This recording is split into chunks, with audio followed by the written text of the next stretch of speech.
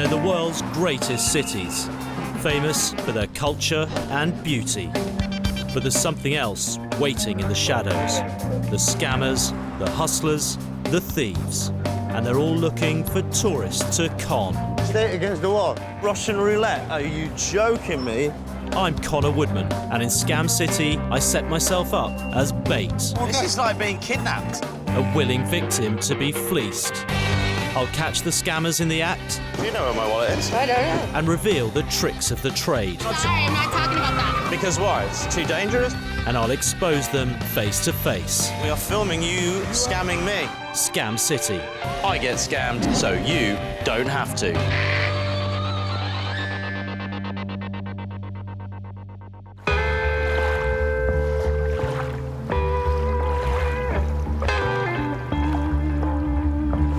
The Big Easy, New Orleans, one of America's most fascinating cities. It's a melting pot steeped in history, culture, and music. But I soon discover that if you go looking for it, trouble is easy to find. I'm in a room with a naked lady and a masked man who's got a baseball bat in one hand and a gun in the other. You still want to play? That's you what still want the razzle-dazzle? Here's your game. That's a bullet. That's one bullet in a six-shooter. No one will do this. How on earth did I end up here? You want to get the fuck out of New Orleans on the next plane.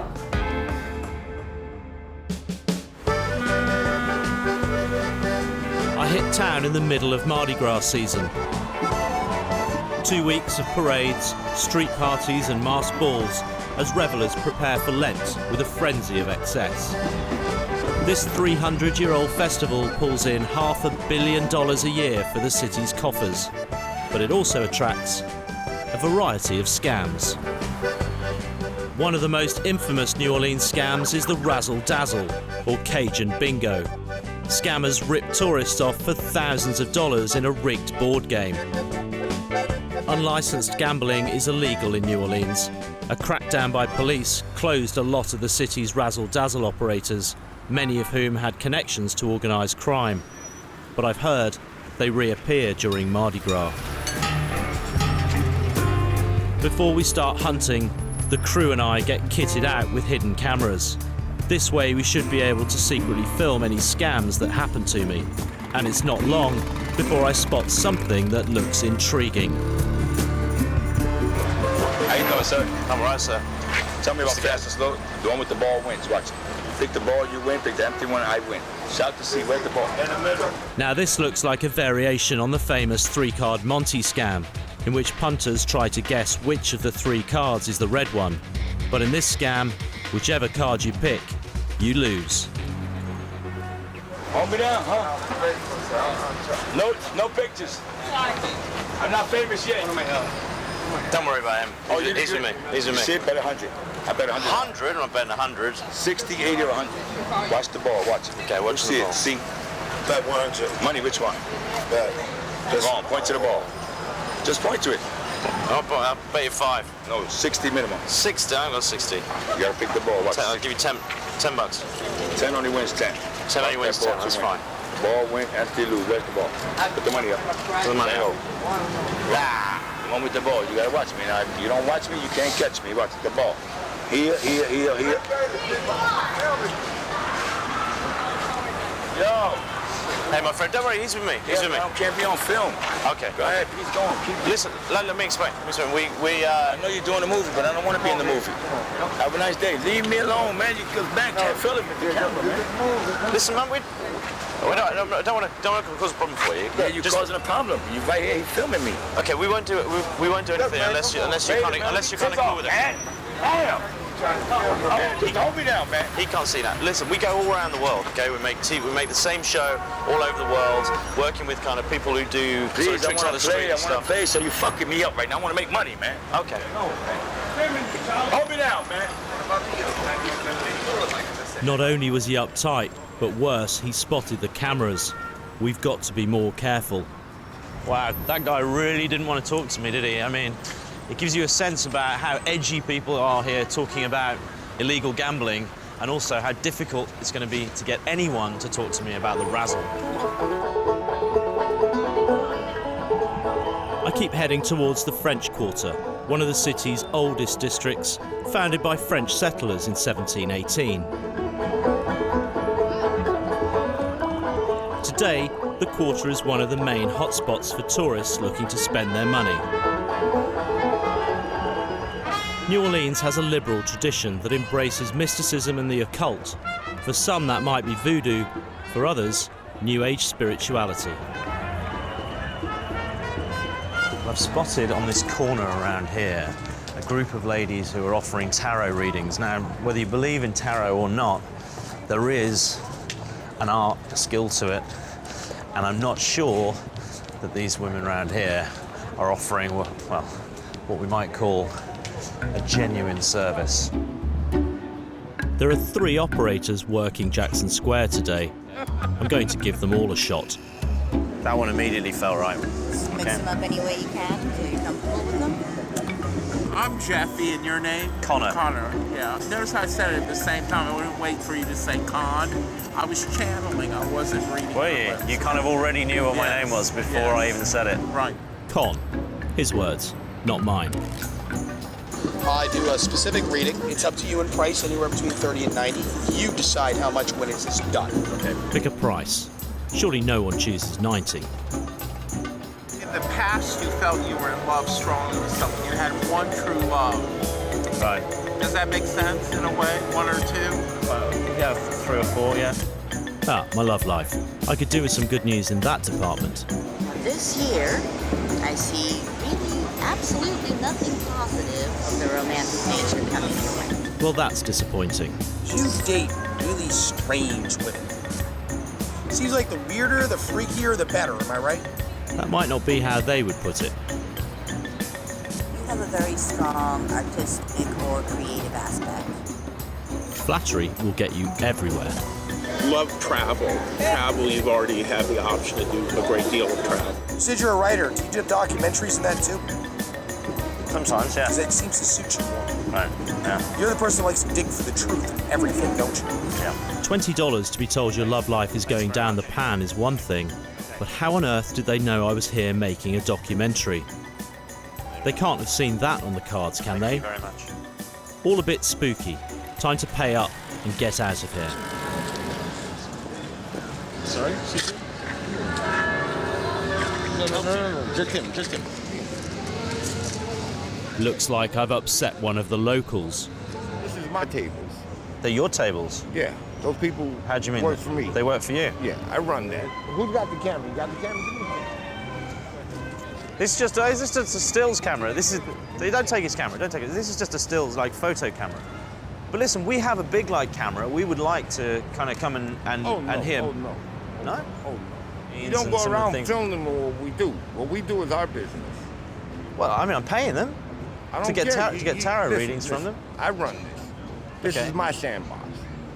You little monkey, you don't piss in my sandbox. I'm not, honestly, I'm not here to cause anyone any problems, honestly. I don't expect to get no feedback from this. I get any feedback from this, you got problems. I understand. I'm sorry, because I would have liked to have interviewed you for my show, but if I You understand. ain't got enough money to interview me. I don't give a damn who you with, what network, or whatever it is. You ain't got enough money to get into my world. Okay. If you have a problem with that? I'm disappointed. I can't have a problem. It's your world. I don't give a shit if you're disappointed. I really don't. Don't bring your cameras. Don't bring nothing. It's just that damn simple. Shit happens. Shit happens every day. Okay. To people. Trust me. You do not want to get in my world. Yeah, I get a sense now that you're now threatening me, which is totally unnecessary. I really don't care how you take it. Okay, well that's how I'm taking it. I'm just telling you how I'm taking it. I want to get in my world. I'm now taking it. You're now threatening me, and I just don't think it's necessary. You know, you don't want me to film over there. I won't film over there. I'll just go. You just don't need to get in my world. Okay, I'm no longer in your world. I'm stepping out of your world. I'm sorry if I've caused you a problem. I didn't mean to cause you a problem. I'm just going to step out of your world, and hopefully that's it. End of it. If I don't see you back here, we're good. How did he know that I'm not just another tourist? He must have been watching me all the time. Maybe tarot card tables are more than just a small-time hustle, and he's the kind of person that can tell me.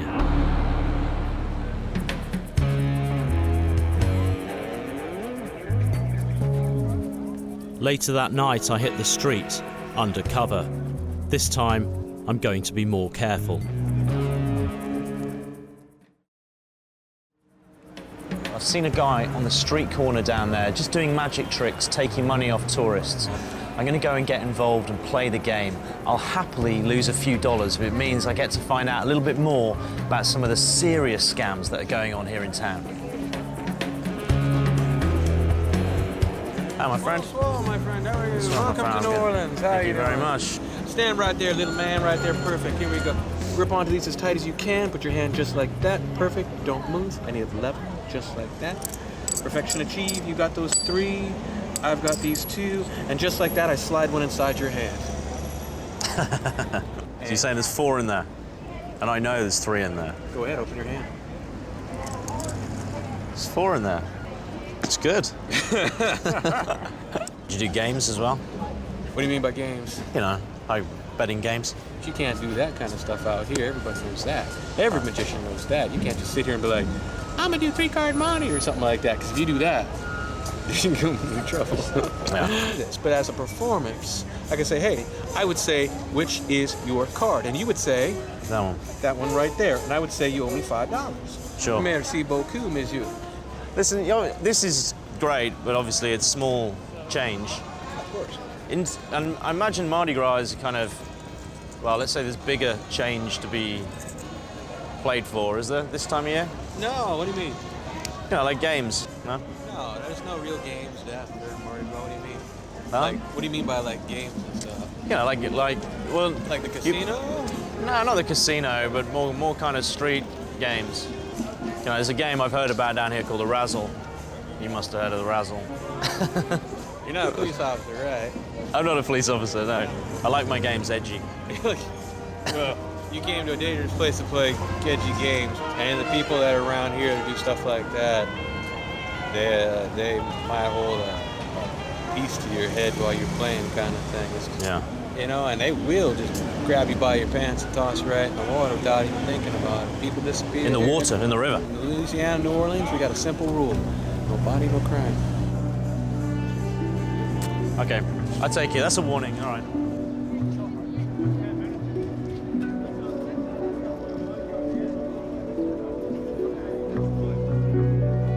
You know, I suppose that guy is just a small-time hustler, but when he's talking about bodies in the Mississippi and people with guns, that sounds pretty heavy, and he definitely didn't want to talk about the Razzle. Could the razzle-dazzle be more than just a board game? Is there something more sinister at play?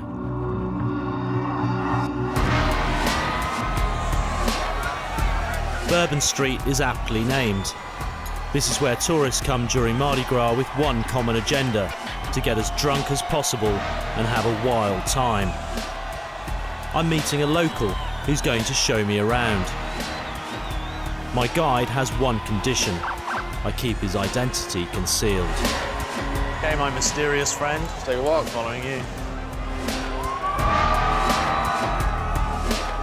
Most of the country cuts off at 2 a.m. at the latest. Well, here we drink 24/7. Because of that, come 3 o'clock, these people don't know which way is up. They come here with the idea that after a couple days, they'll be acting like a local. They'll be dancing in the streets. They'll be eating red beans and rice. But they come here with the idea that I'm going to be living the New Orleans life. It's not the Big Easy down here. It's really dirty. A lot of scumbags hang out here. Drug dealers, fake ticket guys that can find you prostitutes. Usually the girls standing out front with the big signs, or there's a room full of dirty, nasty women. All it is a facet to get your money. This girl will do whatever you want. Give me $200, you can take her upstairs. When you get upstairs, how much more money do you fucking have? You got an ATM machine that charges like 15, 18%. What, you're never gonna have sex? I highly doubt. I mean, the girls are hustlers and workers, that's it. They're not trying to have sex with you, they're trying to make money. That's all they're trying to do. Here we go, you see the sign 3 for 1? Yeah. You go in and you got 2 of your mates with you, so you order 3 beers. Well, the bartender, quick as can be, pop, opens up 9 beers and put them in front of you. So now you're looking at $35, $40. And they do that all day. As a bartender, What you need to do is order one beer. you order one beer and three of you have beers. Now you figured it out. There's one thing I've been meaning to ask. Beads? Ground is actually thick with beads. Yeah. Oh, it gets. And this It's is like only beads on top of beads. It's only now. Monday. I just don't get it. What's the point of it? At the end, when you get back to the airport, you can trade it in for currency. Beads. No, of course not. I'm bullshitting you 100%. There is no fucking point. It's bullshit. This is what, for the last 20 years, this is what it's been about.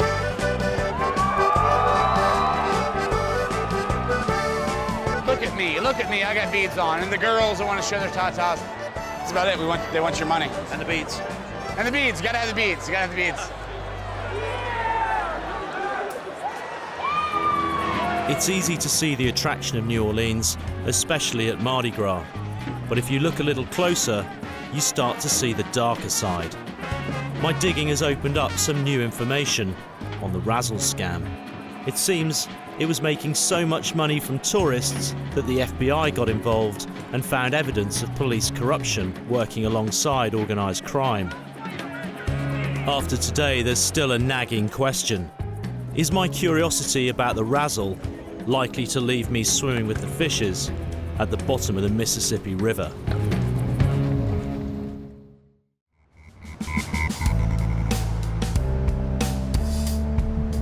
The next morning, as I take a ride around town, I realise that New Orleans is a city of two extremes. Once you leave the affluent suburbs, you enter neighbourhoods ravaged by recession and the devastation of Hurricane Katrina.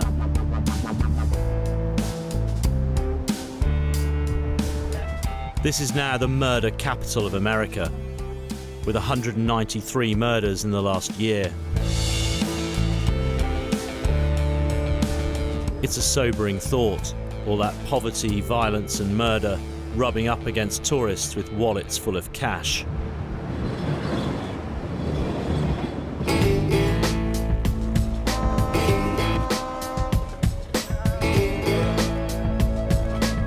I've had the call to say it's okay to go back and talk to the guy who runs the tarot readers. Let's hope he's calmed down since the last time I spoke to him, because I don't want to end up in there.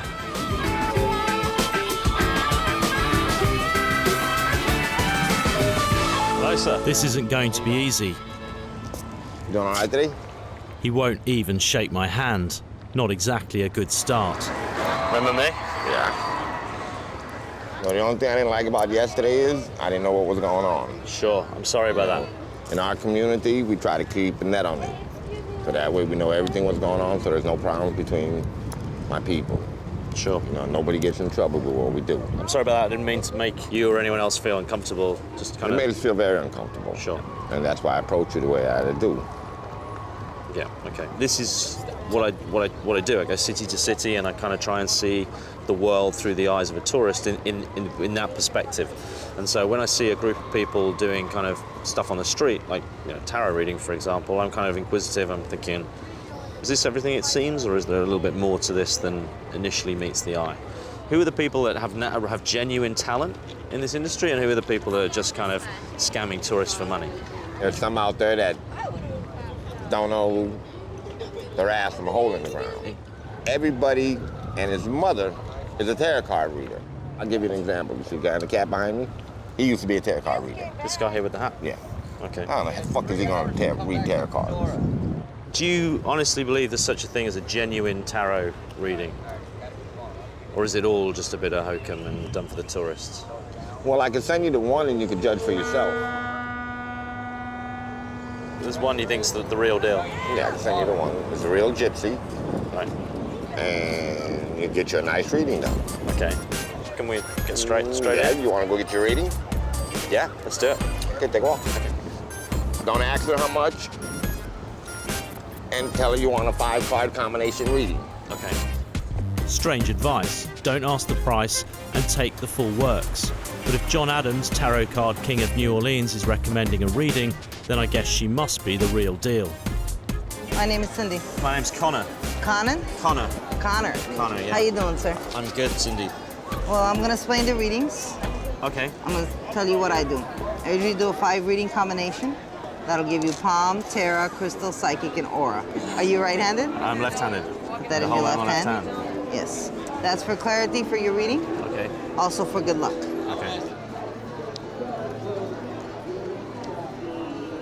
2 pounds, baby.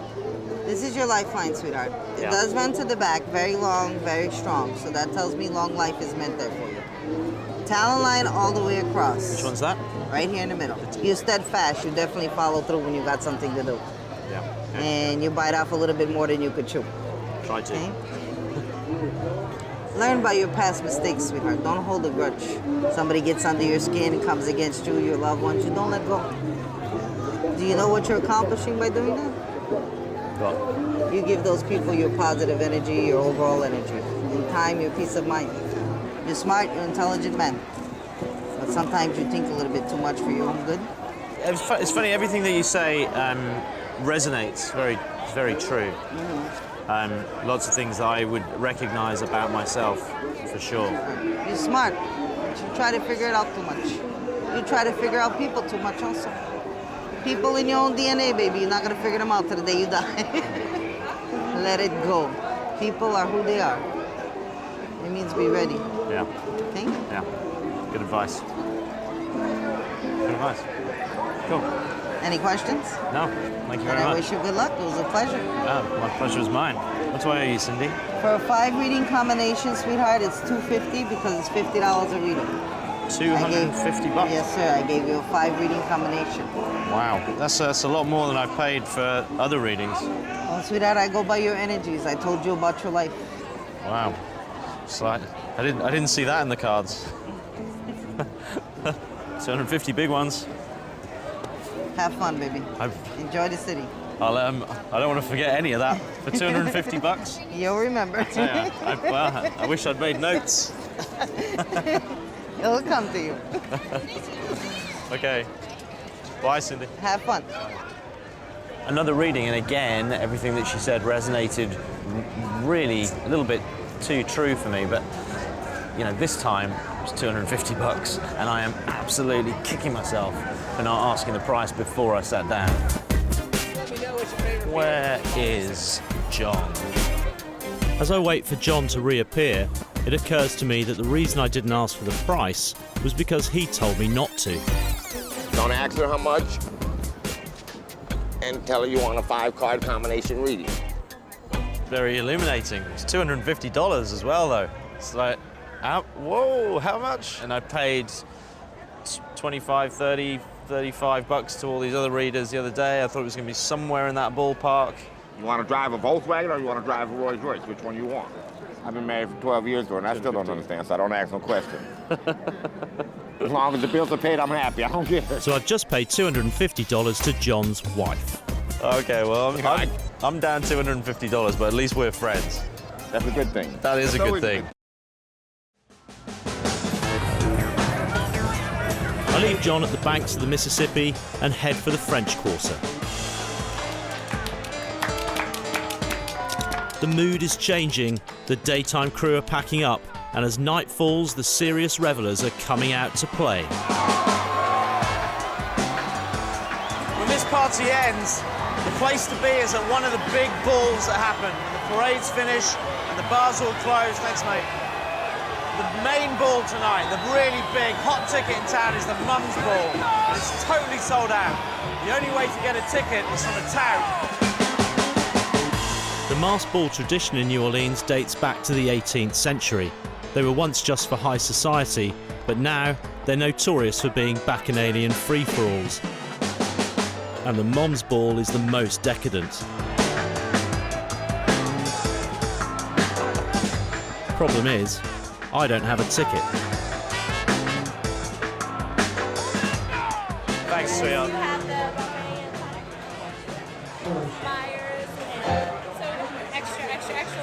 Extra line.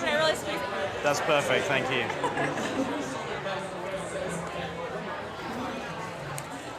Thanks.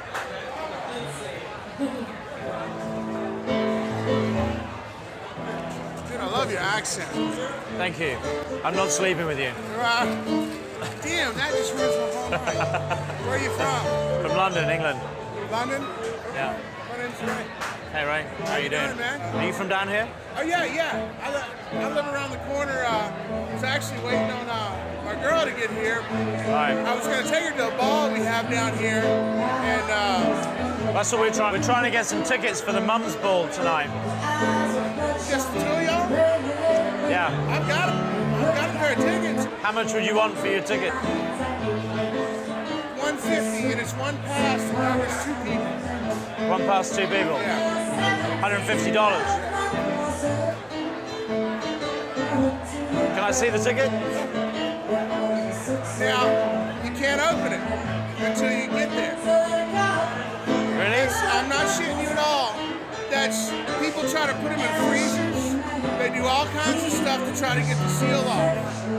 And that's just, it's a tradition from New Orleans that it's like one of those traditions we don't expect people to understand. They've just been doing it since a long time ago, and that's one of the things. And I got offered $400 last year. And that gets two people in? Yes. You're not shitting me, because, you know, it's... I'm not shitting you, man. Because there's two of us. If we get to the door and only one of us is allowed in, it's a +1 deal. Just like if you're on a guest list at a concert or something, and it's your name +1. Okay. There's a lot of characters in this town. Well, there's good characters and bad characters. Yeah, I haven't worked out which is which yet. Okay, my friend, I'm trusting you. You won't forget it, man. You'll have a good time. I hope so. If this is a scam, then I'll come back and look for this guy. But if it isn't, I've just got the hottest ticket in New Orleans. As I leave the bar, the street party's in full effect, apparently uninterrupted by the fact there's been a shooting just 1 block away. 4 people shot in the middle of the biggest street festival in the United States. While the cops clear up the mess, the party just carries on. What kind of place is this? 20 yards down Bourbon Street was a shooting. The thing about New Orleans is that if the people that gave a shit woke up tomorrow and changed everything, it wouldn't be New Orleans anymore. So because of the amount of shootings we have, everyone I know carries a pistol. Everybody. You have one on you now? Sure. That's it? You don't have a pistol on you? I don't have a pistol. How long have you been in the States? You don't have a pistol on you? Here you go. This is a Glock 40 caliber. And you just wouldn't feel safe leaving the house without that? I've never left the house without it. Not since I was 16 years old. Not without this or an equivalent, absolutely not. And you've used it? Yeah, I've shot 3 times, yeah. So the 3 times that you've shot it, sure. Do you hit anything? Yeah, I had to, otherwise I would be dead. First time I was a 15, 16-year-old kid that got to me. I spent about an hour and a half at the police station while they questioned me. And they let me go with my pistol. And what happened to the kid? He's dead. He's dead? Yeah, he's dead. Yeah, he pulled a gun on me. Tried to get my $18 I had in my pocket.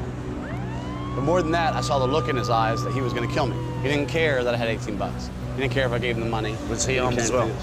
Oh yeah, he had a gun on my chest. He had a .380 sitting on my chest like this. A little kid with .380 in my chest. And because of that, I shot and killed him. But yeah, that's the way it is down here. And the things that you're talking about, the hustlers, they're more likely to stab you than they are to actually put the time and effort into working a real scam on somebody. Literally trouble at every corner. From the core to the fucking top, it's trouble. That's New Orleans. Yeah. Perfect. Well, I'm in the right place. Cheers, and then we tap. I don't know where it comes from, but that's just what we do here. And then you drink. Yeah, a lot. Oh. If it's true, it's a chilling tale. But whatever, guns seem to be a way of life down here. And the party on Bourbon Street keeps on rolling. The show must go on. There's plenty of things to keep tourists distracted from any sense of danger. A silver-painted naked lady was always going to attract a crowd. This must be Holly, who my guide told me to look out for. He told me she's a fixer, but will she connect me to the razzle scam? Hey Holly, I'm Conor. A friend of mine told me that if I put 100 in your box, you might be able to help me with certain things that I'm looking for information about. What's your name again? Conor. Following a silver-painted naked lady down the road, is not something I do every day, but she's got my money.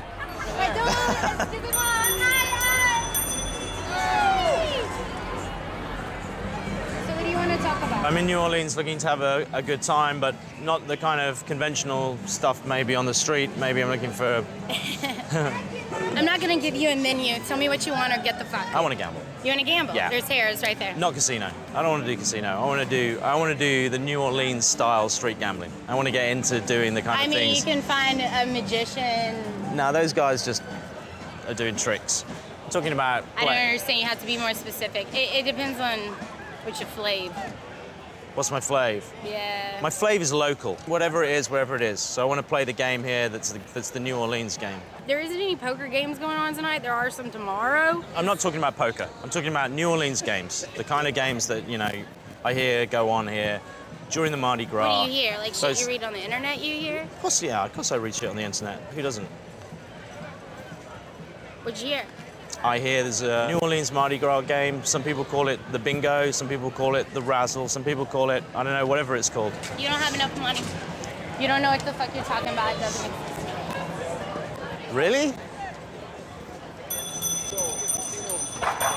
Holly, explain to me. You're not... Sorry, I'm not talking about that. Because why? It's too dangerous? It doesn't exist. It doesn't exist? Well, if it doesn't exist, why are you running away?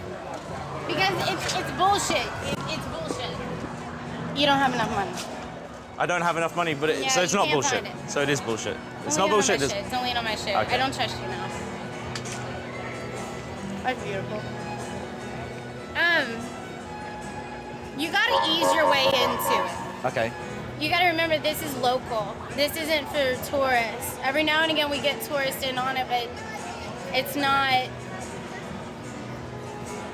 You gotta give me way more than $100 for that kind of information. Like whenever somebody gives me $100, I can get them like drugs or a hooker or like a tour around town, but $100 isn't gonna get you shit. Okay. Now my information is very protected by people who are family, friends, things like that. So I can't give you any information without talking to them, and I will not talk to them without a finder's fee. I won't even tell you where those games are without a minimum of 3. $300 Right. just to find out where the game is happening. As we exchange phone numbers, Holly says she's going to look after me, which is great, as long as it's not another scam. Yes! Finally, got a break on the razzle. I thought I'd lost her. When I said it, she was off like a shot, and I thought, oh my God, she's gonna go. And then I thought, no, I need to catch up with her. And amazingly, she calmed down just enough, but she's still seriously freaked. $300 just to tell me where the game is. This is clearly heavy-duty stuff, but I'm in. Maybe doing business with Holly has got my mojo working. I feel lucky tonight, and sleep is not an option. I've put my glad rags on, and I'm going to see if the tickets I bought earlier will get me into the infamous Mom's Ball. Reports are that Mom's Ball is the height of hedonism, and judging from the people coming in, it's going to be a wild night. Alright, my ticket.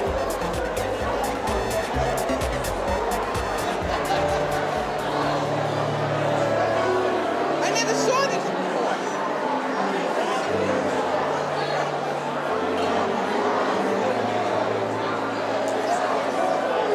I don't know. Let me just... Is there a problem? Is this a ticket? Is that a ticket? I've never seen that one before. Where'd you get this? I got it from a guy in New Orleans. Obviously, I'm from out of town. This is the Mum's Ball, right? Yeah, so I've come to the right place. That's what he told me. It's just not a ticket for this place. No, I mean, he's one of the lieutenants and they've never seen anything like that before. Because they're saying the address on there is not here. Right. I'm sorry, baby. Okay. Well, it seems the address on my ticket doesn't match the address of the Mom's Ball. It's a fake ticket, and there's no way that's getting me in. So I'm afraid tonight, Cinderella is not going to the ball.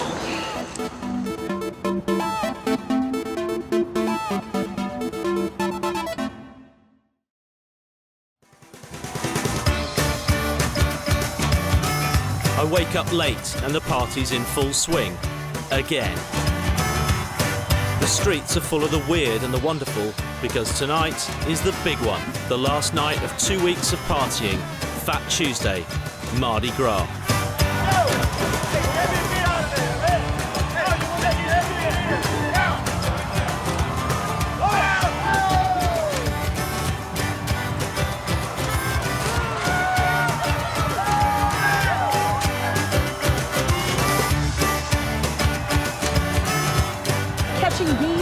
Is about the get-along spirit, coming together. That's what we all should do all the time. And we do it here at Mardi Gras. This is all good, clean fun. But I hope my luck holds, because I'm going to need all the luck I can get. Tonight is my last chance to find the razzle.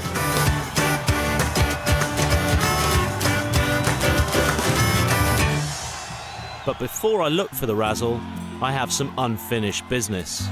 Well, the bar where I bought the fake tickets to the ball is just around this corner, so I'm going to go back and see if I can find the guy who's told me the tickets, ask him a few questions. I walk in and spot him in the corner of the room. Perhaps he doesn't care about angry customers demanding a refund. Hey, do you mind if I join you? Go on, man. How you doing? How you doing? Having a good Mardi Gras? Oh, yeah. Do you remember me? Yeah. How was your night the other night? Oh, it was good. Did it pan out the way you wanted it to? Yes, it did. It did? Yeah, mine didn't quite pan out the way. What's wrong with it? Yeah, the ticket you gave me wasn't a genuine ticket. I got to the door, I was all dressed up. They looked at it, they said, nah, this isn't a... It wasn't a real ticket. It wasn't a real ticket, no. Can you believe that? No. Really? Yeah. You didn't know that wasn't a real ticket? No. Listen, I'm not here to cause trouble. I actually, in a funny way, I was kind of secretly a little bit pleased it wasn't a real ticket, and that's because I'm in town looking for kind of scams and hustles that happen around Mardi Gras time, and then fake tickets, I guess, is a big part of the scams and hustles around Mardi Gras, and so I think you probably knew that was a fake ticket when you sold it to me.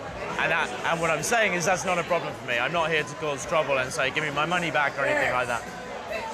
There's a lot of fake tickets going around this city. Would you be prepared to talk to me on camera a little bit about the fake ticket industry here, how it works? How you got involved in it? Yeah, but I wouldn't want to do it here. Let's just say $50 would be a fair price for me to tell you what I know about the stuff down here, growing up down here. On top of the $150 you already do. Man, this, if the wrong person sees this, you would never see me again in the French Quarter. Really? Yes. So how does it work then? What about during Mardi Gras? How many fake tickets can you pass off during the couple of weeks of... Oh my God, there's thousands. But like the Mum's Ball the other night that you sent me to with my fake ticket, how many of those did you sell in the run-up? Probably 40. 40 fake tickets. Yeah, yours was the cheapest one I sold. So $100-200 a time. No, I got 400 on some of them. Okay. So who's actually making the tickets? It's a family that's probably got their fingers in everything you could imagine down here. That whether it be hookers or fake tickets or even moonshine. You know.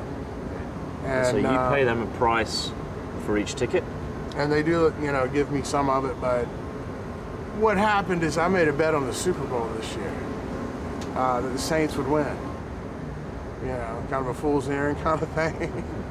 But when it came down to pay, I didn't have that money. So you're saying you owe someone money? Yes, and quite a bit actually. I guess it's better than putting me to work, selling my ass or something, which I wouldn't have done. But yeah, I wouldn't have given you $150 for that. Well, it's my hairy ass, man. I don't think you get very much. But I'll be doing this probably for another year before they're satisfied, and they may find another reason to keep me doing it. Really, you've got that much debt to pay off? Yeah, and it's, let's just say it's families that have been around for a long time that just scared of them. Or organizations. Yeah, I mean. Are we talking about organized crime? Man, gangs? Dude, you're. That's something that you really don't talk about here. Most of the time when you hear rumors about that sort of thing down here, it's 100 times worse. And when people threaten you and your family, what are you supposed to do? There's a game that I've heard about around town that I'm kind of looking for, which you might know as Cajun Bingo. Man, you might have heard of the Razzle. Man, you don't want to talk about that. That if you find somebody that's not a scammer that actually knows about it and would say, yeah, I'll hook you up, it's 50-50 that, regardless of how much crew and stuff you got with you, we can come back. We'll come back? Yeah. We're not just talking about losing money. No. I mean, that'd be a good day. But you couldn't get a guy like me into a Razzle game, no? Man, I wouldn't want to, dude. You're real nice. Even if I want it. I mean, I'm looking for it. I want to find a Razzle game. It's kind of why I'm in town. I'd have to, really not like somebody. It's pretty hardcore, but they'll, shoot people in broad daylight.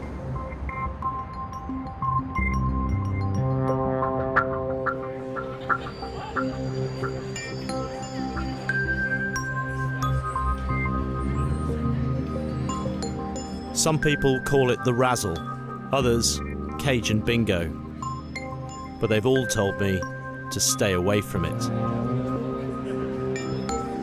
The rational side of me says give up, let it go, turn around and walk away.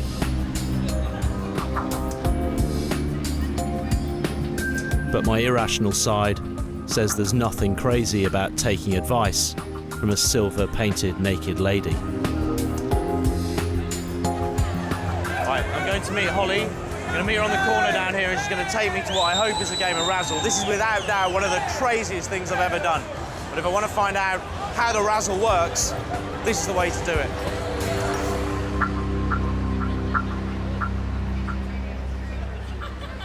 You wanted your Cajun Bingo, you're going to get it. Is it near here? Yeah, I just want to let you know, I don't think you know what you have yourself into, so you can go in now or you can turn back. It's up to you. I'm giving you the option now, but once we're in there, we'll go through. And the deal is? The deal is, you walk in, I want to see your money in your hands before I can even send you back there. That's the deal. Okay. And then I'll let you go back there and do your business. Okay. Don't Money. pull that out right now. And these are people you know? Yes. Okay. People you trust? Yes. Oh, that's good. So as long as I trust you, then...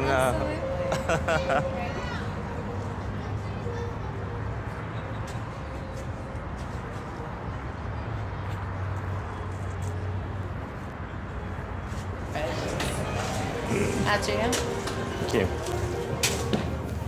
Wait, right here. Wonderful. All right, now I want you to walk back here to this table, put your money on the table, do not touch the mask. Money on the table?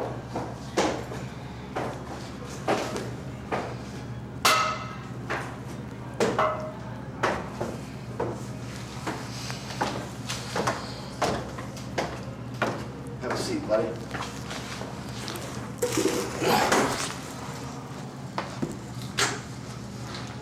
You gonna be honest with me? Yeah. Who are you? Who am I? Who are you? My name's Conor. I'm from London. I'm here to play a game. You're not here to play a game. You and your buddies have been around the French Quarter for the last 2 weeks, asking everybody you could about Razzle Dazzle and Cajun Bingo, and throwing a whole bunch of names around that you shouldn't know. So I'm gonna ask you again, Conor, who are you? I'm here with my buddies. We're here to find out about the Razzle so I can play a game of the Razzle. Heard You've seen about you it. with your cameras, buddy. Yeah? You understand this? I do. You've seen me with cameras. I've been filming all over New Orleans. I've been filming with people who do all kinds of things all over New Orleans. I just want to know about the kind of things that happen, in the shadows. When you live in New Orleans? I'm leaving New Orleans on Thursday. It's probably a good fucking idea. Let me go ahead and tell you about it. For years, we've been taking suckers' money, a couple $100 or a couple $1,000 at a time on Bourbon Street.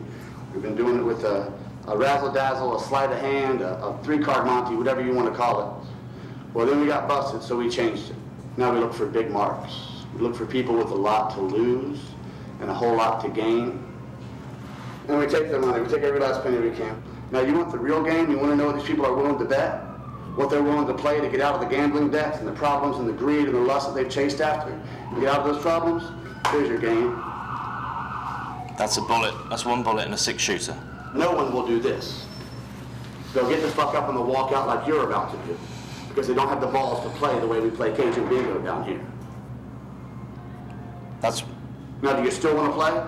That's you what still want the razzle-dazzle? You still want to talk about the Dixie Mafia and our fucking operations in our city? Or do you want to get the fuck out of New Orleans on the next plane? Come on, sweetheart. It's time to go. Let's find out, pretty boy.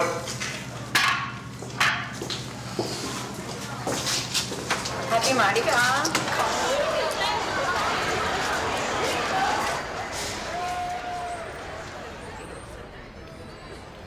Game of Russian roulette. Are you joking me? You want to play Russian roulette? Odds are 5 to 1. Stakes are way too high, man. Way too high.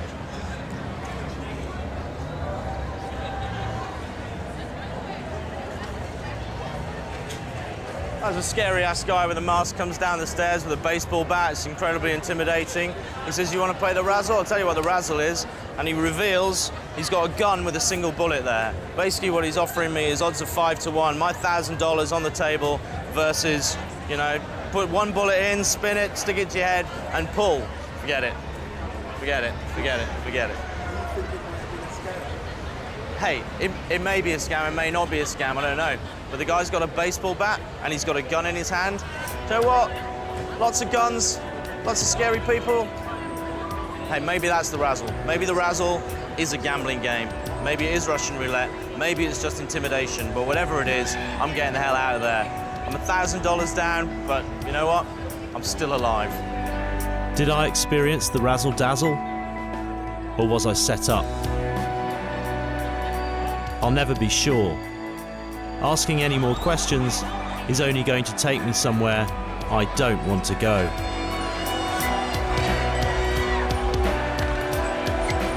When a man with a gun tells you to take the next plane out, it's a good idea to head to the airport.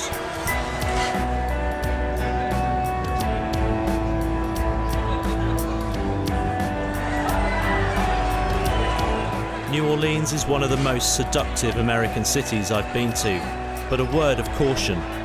If you do come here, don't go looking for trouble, because if you do, you'll find it.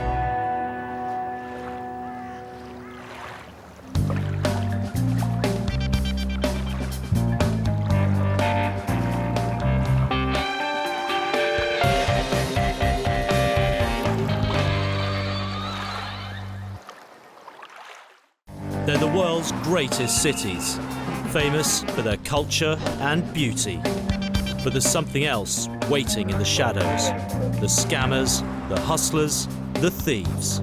And they're all looking for tourists to con. Stay against the wall. Russian roulette? Are you joking me?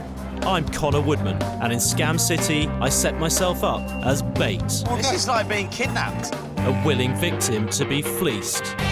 I'll catch the scammers in the act. You know where my wallet is. I don't know. And reveal the tricks of the trade. Sorry, I'm not talking about that. Because why? It's too dangerous? And I'll expose them face to face. We are filming you scamming me. Scam City. I get scammed, so you don't have to.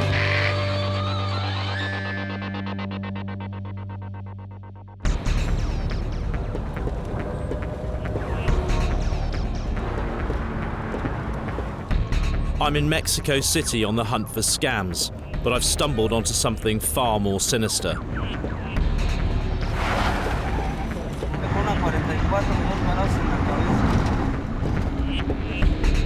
No ponga resistencia y él pudiese tener en un momento puedan ocasionar una lesión. I'm on a one-way trip to Mexico City's infamous Kidnap Express. Something funny's going on there. Leave us now, let us out.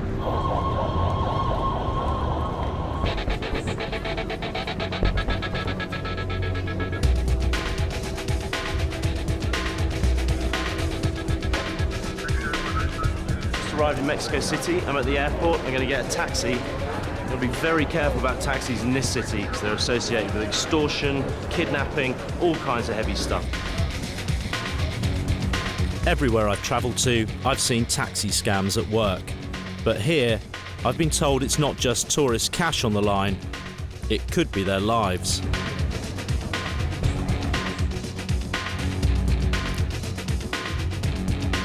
Time to go undercover and find out. Hola. Hola. Buenas noches. Buenas noches. I need a taxi for La Roma. Sí. 303 pesos. 303 pesos. And where do I go? Just follow this guy. Okay, thank you. I have one already. How much do you charge for a Roma? La colonia Roma, 200. 200? Oh, okay. La Roma? 205. 200. Oh, I paid 303. So I just paid 303. Those guys are only 200. So an extra 100 pesos. Hola. Buenas noches. Buenas noches. It's a bus. It's not what I was hoping for.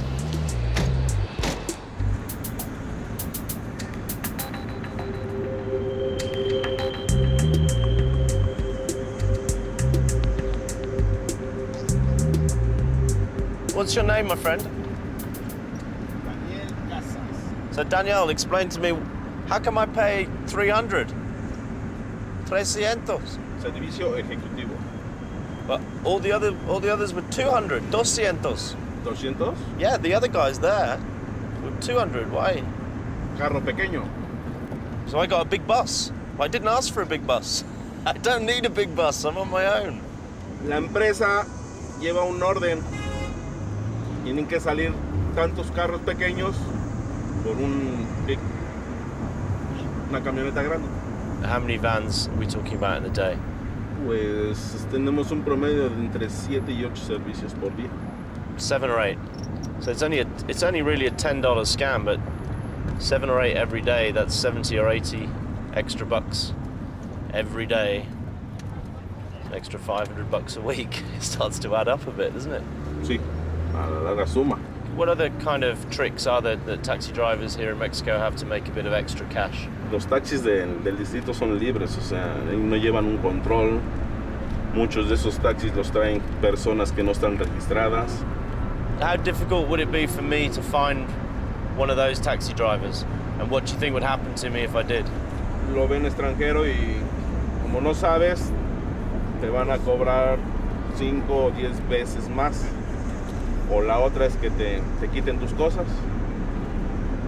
Y si pones resistencia, pues hasta te andan matando. Just kill you.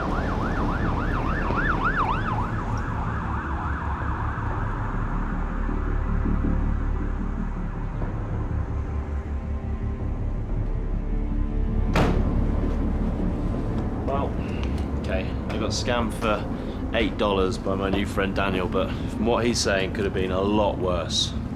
A lot worse.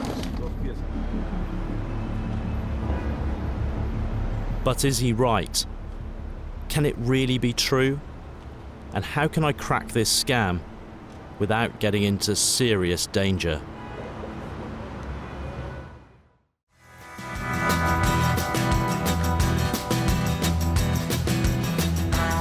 With over 12 million tourists a year, Mexico City is a major destination. There's ample opportunity for local hustlers to make money out of visitors. And I'm going to find out how they do it. I'm off to a market to find scams. Time to slip into something more comfortable.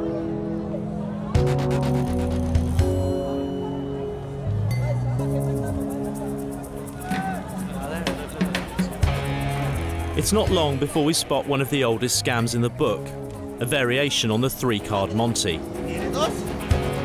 It looks easy, you just have to choose where the ball ends up. But the game is rigged, with a member of the gang apparently winning, to encourage an impressionable punter to place a bet. That's about $16. They then move the cup so slowly that you're bound to make the right choice. I place my bet, I choose my cup. It's in the end one, I think. And win. They then encourage me. 500. That's almost $42. This one. Now the cups are moved around at real pace, and what seemed easy first time round becomes impossible. Surprise, surprise, I lose. Suddenly, the gang move, blocking our cameras. The woman who encouraged me to bet makes a signal. And it's game over. We've been rumbled. They know we're onto them, and everyone leaves.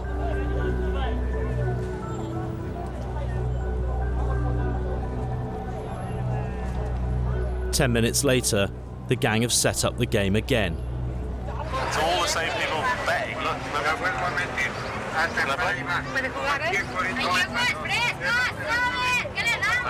can't play now.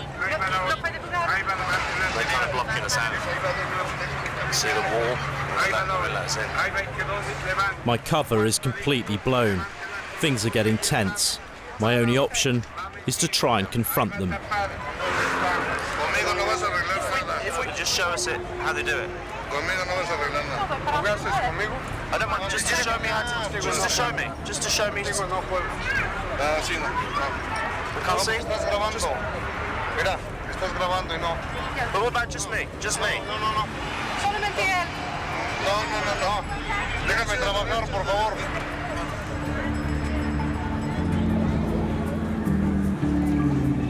Okay, I think it's time to get out of here. I mean, what they were playing there was cups and peas. It's a variation on the classic free-card Monty game. What I love about that scam is that it requires a whole team of people to play it, and they look like they're betting, which draws you in. You think you can win as well. But as well as that, they're spotting other people, and they spotted us and our cameras straight away. And then they said, you know what, guys, you've got your job to do, but we've got our job to do. Kindly leave. Got to respect that.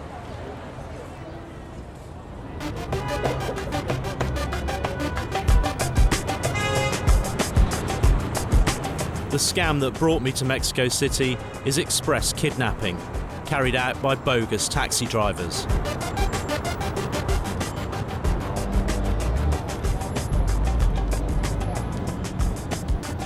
But investigating it is risky.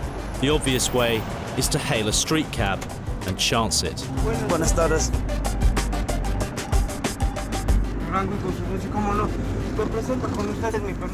Oh, this is you. Okay. This is Manuel Betanzos. Okay.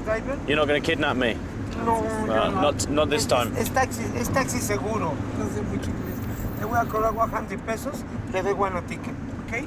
100 pesos seems very expensive. Normally, it wasn't the normal price is only maybe 30 pesos. 100 pesos y le voy a dar su ticket. Es taxi seguro. So hang on. So because you told me you were going to rip me off, it's okay, is it? No es caro un servicio. En un taxi se tiene de 100 pesos. Algunos, desgraciadamente, ahí se filtran los rateros. Look, I'll pay the tariff, but I just think it's funny that you tell me that I have two choices. I can either be robbed or I can be ripped off. Is that it? They're my two choices? Sí, que quiere estar en un país libre. Okay, well, thank you for only ripping me off and not robbing me.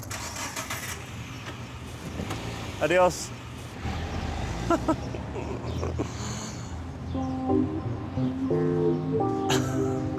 Unbelievable. Well, he wasn't very happy, and the fact that he wasn't going to rob me meant that he was well within his rights to rip me off. So they were my two choices. Either I got robbed or I got ripped off. So some legitimate taxi drivers are playing on people's fears of being kidnapped by charging extra just because they're safe. And although I want to meet the drivers who kidnap their passengers, I don't know how far I have to go to do that. But I do know these guys are out there, and they may be just one cab ride away.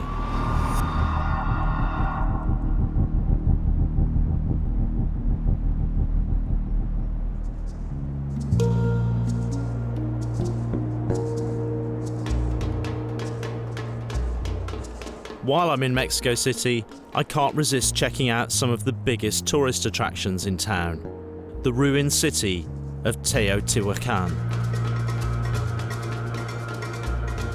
2,000 years ago, human and animal sacrifices were offered to various deities here. When the Aztecs arrived in the 14th century, they called it the City of the Gods.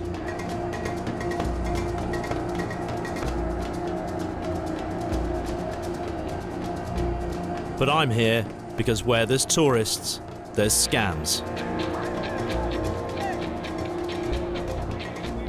I'm soon approached by a friendly-looking man selling souvenirs. Made in Mexico. Made in me. Made by you? Yeah. You make it yourself? Yes. You see my fingers? Oh. This is mother pearl, venturina, and obsidian, gold obsidian. Oh. We're from England? Yeah, London. What about older ones? Like, I have that one. yeah?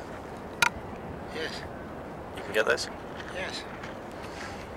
I'd be interested to see some of those, maybe.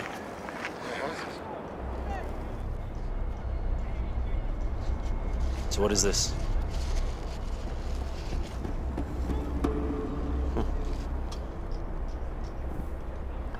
How old do you think this is? 2,000 years, more or less. 2,000 years old? Yes. We found in the field over there. Yeah. And how much do you want this for this? It was cost you 1,500 pesos. 1,500 pesos. Yes. So Yes. about $120. More or less. But this is genuine. These are not imitations, you know. Not an imitation? No, come on. Huh? Oh, you have more. You think 1,500 pesos? About $120, $125. So where did you really get these from? Come on, you can tell me. Yes, I tell you, behind. You dug them out of the ground? Yes. You didn't make these? No, I make those. You didn't make these and make them look a bit older? No, come on. Come on. It's okay, you can tell me. I don't think these are real. Okay. This is real. Yeah, but I can take this to the UK, no problem? No problem, you can take it. Why, because they won't find them? Or because... No, because it's not having a problem to take, you know, because say, oh, it's more. So I can take these out, no problem? Yeah, no problem. Yeah, because you're not supposed to buy original pieces and take them out of Mexico. You have a problem, I tell you, if you buy big pieces. No, but any pieces is against. If this is a genuine, this is genuine. This is a genuine 2,000-year-old piece. Then I should not take it out of Mexico. It's against the law. We sell many things here. So how much money do you make out of this compared with this? Oh, much. Yeah. So this is the real business in the bag. Yes. It's like a black market. You got it. Like a black market. What's your name? Martin. Martin. Conor. I tell Martin I'm interested in buying, but he's not happy meeting in the main site. I want to move to over there, to the parking lot, no? I know these are fakes, but can I get Martin to admit it? Well, I am interested in kind of the kind of scams that tourists fall prey to, like buying fake artifacts is obviously a big problem here for tourists in Mexico. Yes, true. Your security, no. We're not security. We're not police. No problem. No. Like I said, we're interested in the things for the tourists, the problems for tourists. That's all. See, I don't know. I don't know if this is a scam, or if I can believe you. I don't know you.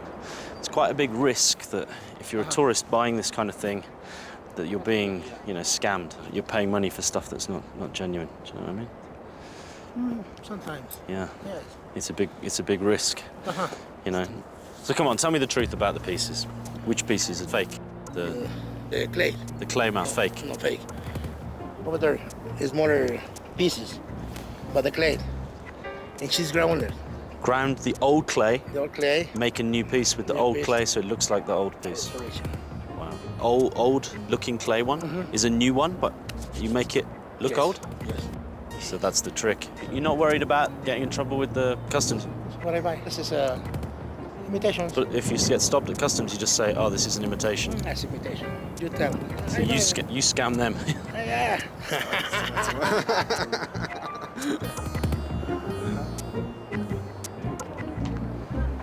delighted that I got him to talk about. What's a really clever scam, what I love about it, is that he gets you to buy an artifact that even though you know it's illegal, which means you're not going to report it, and even if you got caught, well, he's not in trouble because it's a fake.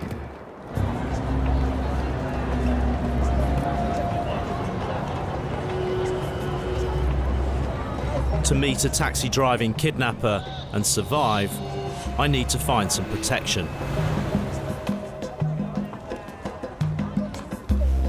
So when in Mexico, do as the locals do. See a shaman.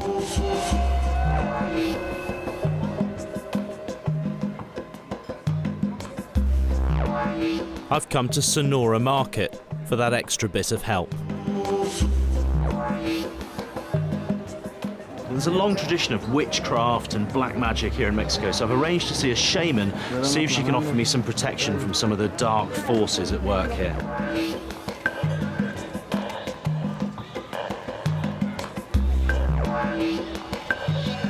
Buenas tardes. But first I want to find out what sort of spell she has. I'm curious to know how dark her magic is and how far she's prepared to go. So what kind of stuff could you do when you did black magic? Hasta muerte. Death. I mean, did you ever put a spell on someone and then they died? Cuando el cliente viene y pide un trabajo de muerte, traen la foto y con la foto se trabaja y se manda al panteón. Tenemos a nuestro panteonero, se prepara, se vela como un difunto, ¿sí? Toda la noche, eso se hace y lo trabajamos en frasco. Se les da el tiempo cuando la persona se va. So you did a whole funeral for him, and then afterward, and you said, right, you're going to die next Tuesday, and next Tuesday he dropped down dead. Yeah? Really? Let me tell you my main quest here in Mexico City. I want to find the people in Mexico who kidnap people, but I don't want them to hurt me. Do you think you can help me? Sí te puedo ayudar. Ajá. With that, she starts her ritual.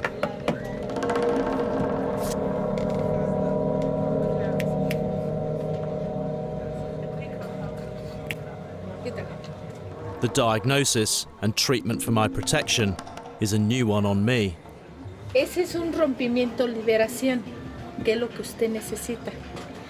Cuando se da una limpia normal, se le mete nomás el ramo, el puro, ajá, y punto, el aguardiente, hasta ahí. Se trabaja con sante, se trabaja con muerto, para que me lo cubra.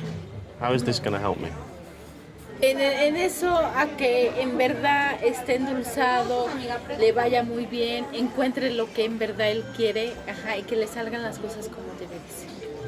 How much is it going to cost? Ese costo te salen 4,500. Wow. And how much is just this consultation now? 100 pesos. 100 pesos. So it becomes a lot if I have the treatments. Sounds like a lot of money to me, 4,500 pesos. But how much would a good client could spend how much in a year? Hasta 40,000 pesos. $4,000 in a year for your spiritual protection on their lives. Wow, that's good business.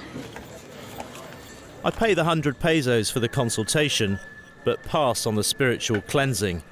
I think I might need more than cigars and branches to protect me. Can I have your card for later? But for shamans, it's good business when tourists and locals are prepared to pay hand over fist to back their spiritual beliefs.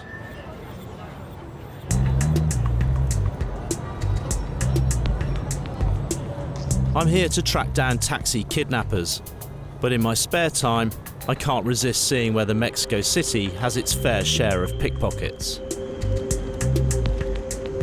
I'm heading into the tourist area at Ciudadela, where there's a big market on a square that's notorious for pickpockets. I'm going to see if I can attract one of them by making the classic mistake of leaving my wallet in an open bag.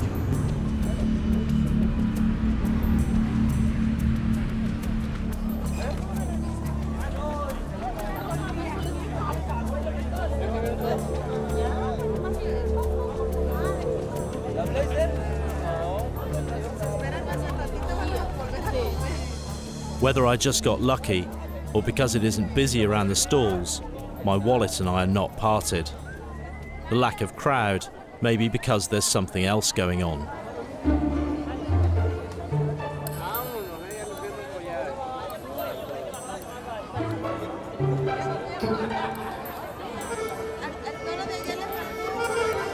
Hermano. Hey, hello, sir. ¿Qué? ¿Paseándose? Hey. ¿Te estás paseando bien? Love the hat. ¡Ah, huevo! ¿No te han robado? No, it's okay. Aquí en esos espacios hay que estar bien trucha porque te echan presta. Okay. You think I should do it up like this? ¡Ah, huevo! Es bueno. Más vale mantenerla segura.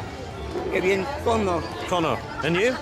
Yo, Arturo Ayala, el Tirantes. Tirantes. Y yo soy del barrio de Tepito, el rey del barrio de Tepito. King of Tepito. Tepito es el barrio más famoso de la Ciudad de México. Tiene fama de que es un barrio bravo. Sounds like the kind of place a kidnapper might live. Maybe he can help me find one. Okay. A huevo, que ahorita vamos a vivir y a disfrutar de la vida. Who is this guy? Okay.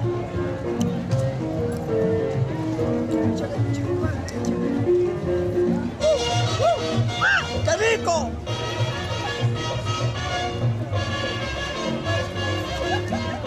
Ahora sí eres guapo, I feel like I've stepped into a cartoon. And then a horrible realization dawns on me. I'm going to have to dance. What did he do?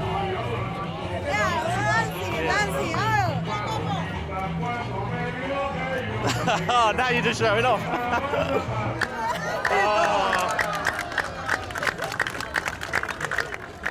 Just before I leave, Tirantes gives me one last tip. Hay un espacio allí donde se venera a la Santa Muerte y obviamente van muchas personas de diferentes partes de la República.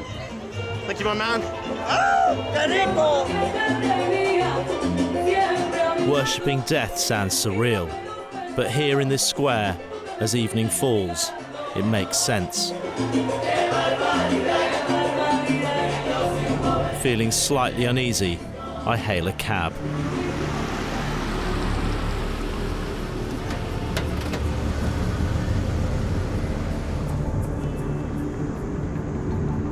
I just made a friend here. He's telling me about Tepito. Yeah, what kind of district is it? Oh, pesada, pesado, sí está pesado, es el barrio más pesado de toda la ciudad. What kind of people live there? Egresado en armas, droga, pues hay de todo, es muy... encuentras de todo en Tepito. It's drugs and guns and that kind of thing. Pues sí, muchos asaltos también. I heard some stories as well about some of the taxi drivers in Mexico City being into some pretty heavy stuff like kidnapping and that kind of thing. Sí, sí, hay choferes que trabajan el carro, te alquilo el carro, pues no sabes luego ni a quién se lo das a trabajar, se lo puedes dar a un secuestrador y todo, y andan metido en mafias de secuestradores y utilizan mucho el taxi para rápido, los secuestros express. Where would I most likely meet the people involved in that kind of stuff? Hay mucha gente que se dedica a eso, pero de colonias Tepito.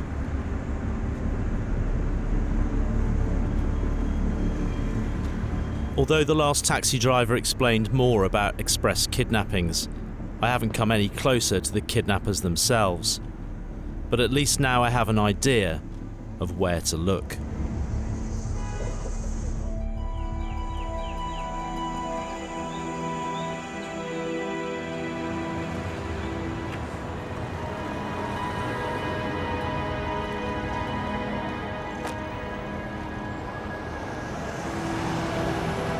This is Tepito, the most infamous neighborhood in the whole of Mexico City.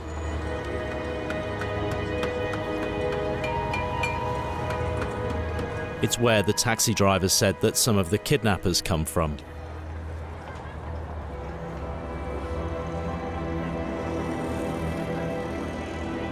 I'm looking for the shrine of Santa Muerte, Holy Death, whose worshippers are said to include criminals and hopefully a few taxi kidnappers.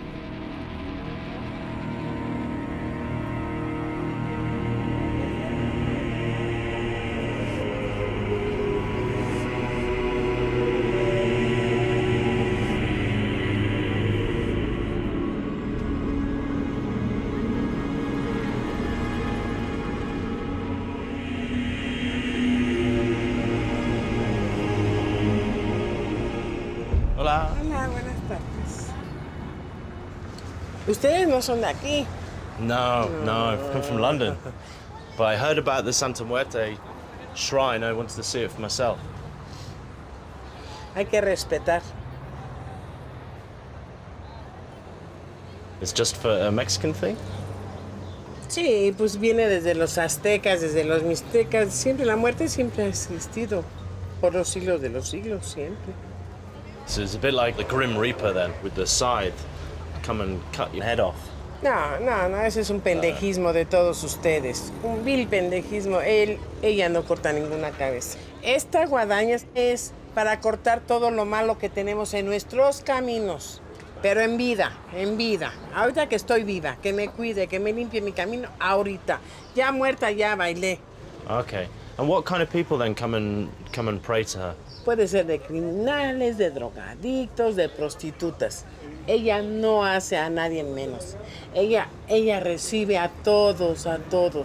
Y venimos a pedirle que nos ayude, que nos abra los caminos, que nos cuide, que nos acompañe, que nos dé un rayito de luz. Do you think Santa Muerte could give me a blessing to keep me safe while I'm here? Dile a ella. Te vine a conocer. Yo no te prometo nada. Cuídame y acompáñame. Es todo tuyo el altar. Muchas gracias.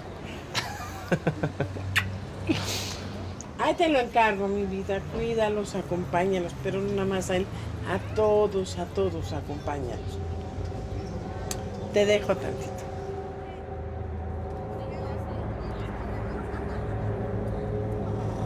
In what kind of neighbourhood do people worship Holy Death? Whose hope for the future is symbolised by a female skeleton wielding a scythe? Just then, I notice a tough-looking character at my side. You not live here? I don't live here, no. Where you from? From London. Yeah. You think it's safe for me to walk around here? Maybe you have problems with something people. I don't know. What kind of problems? Mucha gente peligrosa aquí. So necesitas tener cuidado. Could you help show me around maybe? Yeah. Maybe I can accompany. You want to cruise around? I'd love to. Something? I'd love to, yeah. Sorry, I'm Conor. I am Jaime. Jaime. Mucho gusto. Okay.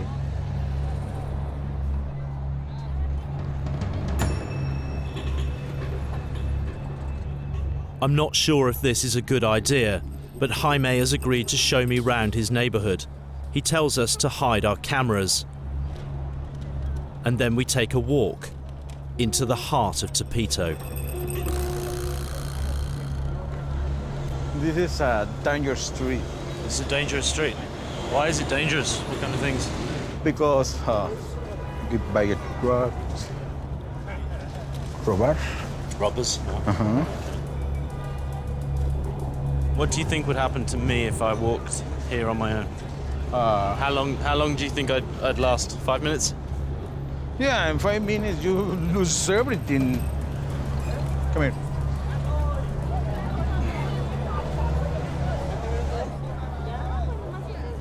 Richard.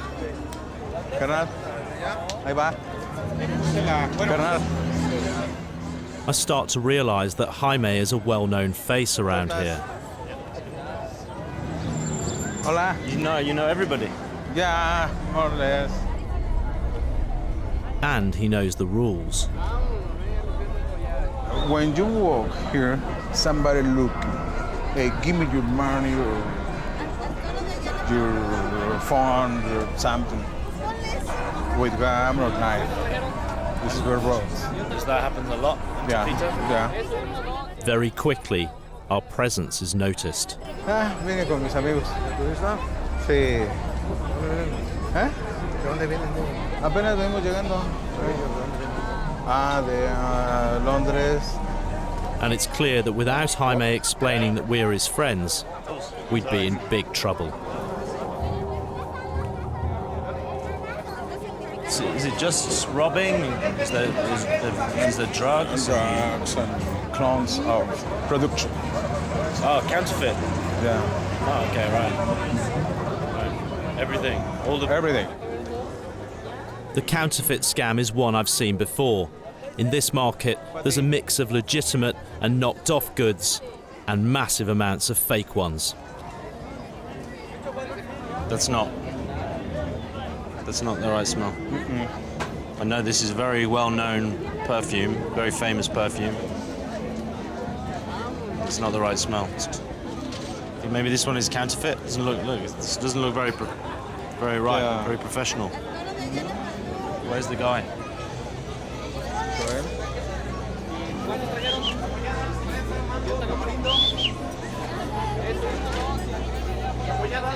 This is counterfeit, right? Maybe, yeah. It's falso. Maybe. Yeah? It's possible. Who makes it? You buy it or you make it? Which? Yeah, he say, I'm buy it and I make it. You buy it and you make it. Where do you make it? Near here? In Tepito? You make it in Tepito? I can see. You can see? ¿Que se puede ver? Yeah.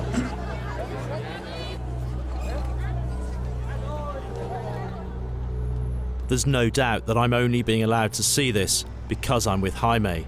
Even so, it's clearly still risky. Okay. It's okay we can do it here. Sí. Lo más rápido que puedas. Aunque no. Where do you get the bottle from? Las compramos en el tianguis. En los tianguis venden botellas vacías. Sacamos la esencia.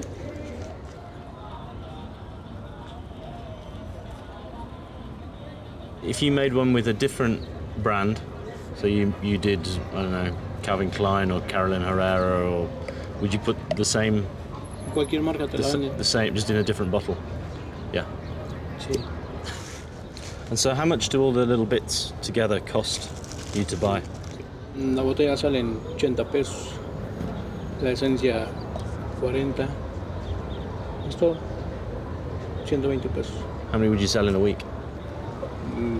300 piezas. Cuesta $500 en un almacén. That's good money. Sí.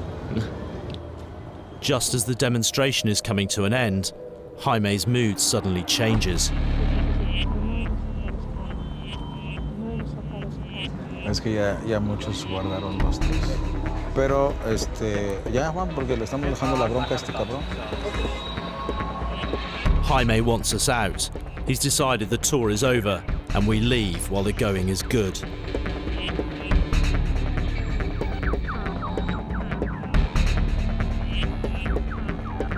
Jaime takes us to the edge of the neighborhood and then slips away. And without even thinking, I flag down a passing cab.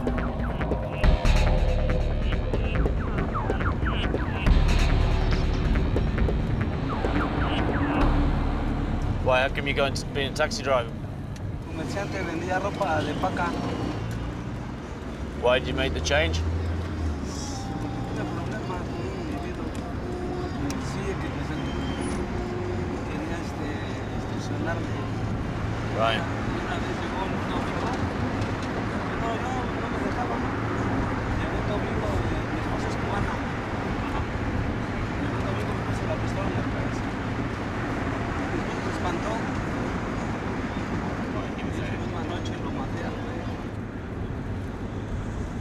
I can hardly believe what I'm hearing. It's a chilling confession from a man I've paid to take me home. And there's more.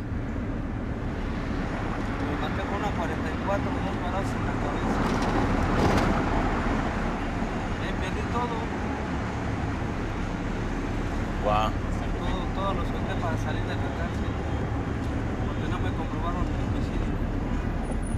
Why? Who did you give the money to? Licenciado para que sacara. Salió el sistema 1,400,000. But now you can't go back to the market, right? No, me lo prohibieron la ley. No puedo sacarme ahí. What do you think would happen to you if you went back? O una de dos, o me mataría, no mataría yo uno de sus familiares de él. I've been looking for a kidnapper, but I've ended up in the back seat of a killer's car. A man who says he's killed and could kill again.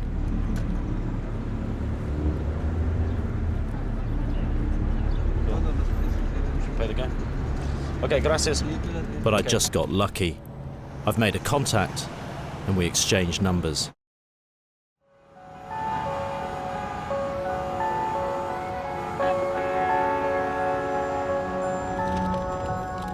A couple of hours later, I get a message and another number.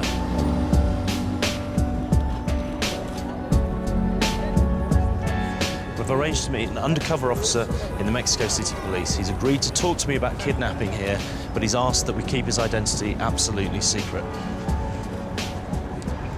Buenas noches. Buenas noches. Have you had experience of the Kidnap Express, the Secuestro Express in Mexico City? Así es. En lo que es en la Ciudad de México, el Secuestro Express tiende a aumentar. Who's behind this epidemic of Kidnap Express in Mexico City? Generalmente en estos delitos se encuentran relacionados policías o expolicías. So you're saying that there are police officers out there kidnapping people? Así es. Así es. Generalmente el secuestro express son realizados por policías que se encuentran en un momento descansando o que fueron dados de baja de la corporación por estar relacionado con algún tipo de corrupción. And so do you personally know people, do you work with people that are involved in this activity? Así es. Compañeros, policías, me lo han dicho, dedicarse al secuestro express. Have you ever kidnapped someone? No. Would you? Realmente es tendiente a veces. And what advice would you give me if I wanted to meet some of the people behind the Secuestro Express? No tendría absolutamente ningún contacto, es gente muy peligrosa.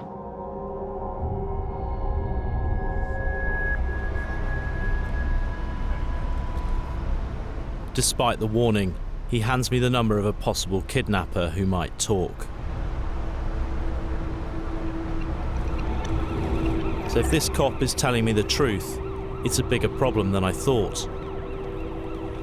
Many of the taxi drivers responsible for kidnapping and extorting money from tourists belong to Mexico City's police force.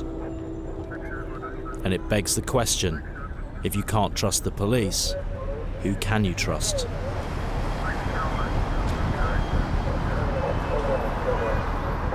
Later that evening, I've heard nothing. I'm going to take one last chance.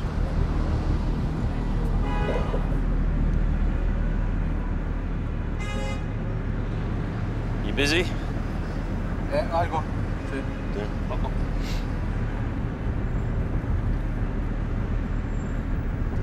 Are we going the direct way, mate? Sí. You sure it's not? Sure it's not back that way? ¿Hacia dónde? We're going to be taking a long way around. If it's not one scam, it's another, isn't it? Every time you get into a taxi. Something here doesn't feel right, and then the taxi driver makes a call.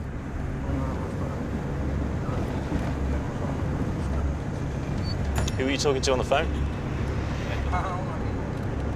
We're still not going directly towards the hotel.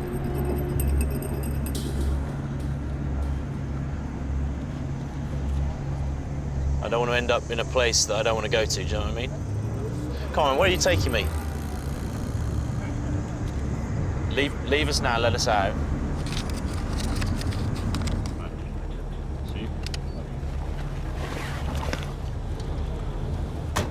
Okay, let's get out, man.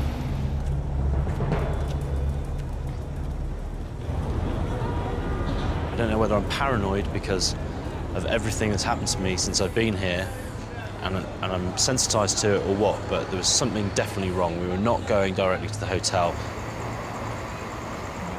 I think I'm just going to walk back to the hotel. That's probably the safest option.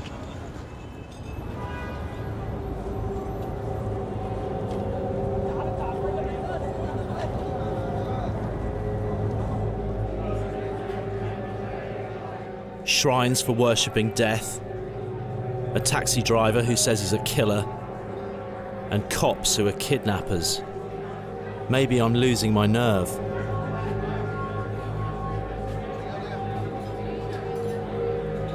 There's only one way to find out. I call again.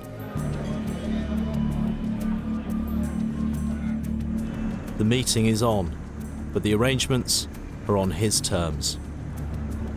It has to be after dark and on his turf in a remote part of town. On my way to the meet, I realise I've relinquished control.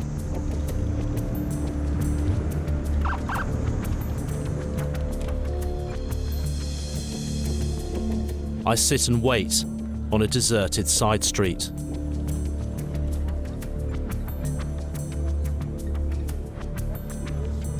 "50 minutes later, a man walks towards my car.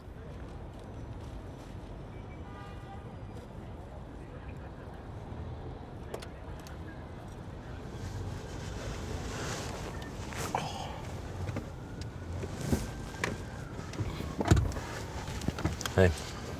Oh yeah. Thanks for meeting me. So, is Mexico your city? You born here? You grew up here? Sí, sí. Well, what kind of work did you go into? Me desenvolví en varios trabajos. En uno de ellos fui policía del Distrito Federal. And how many people do you think you've kidnapped in your life? Un aproximado de unas 70 personas.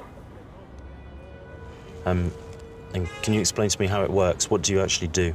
Bueno, para esto se necesitan el grupo de 3 o 4 personas. Un secuestro express se realiza en la brevedad del tiempo posible que se pueda. Ubicamos a la persona, ya sea por que salga de algún centro comercial, de algún banco. Muchas de las veces no traen dinero en efectivo. Entonces nos llevamos, van con nosotros, sacar el mayor dinero posible que se pueda de las tarjetas. Claro, van bajo la amenaza de uno, entonces no hacen nada por querer evitarlo, ¿no? And how would you threaten people? Would you use weapons? Muchas de las veces sí se traen armas. Digo, para poder amedrentar a alguien necesitas meterle miedo para que la persona pueda acceder a lo que tú le estás pidiendo. And what's the most money you've got out of a single kidnapping? No, lo máximo que se ha recogido son 150,000 pesos. So what advice would you give to someone if they found themselves being kidnapped? No ponga resistencia y no creo que no haya necesidad de que puedan ocasionar una lesión, ¿no? Do you still have connections with the police force? Sí, la conexión siempre lo va a haber. La corrupción en la policía la va a haber hoy y más adelante. Yo creo que por el resto de nuestras vidas. Eso viene desde hace años y nunca se va a acabar. And is that Santa Muerte hanging around your neck? Sí, mi Santa Muerte. Es la que nos cuida. The kidnappers wear the Santa Muerte. Así es protección. Ya.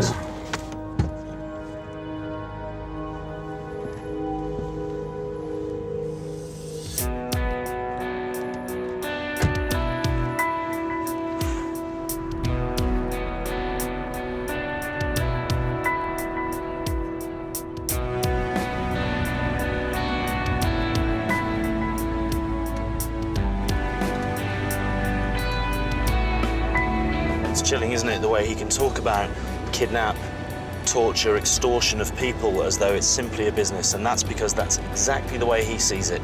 And every time you get in a taxi in Mexico City, the danger is you'll be his next customer.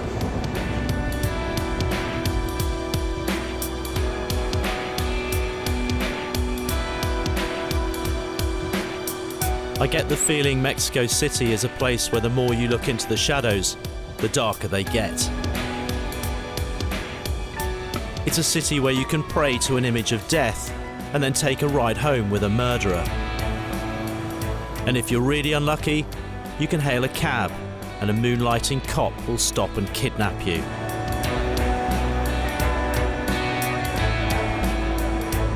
There's no doubt why tourists come here. The colour and the characters, the culture and the history. Just be careful whose taxi you get into.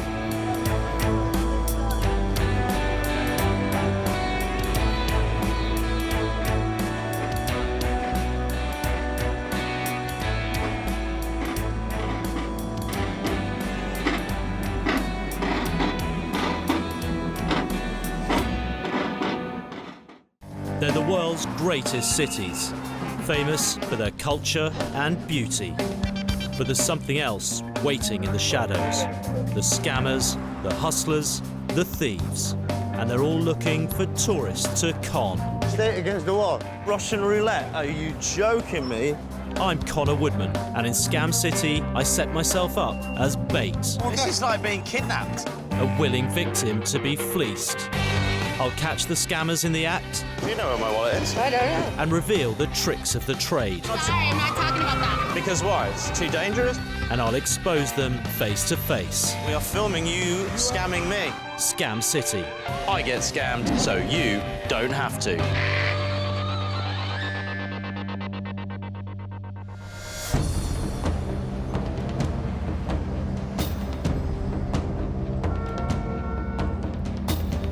I've fallen deep into an illicit scam in New York City.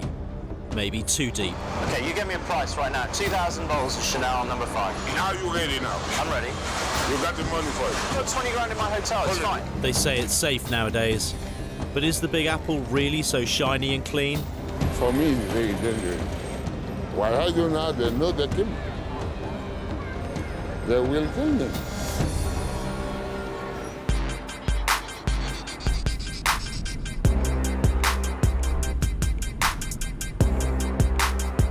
I've just woken up in the city that never sleeps, and I'm going walkabout like the 50 million other tourists who come here every year.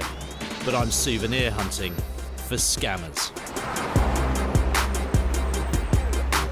Well, New York City claims to have completely cleaned up its act. Zero tolerance, 3 strikes and you're out. They say there's no crime here anymore. But one thing I know is any city that gets 1 million visitors a week, well, there's got to be scammers. Welcome to New York! Nice to see you. Big cities and green. The trees are so green. And If you take a bite of the Big Apple, what juicy scams will be revealed? in New York.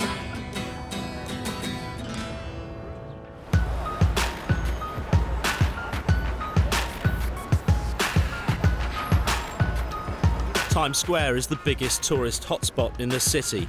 Everyone who visits New York heads here. This was known for being a notorious crime spot. In the 70s and 80s, it was the centre for hustlers and prostitutes, surrounded by porn cinemas and clip joints. These days, all the brothels have been replaced with donut shops, and the prostitutes are all cartoon characters. It's a lot less gangland, a bit more Disneyland. Lou Reed wouldn't be walking on the wild side here nowadays. He'd be having his picture taken with Mickey Mouse for cash. Out-of-towners all want to take a photo home as a memento.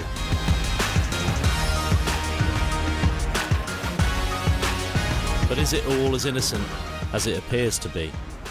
Can we get a photo with you? Get a photo. $2. Fantastic. Thanks. Cool. How much is that, Mickey? $2. Beautiful. Liberty. How much is that? 5. Hey, Batman. I think Batman's drunk. Cookie Monster. Oh, really? 2 of you? Looks like I've got no choice. I only really wanted Cookie Monster. Cheese. Yeah. Who are you going to go for? Hi, Buzz. Hi, Buzz. There's a pattern here. Choose a character and another one jumps in. I thought I was just having a picture with Buzz, but Sonic wants a share of the action. Yeah, how much? Give it $10, $5, whatever you want. $5? Him as well? Wow, it's getting expensive. Those guys over there are only $2. Thank you, Daddy. Thank you very much. Okay. Appreciate it. So both Buzz and Sonic get paid.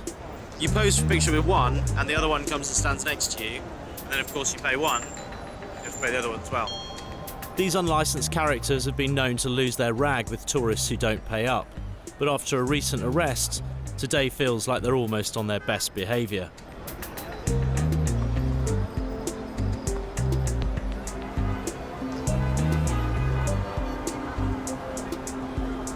Having spent a couple of hours here, it seems much safer than the crime-ridden place it was, and the hustlers of old have moved on. Maybe they've gone elsewhere. But for tonight, the hunt is over. Time to go back to the hotel. But I'm struggling to find a cab on the street. Looking for a cab? Until a black limo pulls up.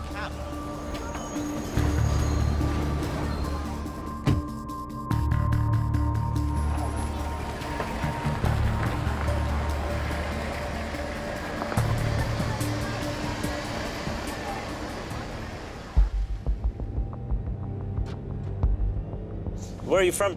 Originally, I'm from Harlem. I'm from New York. You're a New Yorker? Yeah. Wow, it's a rare thing in New York. Me, I love New York, period.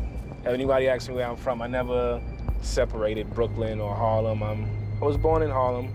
I'm from New York. I love the underdog. This is the city of the underdog. Do you consider yourself to be an underdog? I'm a dog that doesn't bite too hard, but knows how to eat well. Explain to me what the deal is with the yellow cabs and then the cars like yours and how that works. Well, cars like mine is just me freelancing, me taking a little piece of that pie. You never know who you're gonna meet, you know? I might be your go-to guy when you touch down in New York. A go-to guy. He could come in handy. What kind of things beyond giving someone a ride somewhere can you offer customers? You might want to know where you can meet a nice girl. Are you talking about what I think you're talking about? Yeah, nice company.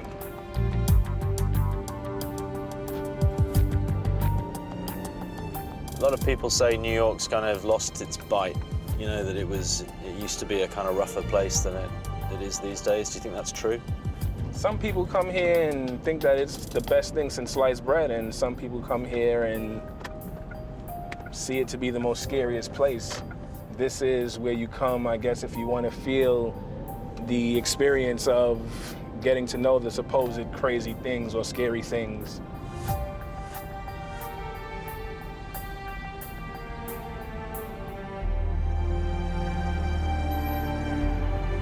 My new friend Breezy says the place is cleaned up. But there's still some shady characters to be found.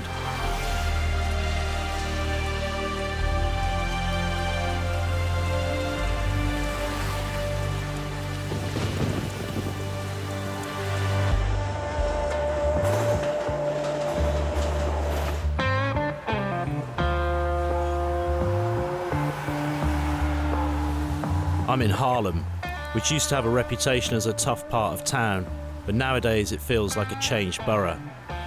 Breezy's given me a lead to a guy called Sherman O.T. Powell, who he says may be able to give me a rundown on the pickpockets of New York and whether they're still here somewhere. How long have you lived in Harlem? And I came here in 1969. I've been up here, I guess, for the last 25, 30 years. Most of that time I was a pickpocket. Oh, yeah? Yeah, that was how I made my living. Right. You know, Work in what kind of areas? basically in Grand Central Station. You know, I would go play the bus stop on 57th Street and 3rd Avenue. Sometime I'd go to the Port Authority. What was Times Square like back in those days? What Times Square Was it was as a war wild as zone. was it as wild as everyone says it was? It was a war zone. You know, everybody trying to get a dollar. You know, at one time you couldn't get through Times Square without getting either a pickpocketed or prostitute grabbing you, or, you know, they used to wait for the sailors to get off the boat, and tourists to come in. Times Square was something else. And what was the most you ever made from a single lift? About 2,200. 200, one Yeah. go. Man or a woman? That was a woman, and that was going through Macy's. Do you think there's still hustlers out there in New York? It's not like it used to be.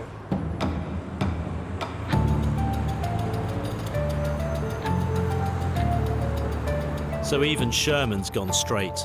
Too many cops, credit cards, and not enough cash. He gives me the number for a crew working over in Brooklyn. How about tomorrow? Let's see. Let's play it out. The city's on red alert, so that's kind of damaging. Even with Sherman's introduction, they seem a bit uneasy about meeting with me.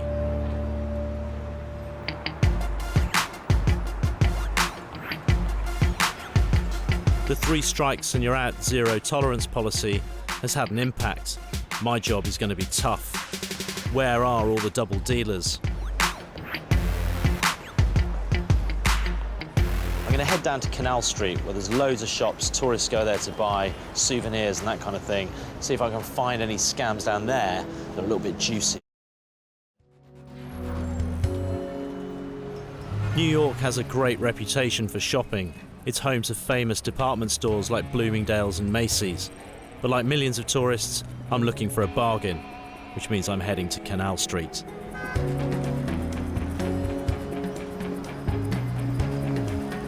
It's a great place to pick up a present for my girlfriend, a bag, maybe some perfume.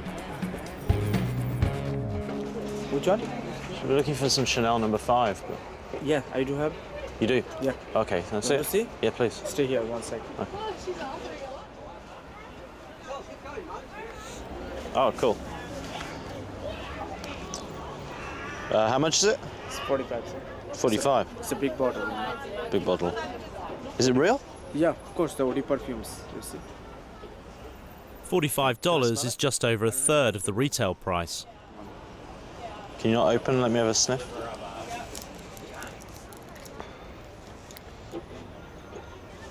You say it's real? Of course, this is real.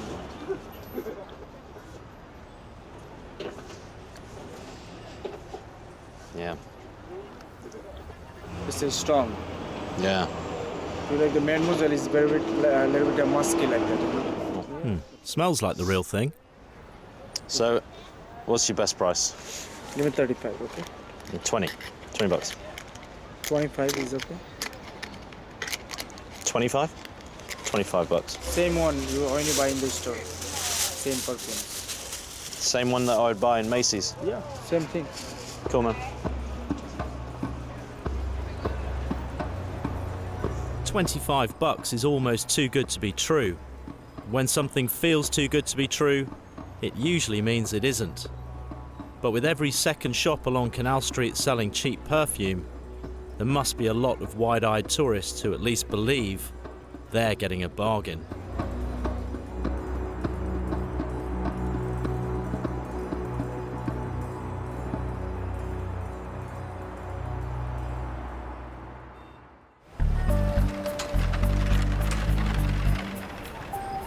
Another tourist hotspot is Central Park. Today it's full of people out for a stroll, riding bikes and hiring pedicabs.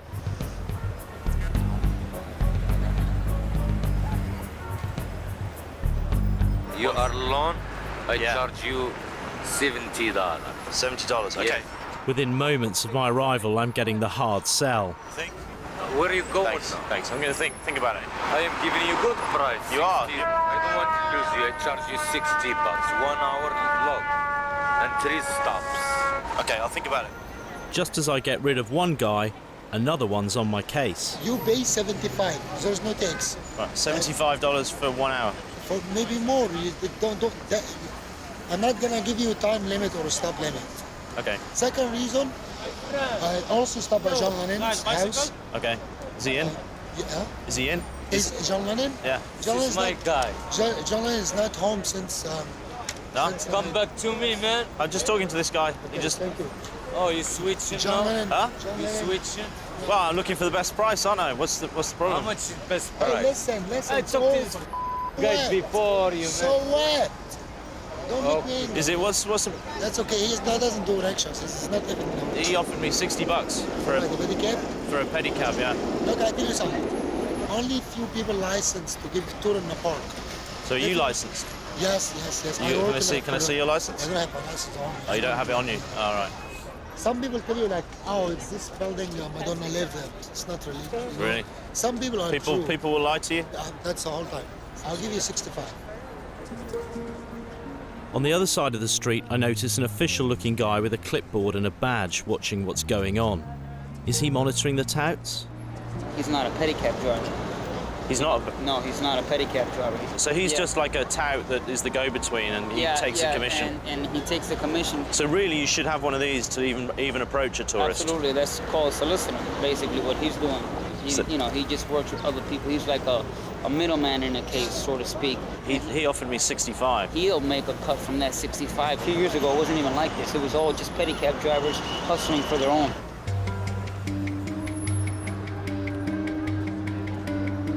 The scammers here are the unlicensed touts. They charge you an extra $25 for walking you 20 meters to the bikes. The insistent one is back over near the subway exit. Now here's the guy, yeah. Yeah. What you did? You ran? No, I'm waiting. I'm going to meet my friend. How I was a many bit worried earlier because you guys, I thought you were going to have a fight. You started. You're supposed not. When people talk to it, they may have my gun. I'm just shopping around, you know. Yeah, you're right. You have a right to do that. You want to take the pedicab? Oh man, I don't want to start a fight with anybody. No. So you want it? I think I'm going to go with the guy because I kind of said I would now. Well, how much he charge? Same as you. Same as me. Why you don't take it from me? Sorry, I took because I kind of. You got your friend? Yeah. Forget about him. He doesn't like me anymore. Forget about him. Yeah. The second tout delivers me to his rider a bit further into the park.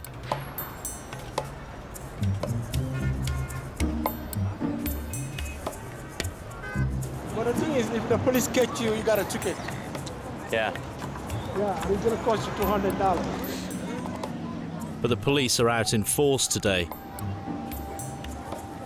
so only the licensed drivers are working. At Essex House, penthouse, belong to Angelina Jolie and Brad Pitt. Essex House. Yeah. Brad Pitt lives up there. Yeah. Wait, Brad. Brad. Lenny Kravitz stays right there. Latoya Jackson. You can see the building with the red roof. Woody Allen, Tom Hanks, Tom Cruise, Richard Gere. Only rocks are natural. So what was here before? Just rocks? The other part was a swamp. A swamp with rocks? Yeah. A rocky swamp. How do you know all this stuff? Is there a school that you go to learn all this? You go to school, you say you want to learn about Central Park. Really? About Central Park? Yeah. Or you can buy the books. And do you think you know stuff that other guys don't know? I know what I know, but what they know, I don't know. Well, there's no turf war going on here. All the scammers are freelancers, and anyone's free to have a go. It's hardly the gangs of New York.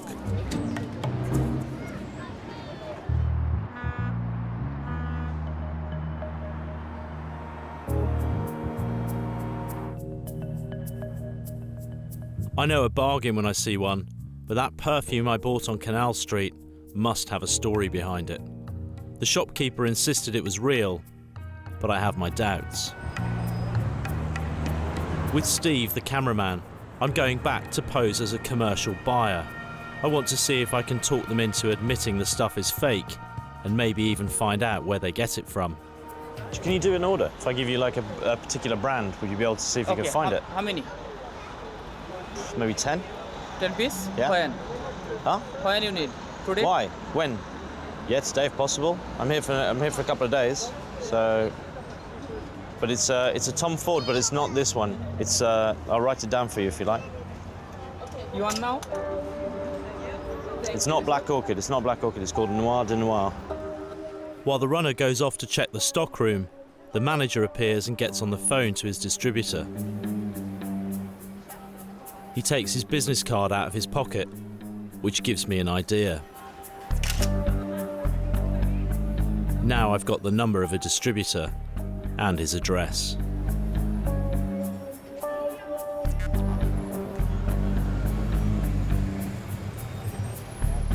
It's interesting that all those guys are selling designer perfumes on Canal Street, and they all say the same thing. It's real, look, it's sealed, it's the same one you buy in Macy's. But what I did was I asked them for a brand that I know would be quite difficult to get hold of, and then they started calling their distributors. And what I did was take a cheeky little photograph of the business card on my phone.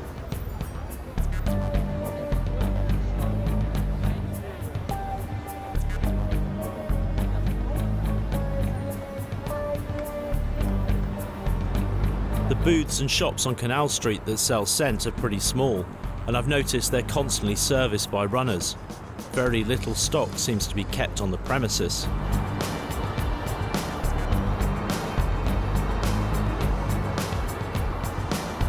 I found the address on the card I photographed behind the guy's back, and it's led me to the garment district.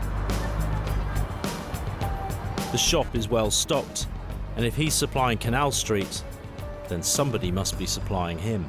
I got your number from a guy down at Canal Street I was talking to, because I want to buy a quantity of a couple of fragrances. No problem. So what I'm wondering is it possible, can you get some made for me? Who made the something? No. I mean, can you reverse engineer these? The guys down on Canal, because you called me, sure. He called, that's what he said, but he said they can't do it. But you supply them, right? But not those items. We don't carry. But I can look for you anyway. Can you? Yeah. And what if it's not something anyone carries? Can we? Is it possible that someone here in New York could make it for me? I don't think so. It's very hard to get. But still, I'm looking for you. Keep the card. Call me tomorrow, okay? For this one. Okay. Let me see if I get it some for you. And if you can't get it, is there somewhere else I can try? This is a difficult one to get hold of. But I mean, I imagine, if you're making all these other ones, you can make that one, can't you? No, we don't make the cologne. The Tom Ford, they made it, but we don't make it.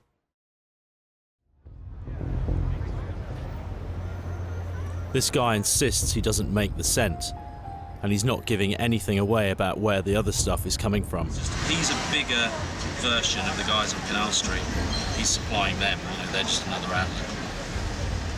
The tough nut to crack is getting to the guys that supply him. I still need to find the big suppliers. Around the corner I quiz a guy called Lloyd.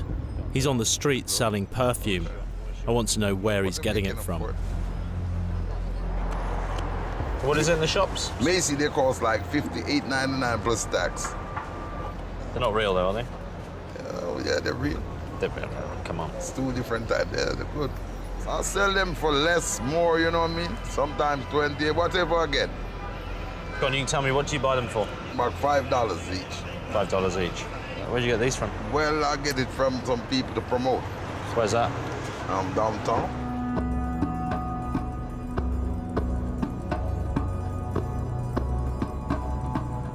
This perfume seems to be everywhere I go, and everyone, including Lloyd, insists it's real. Lloyd's tip leads me to a distributor's office on the 14th floor of a building off 5th Avenue, in the shadow of the Empire State.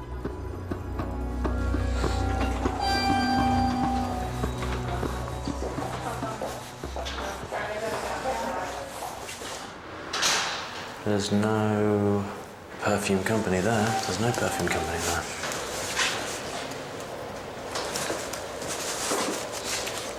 Acupuncture. No perfume. I go around the entire floor looking for the distributors, but there isn't a whiff of dodgy scent. There's at least half a dozen other perfume companies in that building, but there's no one on the 14th floor, so it looks like I've drawn a blank. This might be a bit harder than I thought.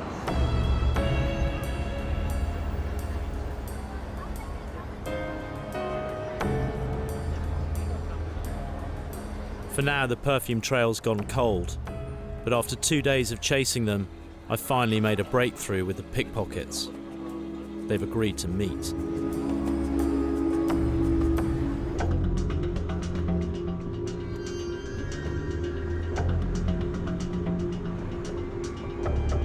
I'm heading to a bar in Brooklyn, where the pickpocketing gang are waiting to meet me. They want to check me out and explain how they operate.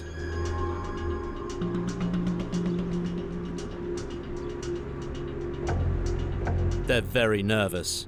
For repeat offences, pickpockets here can get 4 years in jail.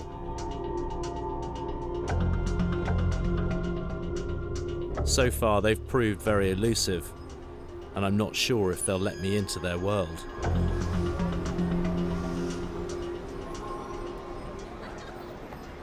I need for you guys to understand what this is really about. It's not just about taking money.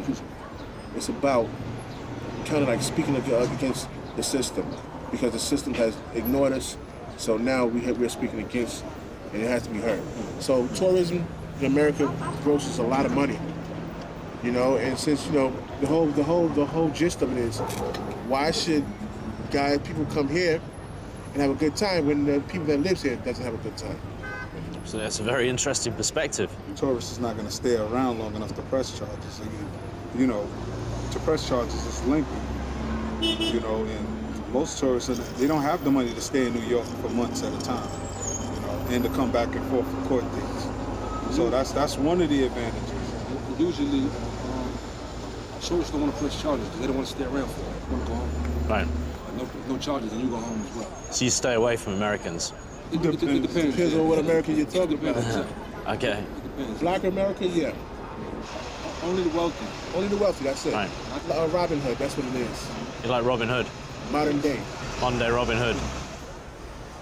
It's about taking from those that can be taken from. So that's basically the whole gist of it. Wow, okay.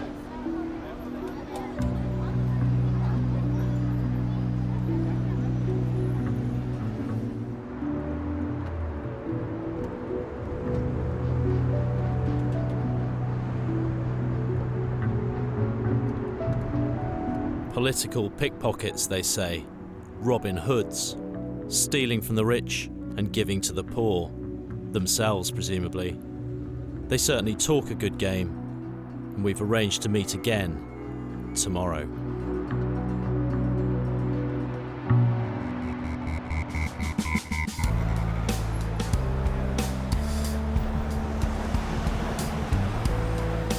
Everywhere you go on Manhattan Island, you see the Empire State Building.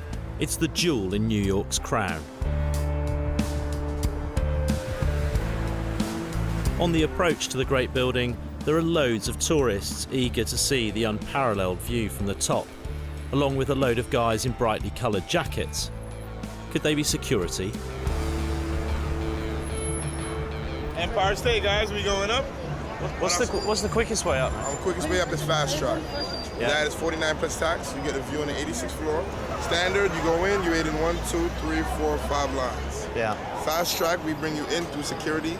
You bypass 4 of the 5 lines. With that, you get the view, the museum, the sky ride. Okay. This guy isn't security. He's flogging me a ticket. Okay, I mean, all I'm interested in is the quickest way to the top. 49 plus tax. That's definitely you. You're quicker than going in the official way. Sir. We escort you in the building. Okay, and how much is the tax then? What's the actual full price? On adult, it'll be 57. $57 for a sky ride ticket. They're a separate company with their own route to the top of the building. So there's 2 entrances to the Empire State Building. There's the official entrance, and then there's the entrance to which I've just bought a ticket. It costs a little bit more, but they say that will get you up in 15 minutes, as opposed to more than an hour. So my producer, Chris, and I are going to have a little race.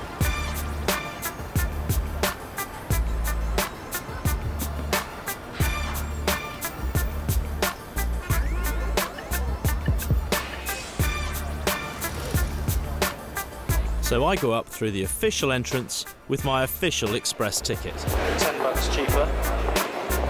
The one outside.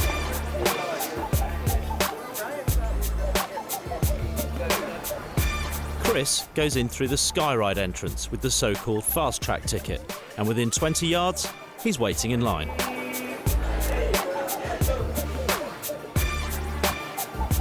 While the customers with the expensive Skyride tickets wait downstairs for the lift, I'm in like Flynn and up to the 80th floor.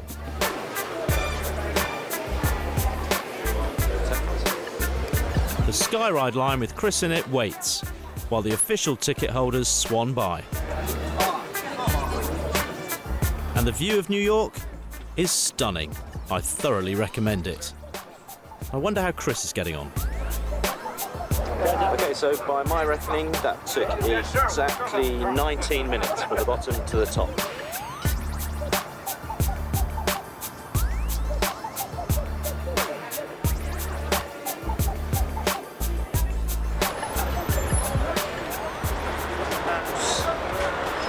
To get back down. In total, to get up, take some pictures and get back down, that ticket allowed me to do that in half an hour.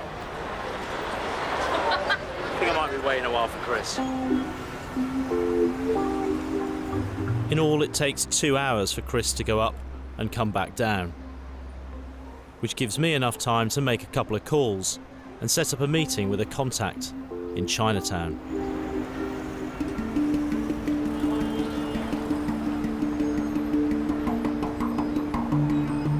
Everybody keeps saying the perfume I bought is real, but I need a second opinion. I set up a meeting with a former perfume counterfeiter who I meet on a back street in Chinatown. He wants to remain anonymous. Thanks for meeting me. Yeah, real thing, he said. Exactly the same as you would buy in Macy's, he said. Well, right off the bat, I'll tell you that this does not look authentic. You can tell by the lines here. Normally, the companies, they spend a lot of time trying to get the package to look absolutely pristine. And this right here, it doesn't look like that. It looks cheap right off the bat. So yeah, I mean, I'll show you the bottle. There's something, when I looked at the bottle, it kind of was a warning sign for me. Well, I mean, just even look at the small details. I mean, this doesn't even line up. No way. I wouldn't even want to spray this on myself or give this to someone as a gift. Who knows what's in it? I mean, where is this, ultimately, where is all this stuff coming from? Most of it comes from China, specifically southern China, like Guangzhou. So the Bangladeshi guys are the sort of middlemen, they're the front men for the sales. Right, absolutely. And the Chinese guys, yes, are pulling the strings behind. That's correct. My perfume contact seems sure that the perfume is fake, but to prove it, I'll need to get into the trade. First, I'll have to find a willing distributor, and then I'll have to set up a deal.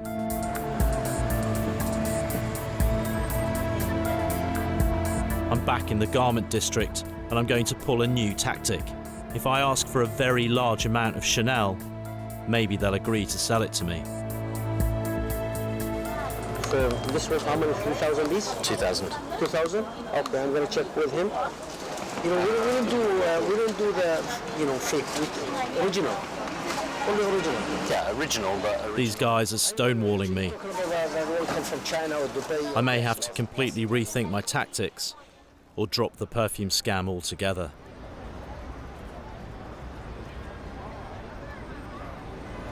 Well? Save your money. Go to the warehouse. What you looking for? Perfume? Yeah, I'm looking for this one. Maybe they don't have it. Which warehouse? But they have all of their name. That's where those people, they buy the perfume. Where is it? Anyone you paid $15. Gucci, Prada, Burberry, all kind of name. Where? The perfume, but I don't know if they have this. I can ask them, can I? Where's the warehouse? You want a liquid? Yeah.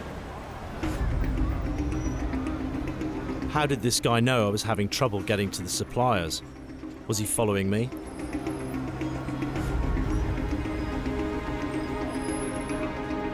If they know I've been recording them, I'll be in trouble.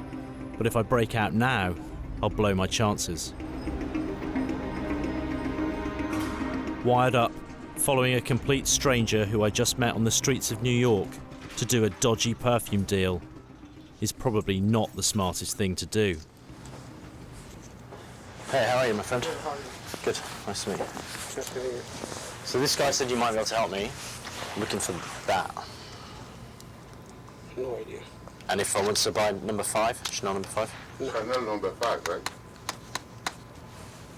Chanel number 5. Yeah, no, this for shipping, this not for sale. I don't have selling quantity. It doesn't have to be today. Okay. I can order this. Yeah, then I have to find out, yes. Okay. Yeah, you order me, then I can write it down in the paper and I can go look for. Okay, let's do that. Yeah.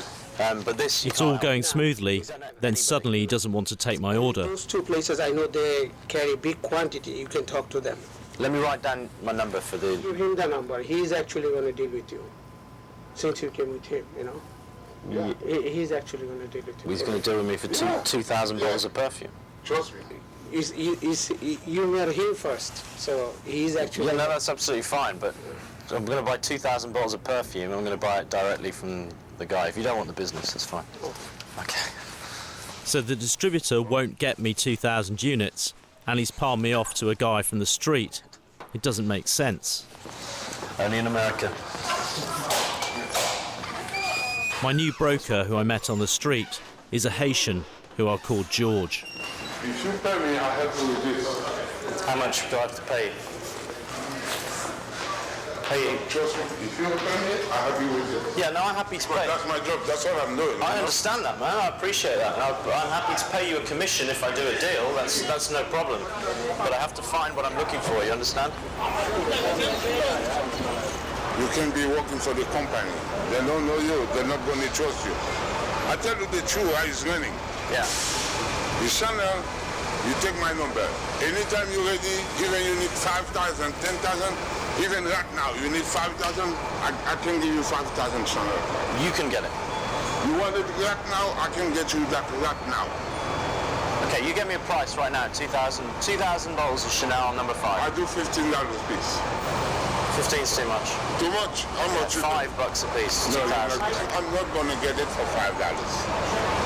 You're not going to get it for $5. No, you're going to get it for $5. No, what are you going to get? I'm going to get it more than that. What are you going to get it for? Me? Yeah, I'm going to get it for $10. I'm honest with you. You want it now, I'll give you 5,000 now. I want 2,000. You're going to get it for $10 and you want to make how much out of me? 5. You give me 13. That'll give you 11. You make two grand like that. All right, 11. Okay, you ready now? For 2,000 units. You said, $11 a piece. Are you ready now? I'm ready. You got the money for it? I haven't got the money on me, but no, I'm ready. I'm not going to walk around here with 20 grand on me. No. So what I got 20 grand in my hotel. It's fine. What I want cash. So how many pieces you need? 2,000. Chanel No. 5. I'm standing on a street corner agreeing to a $22,000 perfume deal with a complete stranger. If I pull this off, I'll be in the illicit perfume trade. But why did he agree to this so readily? And if it happens here all the time, are the streets of New York really so clean? Don't make me work for nothing if you know you don't need it. Now, do you understand? Why am I here? Okay, all right.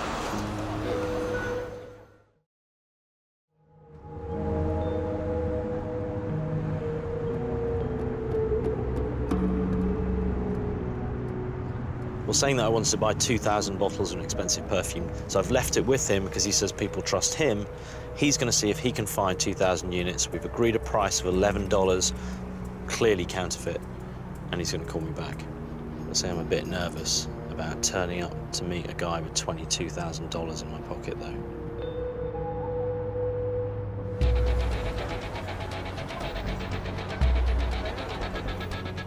While I'm waiting for news from my perfume broker, I've got time for a rendezvous with the pickpocket gang. Yesterday after the meeting, I wasn't sure if I'd see them again, but they've called to arrange a meeting in a bar in Brooklyn, and I'm heading over there.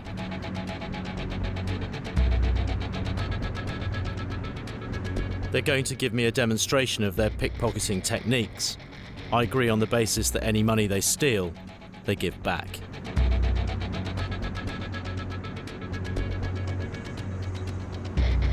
Before we meet them, we get rigged up. 1, 2, 3, 4 guys over there who are ready to go into the bar and do a lift from someone's bag once they see the right victim. We're going in as a crew, so as soon as something gets stolen, we're going to see it. We know the lookout and the security guard are already there, but the pickpocket will come in later. One of the pickpockets befriends a woman at the bar. He's there to distract her attention. Her bag is hanging over the seat behind her. After half an hour of waiting and knowing what's about to happen, the gang turn up. They've chosen this bar because it's so dark. The main pickpocket, known as the Dipper, and his accomplice wait at the back. Our mics pick up their chat. She's at the end of the bar. We'll just go on both sides of her and order drinks. The bar is busy and the customers carry on oblivious. The woman remains distracted, and when the moment is right, the dipper strikes in the dark. In a split second, her wallet is his. Instantly, the gang leave. Round the corner, they hand the bag back to us and disappear into the night. After filming, we contacted the woman in the bar and made sure she got her money back. Well, it seems in New York you're always being watched. You know, even sitting in a bar like that one, you leave your bag over the back of your chair, you get distracted by the person talking next to you, and your wallet is gone all too easily.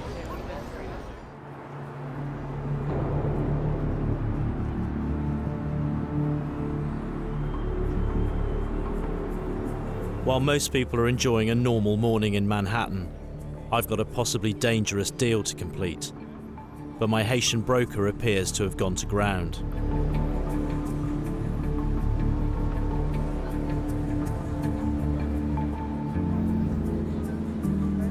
Hey, Breezy.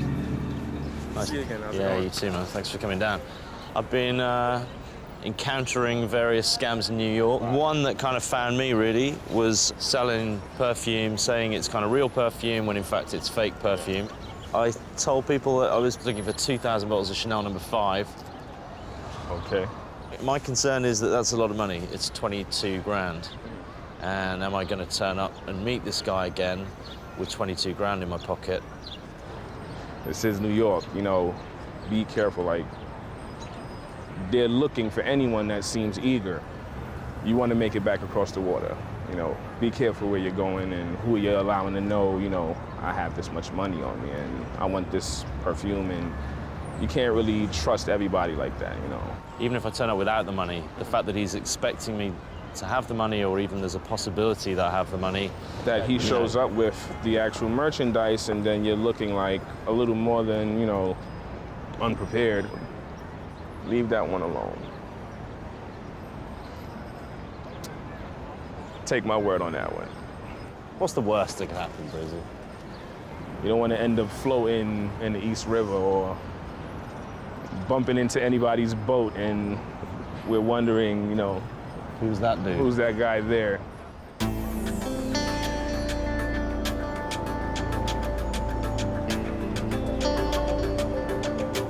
Leave that one alone. Maybe Breezy has a point.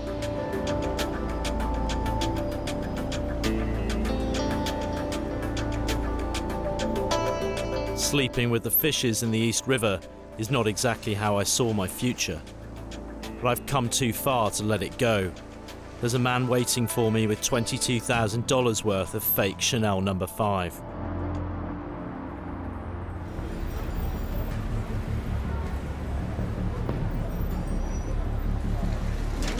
After a restless night, dreaming about boats on the East River, I decide to take a chance.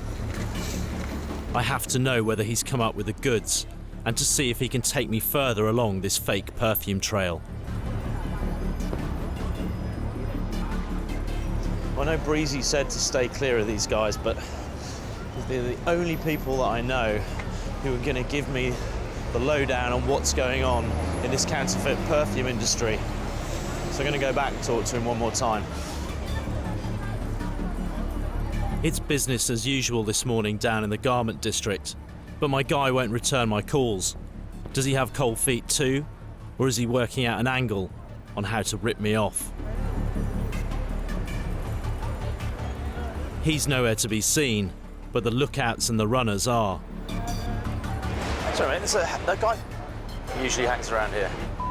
Yeah. You know the guy I mean? The tall guy? Yeah, he's around.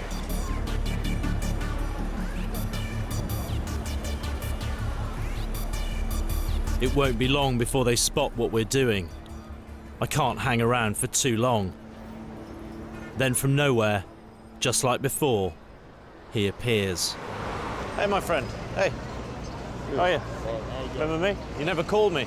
Anybody, you coming and talking about 1,500, they're not gonna believe you. Yeah. No, I don't work for the company, and I don't work for the police. I know, I don't work for anything else. I know. But Do you know what I do? I make TV shows. From his reaction, that's not what he expected to hear. First of all, when I see you say you're gonna buy. When you get over there, you change the subject. Me, I come here to hustle. You know, I don't have time to waste. Okay, listen, I don't want to waste your time. You want to come and get off the street? You want to come talk to me? I can't do it here. You can't do it here. I here. will get killed. Yeah, okay. We decide to move away from the lookouts to somewhere much more discreet. I'm not sure how much he'll give away. He'll take some persuading to come clean. Listen, if I ask you anything that you're not comfortable, you want to say, I can't tell you that, that's fine. Just say, I can't tell you that. On the way, he goes to grab a drink. He's clearly terrified. He's really, really nervous about talking to me. He says everyone here is watching everybody else. And so we're going to go round the corner and he's going to explain to me a little bit more about what's going on here in the counterfeit perfume industry. Finally, we settle outside a police station where my Haitian friend feels more comfortable. Who is it you're scared of? You didn't want to talk over there? What do you mean? I'm just wondering, who is it that you're scared of? Which people are you scared of? The agent from the perfume, you know, sometimes there are the people outside who... And is it always fake perfume? They're not original. Right, and where does it come from? From the Chinese people, you know. And where do the deliveries come in? Yeah, to the people over there. Like big quantities?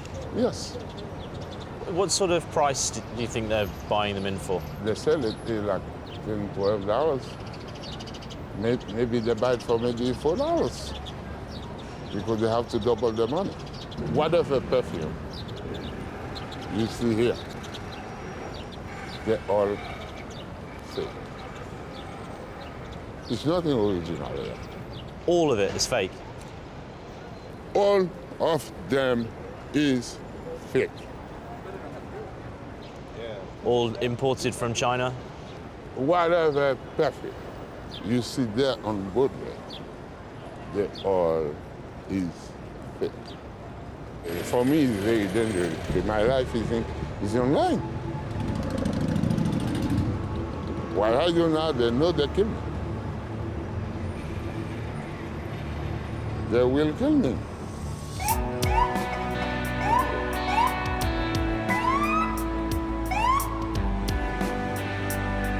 So I guess our deal is off. But I have my answer. This is a massive scam, and it could be way too dangerous to go deeper into on my own. It's all been a shock for my contacts. When I started looking for scams in New York, I thought maybe the Big Apple had cleaned up. But while some of the tourist scams are fairly harmless, others are operating on a commercial scale. Who knew that the average tourist on the hunt for a bargain would be 2 degrees of separation from crime? New York still has its gangs, but they're a lot harder to find.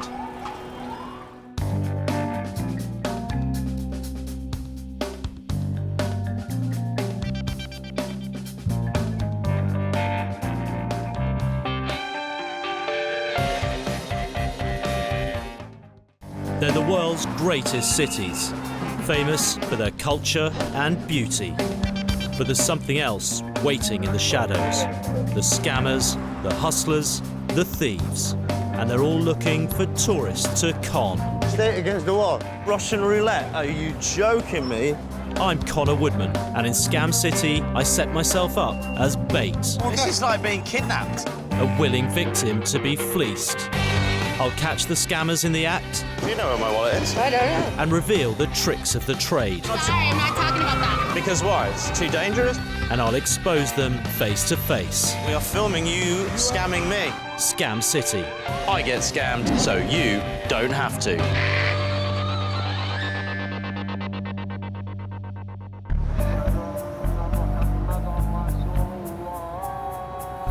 Jerusalem.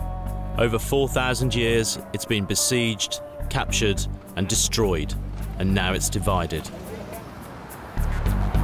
I've crossed the Israeli security wall into the Palestinian part of the West Bank, and a simple scam which started on the streets of the holy city has taken a sinister turn. يعني إذا بتعطيه مبلغ تغريه مثلا ب $20,000 $30,000 أنا بحط عندك معلوماتي موثقة الرئيس تبعك حكومتك بقدرش يثبت قدامك. Romans, Christians, Muslims and Jews have all laid claim to this ancient city. The arguments still rage today. Tourists flock here to walk in the footsteps of Jesus, worship at the Western Wall or pray at the Dome of the Rock.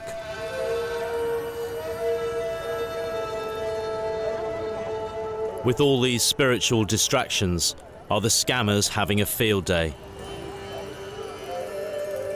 Well, down there is the Western Wall, famously called the Wailing Wall. It's one of the holiest spots in the world. It's also a massive tourist draw. I'm going to go down there, following the tourists, wearing my button cam, and see whether the holiness means there's no scammers, or the fact there's lots of tourists means that there are. It's known as the Wailing Wall because for centuries Jews have been coming here to mourn the destruction of their temple by the Romans. About 2,000 years ago, Christian tradition says that Jesus cast the money changers out of this temple for ripping people off in the presence of God. Let's see if anything's changed. What's this? What's your name? Connor. I'm on the steps down to the wall when a man comes up to me and ties a piece of string around my wrist. The blessing to you. What is this? The blessing. What kind of blessing is it? Very good luck. Good business, good blessing, healthy. Pray for peace in Israel, peace in all the world. One hallelujah. Yeah. Amen. From London? Yeah, from London, yeah. Maybe you can help something, donation, collect for the poor people, for the buy food, for the dinner.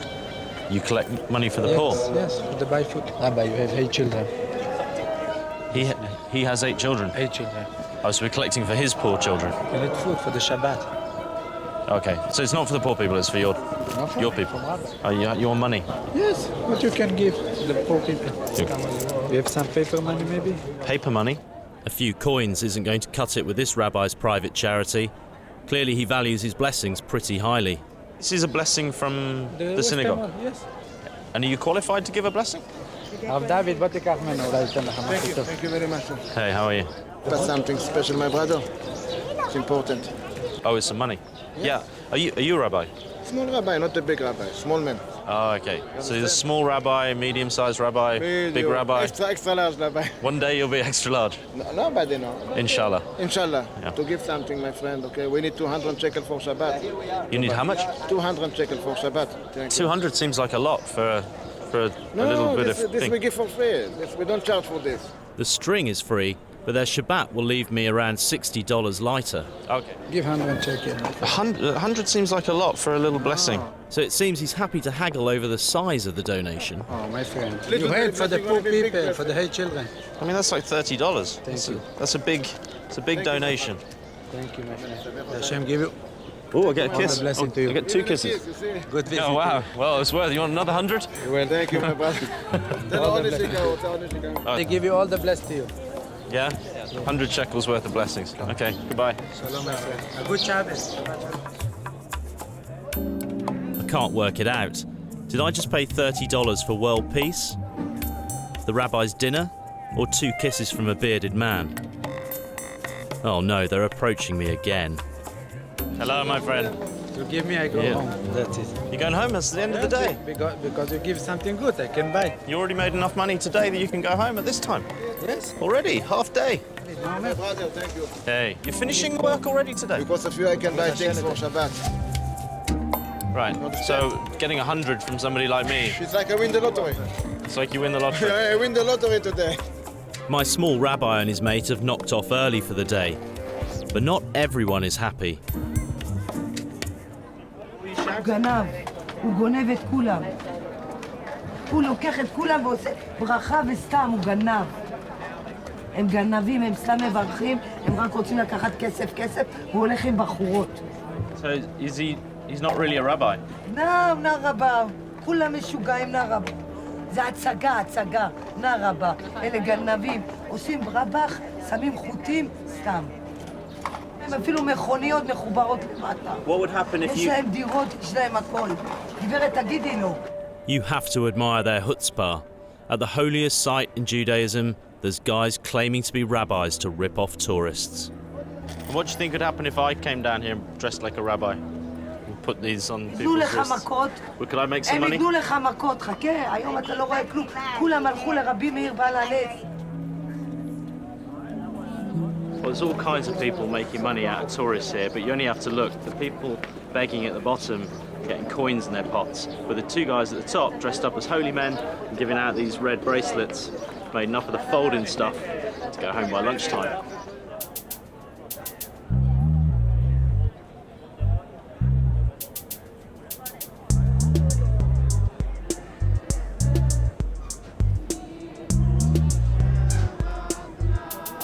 Down at the wall, it's not long before I bump into another man claiming to be a rabbi.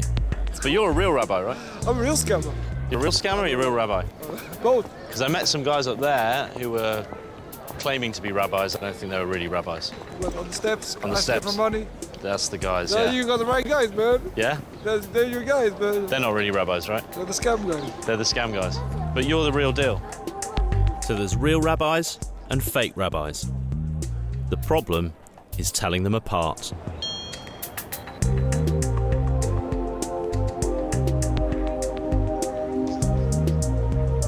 Like most ancient Middle Eastern cities, Jerusalem is full of teeming bazaars. These markets are full to the brim with everything from comedy t-shirts to expensive historical relics. But after my expensive meeting at the Western Wall, hello, how are you? Fine, how are you then? I'm aware that not everything in this town is as it seems. I don't really know very much about this kind of thing, so you'll have to tell me. These are all customs. They had Who's this on the picture? This is a Roman coin.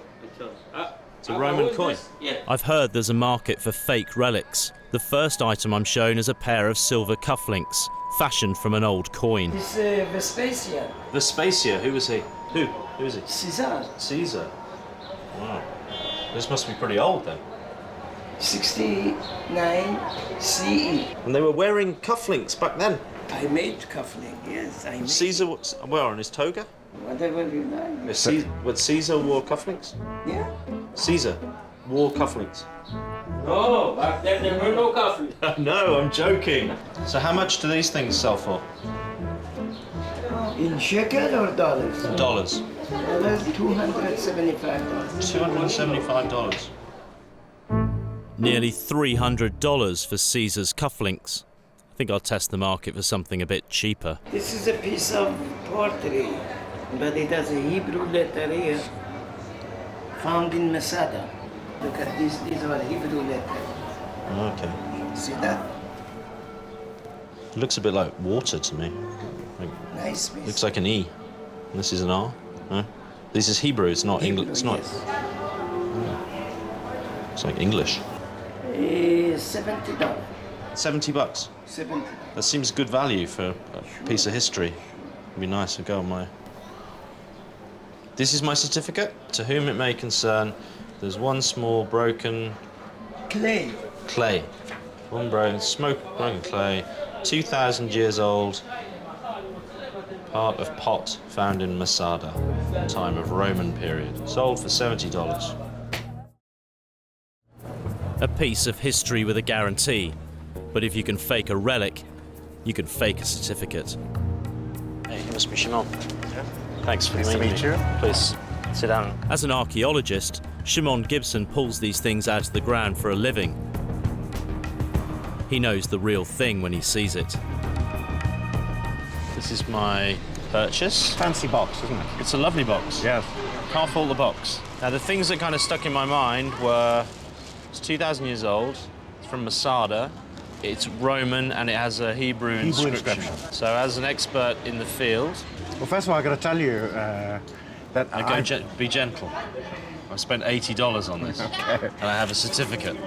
I have big plans for I'll this. try and be gentle, but look... I have a display case at home that's waiting for this to go in it. Okay. Look, I've got complete ones like this. In fact, where we're sitting in this neighborhood, having this sort of cup of coffee. The roof of this building has roof tiles of exactly this kind. The roof here is 2,000 years old? No. No. This is part of roof tile from the 19th, early 20th centuries. And it says at the bottom that this was made in Marseille. So this is French. This is not ancient Hebrew. This is French? French. It's a 20th century French roof tile. And you've been had. I mean, this is fascinating. If someone has taken this, deliberately aged it, you know, it's handing out certificates and scamming tourists for $80 is one thing, but what I'd be really interested to try and find is the higher level at which this happens for hundreds, if not thousands of dollars.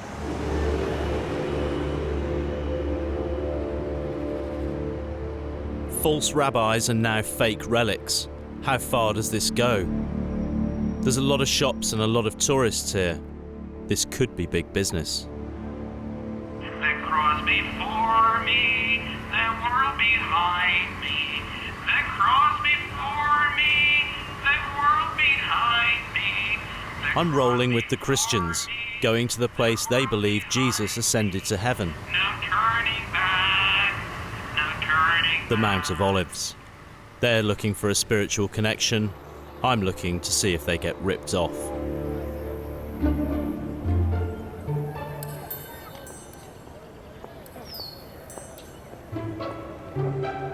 The view down the valley is rich in biblical history.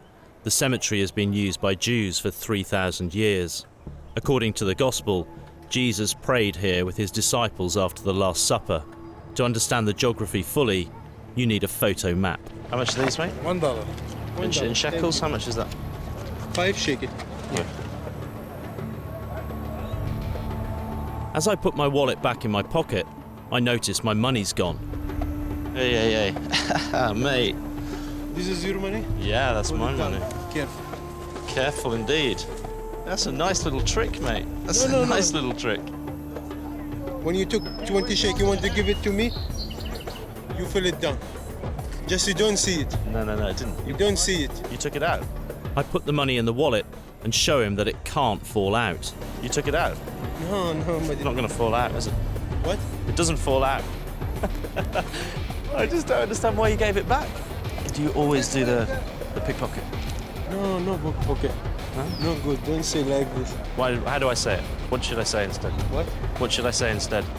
I don't know. Pickpocket? No? No good, my friend, no good. I'm a bit confused as to exactly what happened there. When I went to buy the map, the guy put the map straight over my hand with my open wallet, and very skillfully, I didn't notice it at the time, he took out the notes inside the wallet, and when he pulled the map away to give it to me, I looked down and the wallet was empty. And I thought, wow, he's taken my money, he's definitely a pickpocket, he's done it very, very skillfully. But when I turned around, he was handing me back the money, and I could not for the life of me work out why a pickpocket would give the cash back to me. And then everyone started behaving very strangely. He was definitely not working alone. Those guys were all looking at each other, and I don't know if someone had seen me or seen the crew or what happened, but the word went out and they have all gone scarpered. That was extremely weird. My pickpocket and his mates don't want to know me, but maybe there's other guys up here who know them. The guy that was here before, he was selling posters, Jerusalem posters. You don't know? Oh, he's selling books. Yeah. You sell many books? Yeah, sure. To tourists? That's our living.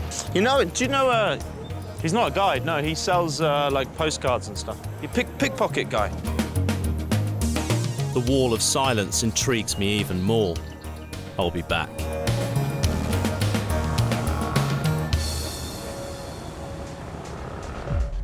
The fake relics racket is not going to be easy to crack. Shimon has agreed to go undercover with me to investigate. Might need to adjust your look, I think, Shimon. Okay, so I'll take off this vest. Well, at the moment you look a bit like Indiana Jones. Yes. And I kind of want you to be my tourist friend out on a shopping trip with me. But I know nothing about this business, so to know which are real and which aren't, we're going to need some kind of code. What about if it's unbelievably brilliant? unbelievably brilliant. If it's a fake. If it's a fake. Okay. Well, let's see if we can go and get scammed. Yes? Yeah.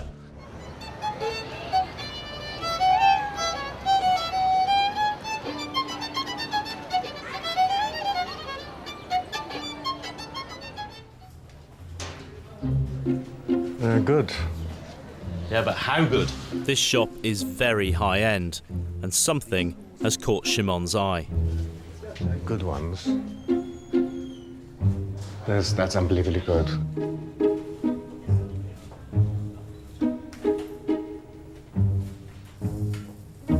Which is only $800. What about this one here? Sorry, what? Can you? This is intact, complete. It's very nice, that one. No, I'm just admiring that one. No. Yeah, it's very nice. And this is from when? This is Roman. This is Roman. Yeah. And how much is that one? This one is $400. But maybe you can do me a better price, more like $100 maybe? This is antique shop. It's not no souvenir. No fakes. No fakes? No fakes. Okay. So this original. When I say $400, I mean $400. And that's a genuine Roman glass cup. Intact, no broken, nothing at all. No cracks. Right. Nice souvenir. After a bit of haggling, I get a Roman glass for $300. A bargain. Let's see what else I can find. You've got an amazing collection of things here. It looks all good here. Shimon is drawn to a statuette. How much is this one? Which? $7,000. Wow. $7,000? This is a bit more serious. How much does this Egyptian one cost? $5,000 I make it for him. $5,000? Yeah. When the shopkeeper sees that's a little out of our league, he offers us another statuette. And do you know who it represents? Who? A god? Is this Jesus? That's Jesus. Jesus. Yeah. Oh, wow. From the old city. So what date would it be if it's Jesus? That's 2,000 years. 2,000 years old. Yeah. And could you provide a certificate? Oh, I didn't know they made carvings of Jesus while he was still alive. And that's with that stone. I got it together. Oh. What is this? That's in his time. You know, he's making homes. And he's make the wood from the wood. And that's his catch the wood with it. Right, okay. Yeah. So it's like early joinery. It's the kind of thing Jesus probably used. Yeah. You think Jesus used this? Yeah. Yeah? Yeah. This very well? Yeah. So Jesus would have used it for cutting wood? Yeah, sometime. Or put in the... Yeah. Wow. Jesus' stone. I'm not buying it. Holy stone used by Jesus. Shall I have a look? And how much would that cost? This one, I make it for you $300. $300, just $300 for That's Jesus' just stone. $300. Yeah. Yes. Jesus' stone. Jesus' stone. Jesus used this stone to make houses. That guy was selling more than just bits of old roof tile. He was offering relics that he says related directly to Jesus. So I have a Roman cup to add to my collection of artifacts. Fakes. Artifacts. So you're 100% sure? Yes, it is, yes. You can see it's made out of local glass, probably in Hebron or that sort of area, because they make very nice sort of glass there. And they've smeared into the inside of the cup and around it a kind of white paste to give this appearance of an ancient patina or something like that, but it's fake. It's worth maybe $5. Look, he was very smooth. I mean, he knew how to play you. Remember the place we entered into? Let's talk about that place. Yeah. I mean, the stone of Jesus, really? and the face of Jesus. I mean, here you have an iconographic miracle. You have a representation of Jesus while he was still alive, according to this shop owner. He wants to know where you are, so he was showing you these big objects. And he was sort of saying, well, 4,000, I think he was. I mean, come on, that's when it gets serious, isn't it? I mean, the little piece of pottery that I bought, you know, 70 or 80 bucks. This, you know, we're into the hundreds of bucks, but you know that's serious. Thousands of dollars. So that's a lot of money. So it's a dodgy business. Got what, 270? $270 from you? Worthless. That was an experience, wasn't it? Clever though, clever. A pleasure meeting you. Yeah, you too. Well, thank God I had Shimon with me is all I can say. If I hadn't, I'd have been like any tourist. I'd have been such a sitting duck. But now I know they're fakes. It gives me all the information that I need to go back and see those guys and see whether they'll open up and tell me exactly where they came from. One of the main attractions in the Old City is the chance for believers to revisit the stories from the Bible. I'm on the Via della Rosa, the route where Christ is believed to have carried a cross to his crucifixion, and I found the perfect person to show me around. You look familiar. I'm Conor. Hi, How are you? I'm doing good. I'm doing well. And you are Jesus, I presume? No, believe it or not, it's not a costume. It's not a costume. I actually have lived this way some 22 years all over the world. Right. And a traveler like you with a purpose of sharing spiritually. Do you want to tell me a little bit about what's going on here?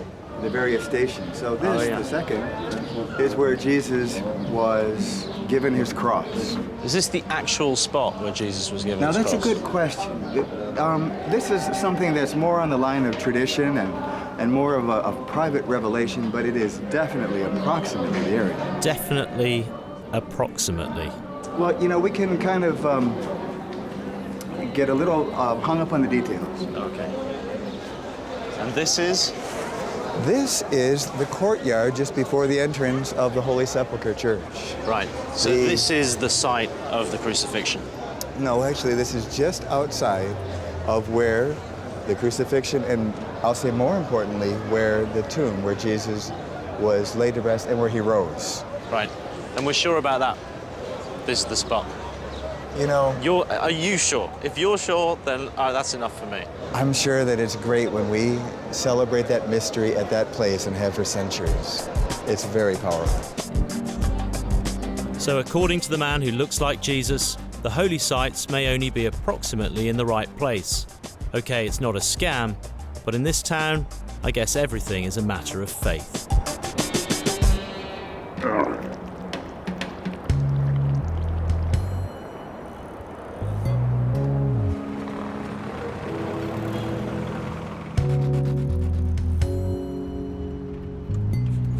I'm in a taxi heading back to the Mount of Olives to find my pickpocket. Sorry, what was your name, my friend? Abed. Abed. Hi, I'm Conor. Hi, Conor. Nice to meet you. So, we're going to take a ride up to the Mount of Olives? Yeah, when I have tourists coming to the Mount of Olives, I'm always warning them that you have to be careful for their passport, for their money. Even that you see the people who is selling souvenir or poster for the tourists, most of them, they are not earn money from selling this souvenir or these things. They're stealing the tourist. So they're selling the souvenirs, that's just a front or something, is it? Yeah, it's not some kind of, use it like a cover. So what happened to me yesterday happens a lot, but it doesn't explain why he gave me my cash back. There is a group of, I can see using small mafia control here. We have like one guy here, he controls all of this area and he has many people working with him here. He's like the king and this area is like his kingdom. Okay, and can you tell me this guy's name? His name is Wael. Wael. Wael. My taxi driver seems to know a lot. He might be a useful person to keep in touch with. Thank you for the information, my friend. On one of the holiest sites in Christendom, there's a whole network of scammers working the tourist beat. And supposedly, they're all run by one shadowy figure. If I find my pickpocket, maybe he'll lead me to this king of thieves. You're looking for the guy, he tried to steal you, right? The first souvenir salesman I approach already knows what I'm up to. Is he one of Wael's men? He didn't try and steal, he gave me the money back. That's real money. All your money? Yeah. That's right. Oh, he took it all. That's the problem. Yes. He's supposed to only take a little bit. Yes, when you take it all, it means you want to feel about this. If he takes some, you will not feel it. So if he takes it all, then I notice. Yes. If he just takes a little bit, I don't notice. Yes. So he made a mistake. Yes. Okay. Well, I'd be really interested to see him again. If he hadn't given it back, I would have noticed. And then I might have called the cops and made trouble. Clever. Many pickpockets? He stole you?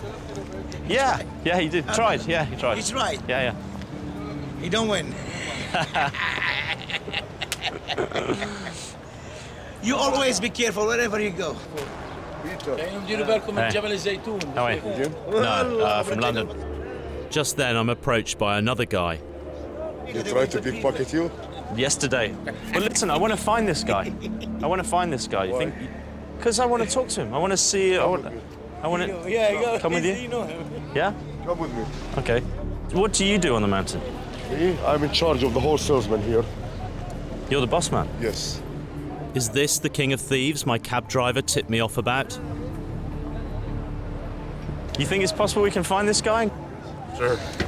There were lots of pickpockets here. Yeah. Not 100 shekel, 200. Over thousands of euros every day. We never do this stuff. Not anymore. If he's the boss, I've got to be more careful, because he might be able to deliver the pickpocket. But he's guarded. You ever been arrested? Never. No? For what? For pickpocketing, no? No. We've been, taken to the police station and, talking about it. If this was in Arab culture, real Arab culture, they cut his hand. Yeah. And they take him for 10 years to jail. He never go out. Right. And then, so if you're the boss up here, what's your attitude to all these guys? Here, they're not allowed to come. We beat them up. You beat them up? Because they're bad for business? Of course. Nobody will come here anymore. But you think you can help me find this other guy?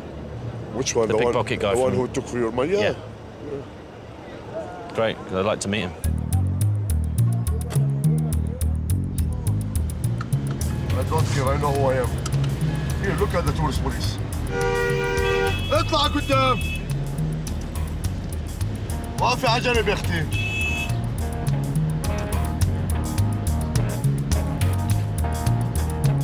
He's changed his attitude and seems a bit too happy to help. What's his game? It's this guy with the black hat. Guy with the black hat. Oh, yeah. That's the guy. That's the guy I'm looking for. Yeah.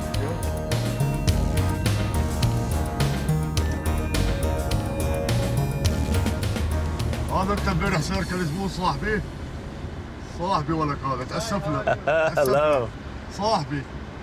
كان بكون بس عشان صاحبي قاعد يشكي عنك. اوكي؟ How are you? اسمع خافش منه زلمة خافش زلمتي هاي.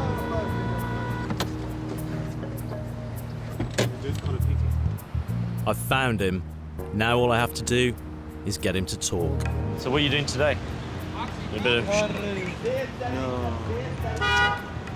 Any tourists today? Some Many tourists, they don't buy anything. No. Doesn't buy anything. When there's no tourists buying the postcards, you have to make money in other ways, right? No, not everybody.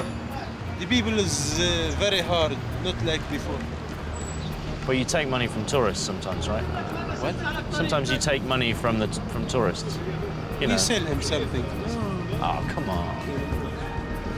Come on, I know, I see. This guy is proving to be a hard nut to crack. Come on, I saw you do that. You did that to me. It's okay, it's fine. I'm not here to cause a problem. Just want to understand, how long did you learn about this job? We'll see you next time. Okay. No, stay. Stay. Have a drink. A lot of people to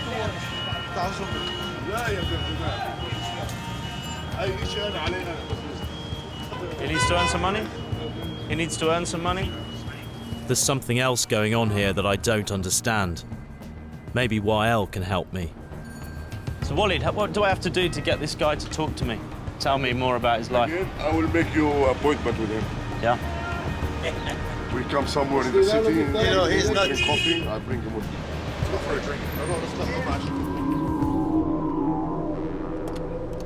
I'm disappointed I didn't get my pickpocket to talk, but YL's promised to try and persuade him. Call her and tell you where we're to meet you in 2 hours. Okay, Okay, perfect. I will talk to him. Perfect. Thank you. Okay. See you later. Bye. Walid, be careful. There's pickpockets out there. I don't care about them. You know, if he pickpocket me, I put his head in the back and his legs in the front.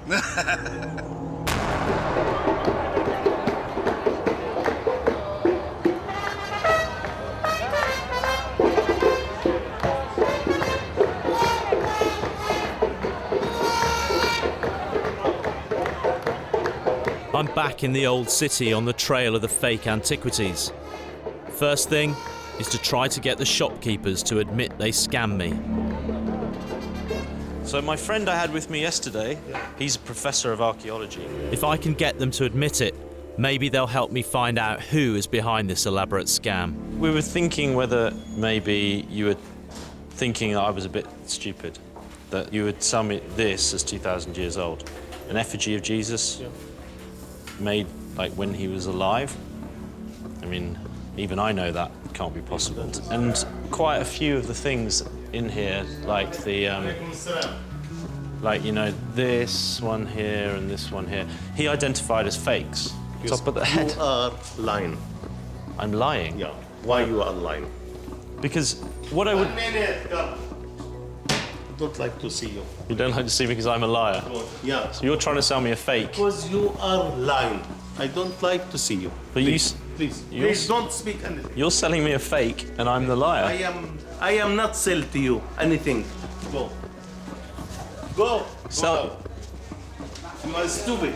I'm stupid. And you are because shit. I saw you through. Are shit also. Because I saw through your fake. Go out. Because I saw through your fake. I am not sell to you. No, I am wouldn't. not sell to you. I'm not buying. Go. I'm not buying. Go out. Go out. You are shit. What's he got to hide? Let's see how the other dealers react. I wanted to come back and talk to you about yesterday, when you know you sold me the little piece yesterday?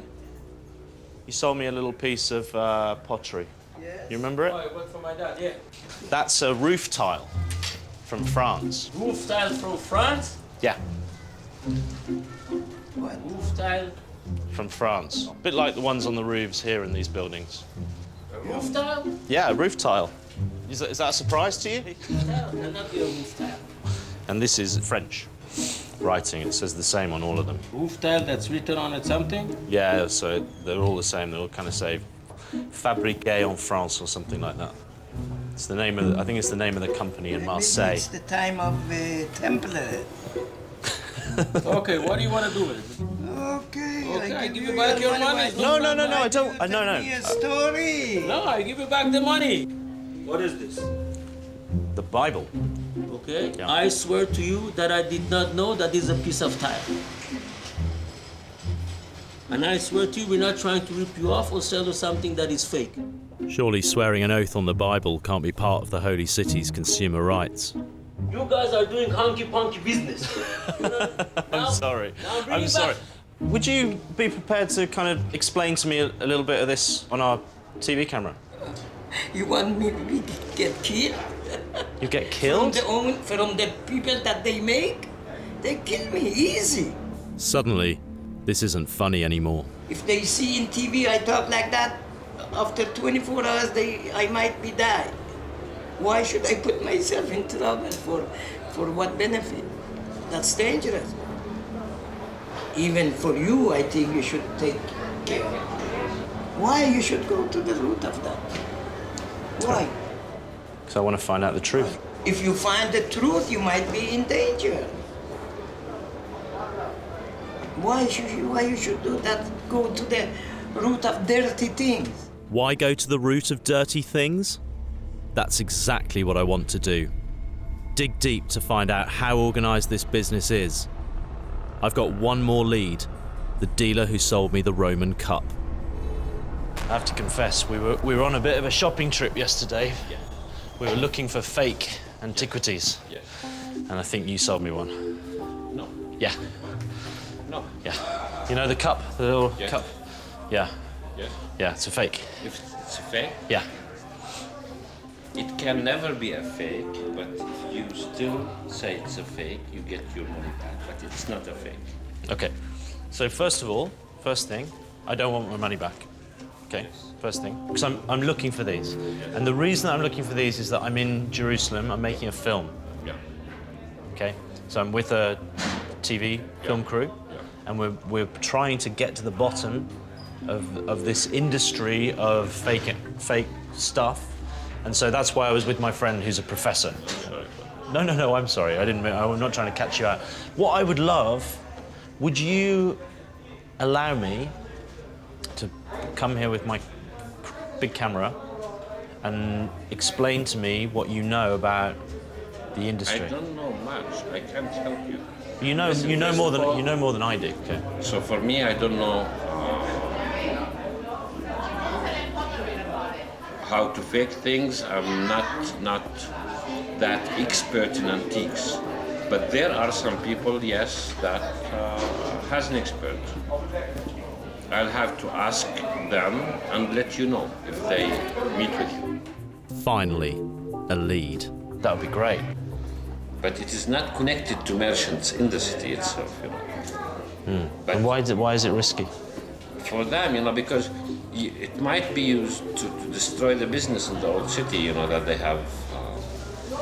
Let me ask about the subject too, but it doesn't have to be in the shop. Okay, we can meet somewhere else? Possible. Okay. Good man. Thank you, Ali. Thank you. Finally, a bit of a breakthrough.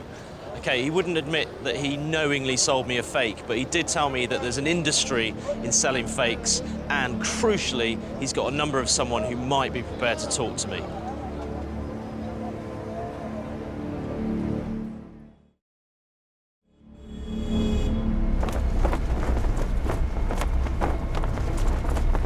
Hi, it's Conor, the guy that we met on the Mount yesterday. While I wait for a call back about the antiquities, I ring Wael to see if he's convinced my pickpocket to talk yet. Good. I'm just wondering, did you manage to track down our friend, the pickpocket? Okay. Well, I mean, I'm wondering, could I meet him today? Would that be possible? They're waiting for me in a park on the Mount of Olives. Maybe now he'll tell me why he gave me my money back. Show me again what you did to me. You said 20 shekels. Yes. And so I took out my wallet like this.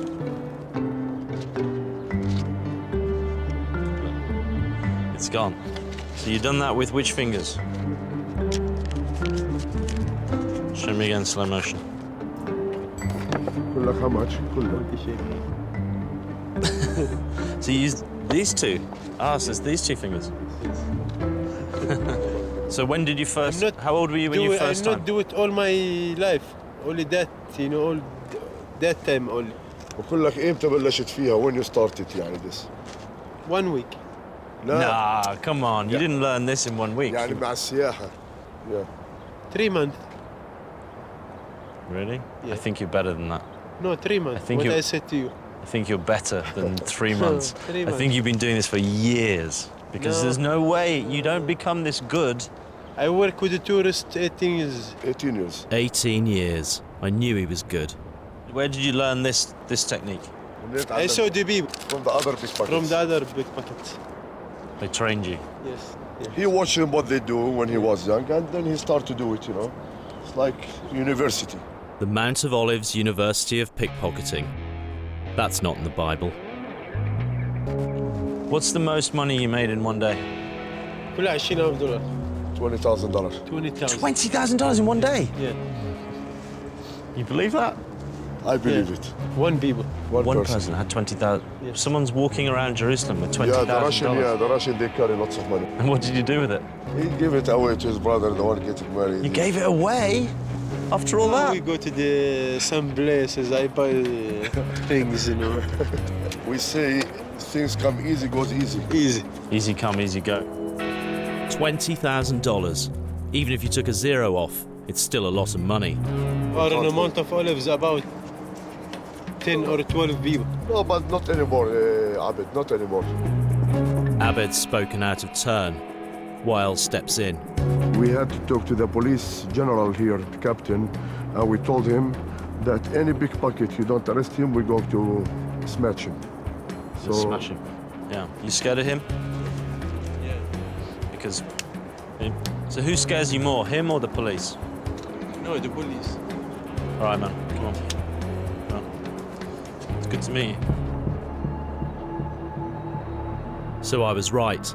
He gave me the money back because he knew I would notice and then make trouble. The penalties are high. If he gets caught, he has to face Wael and the Israeli police. And Wael doesn't want the cops on the mount because it'd be bad for business.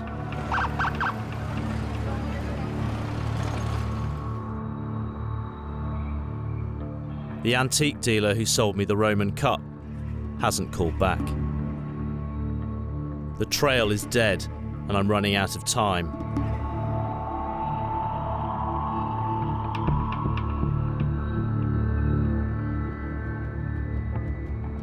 Out of desperation, I ring Abed, my taxi driver who took me to the Mount of Olives. He seems to know a lot of people who run this town. He says he can connect me. The problem is, the meet is out of the old city, in Palestinian-controlled territory, a virtual war zone. So today, as you know, the interview that we've set up requires us to go through occupied territories, across the wall and into the West Bank. Now, if any of you are not comfortable with doing that, now's the time to say.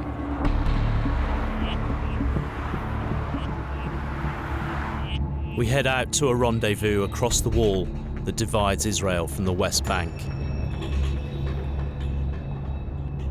We've been told that the man we're hoping to meet acts as a middleman between the manufacturers and the shops who sell the fakes. This isn't on the tourist tour. The crumbling walls of the old city are replaced by a fortified cement barrier that divides Israel and Palestinian territory. We've been told to wait in the shadows of the wall. There's no one here.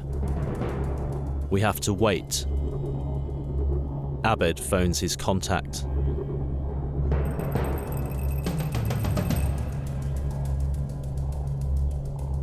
"40 minutes later, a truck pulls up.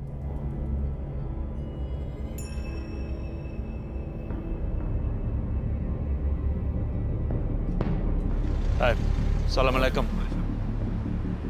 Already in Jerusalem, we've made some filming in different shops. Most antiquities are genuine, but some antiquities fake. من الشكلات والبوابات اللي زيفوها من قبل بجوز 30 سنة أو 40 سنة. الجديد برضه في ناس في منطقتين، في جنوب الخليل، في الضفة الغربية. أنا ما بدي أحدد لك في منطقة صغيرة بالتحديد يعني. Fake coins. I was offered these for $275 each in Jerusalem. The shopkeeper, how much does the shopkeeper buy it for? $50.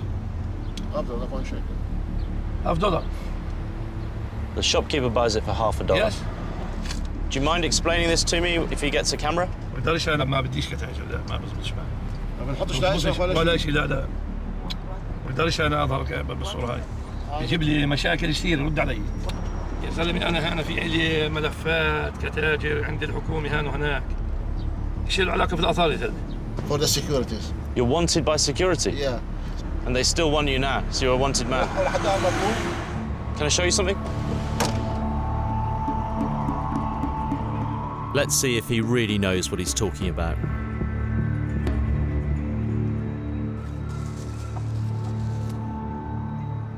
في عندي بوريه. مزور. He has a fake. But I have like this. Like this, but it's not fake. Not the original. مش مزيف. And where did your fake one come from? Sometime in Syria or Lebanon. They make them in factory? Oh, yes. In Lebanon make glass Roman. Professor, he cannot know this. Really, they're that good? They make them in a factory there and then they bring them here? Smuggle it into Palestine? Yes. And then from Palestine into Jerusalem? Yes. So these fakes come from all over the Middle East, and Jerusalem is their shop window to the world. هلا بدك المشكلة عندك من المشكلة المزيف حتى وعليه سرقة الآثار من المتاحف اللي خلال الثورة. يعني how many pieces like this coming from Iraq, coming from Libya, now coming from Syria. And every month I have a friend from Jerusalem. He take from Iraq, Masr, Syria, 3,000 pieces come to Israel. All real. Really, every month. But so what you're saying is that the big problem now is not the fakes, it's the stolen items from the fallen countries after the Arab Spring. If you look, كله يعني إذا بتعطيه مبلغ تغريه مثلا ب $20,000 $30,000 أنا بحط عندك معلوماتي موثقة الرئيس تبعك حكومتك بيقدرش يثبت قدامنا. Even your prime Meaning, minister, they don't have this. from Iraq, from Syria, ألوف. Thousands of pieces, smuggled real pieces. And we're talking about historically important pieces. Yeah. مزبوط. There's a massive industry with a lot of profit to be made in producing fakes over on this side of the wall and selling them to tourists in Jerusalem on that side of the wall. What's even more frightening is that now there's another industry growing since the Arab Spring in genuine antiquities being smuggled in from other parts of the Arab world. And Jerusalem is the route to the rest of the world. I never imagined that on my journey through the tourist shops of Jerusalem, I would stumble across an international racket smuggling genuine historical relics. It's a city where con men and gang bosses lie in wait at some of the world's most sacred sites, preying on pilgrims and tourists alike. It may be a city of believers, but be careful who you believe, or you could become a victim of the scams played out on its ancient streets.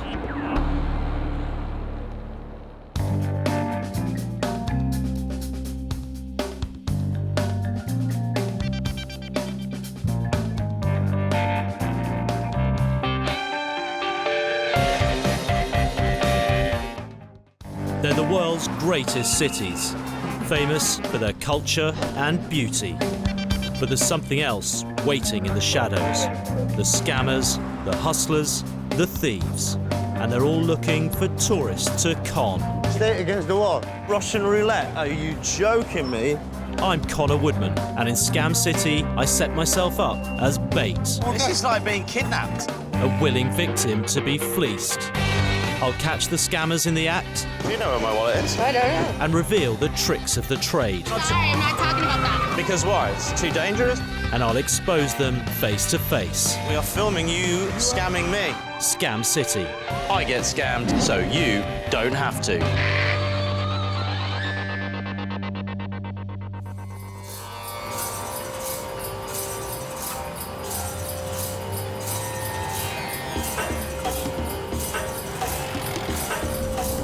I'm in Mumbai, India's biggest city.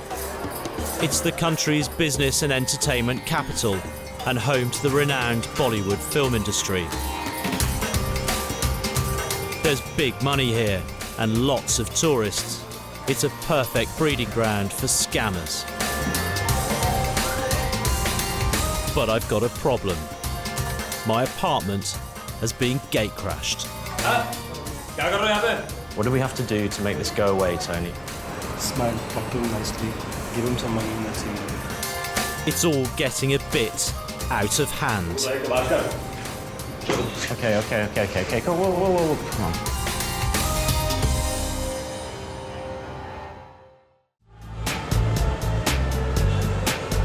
Arriving at Mumbai airport, there's no time to waste. The crew have told me the scams here can start from the moment you get off the plane. They've identified a gang of dodgy cab drivers, and I'll be filming on my own hidden camera. The crew are outside, rigged up with cameras, so we should be in a good position to capture anything untoward. In the arrivals hall, I immediately spot George, our director. How you doing, man? He'll pose as my tourist buddy and be secretly filming too. Taxi.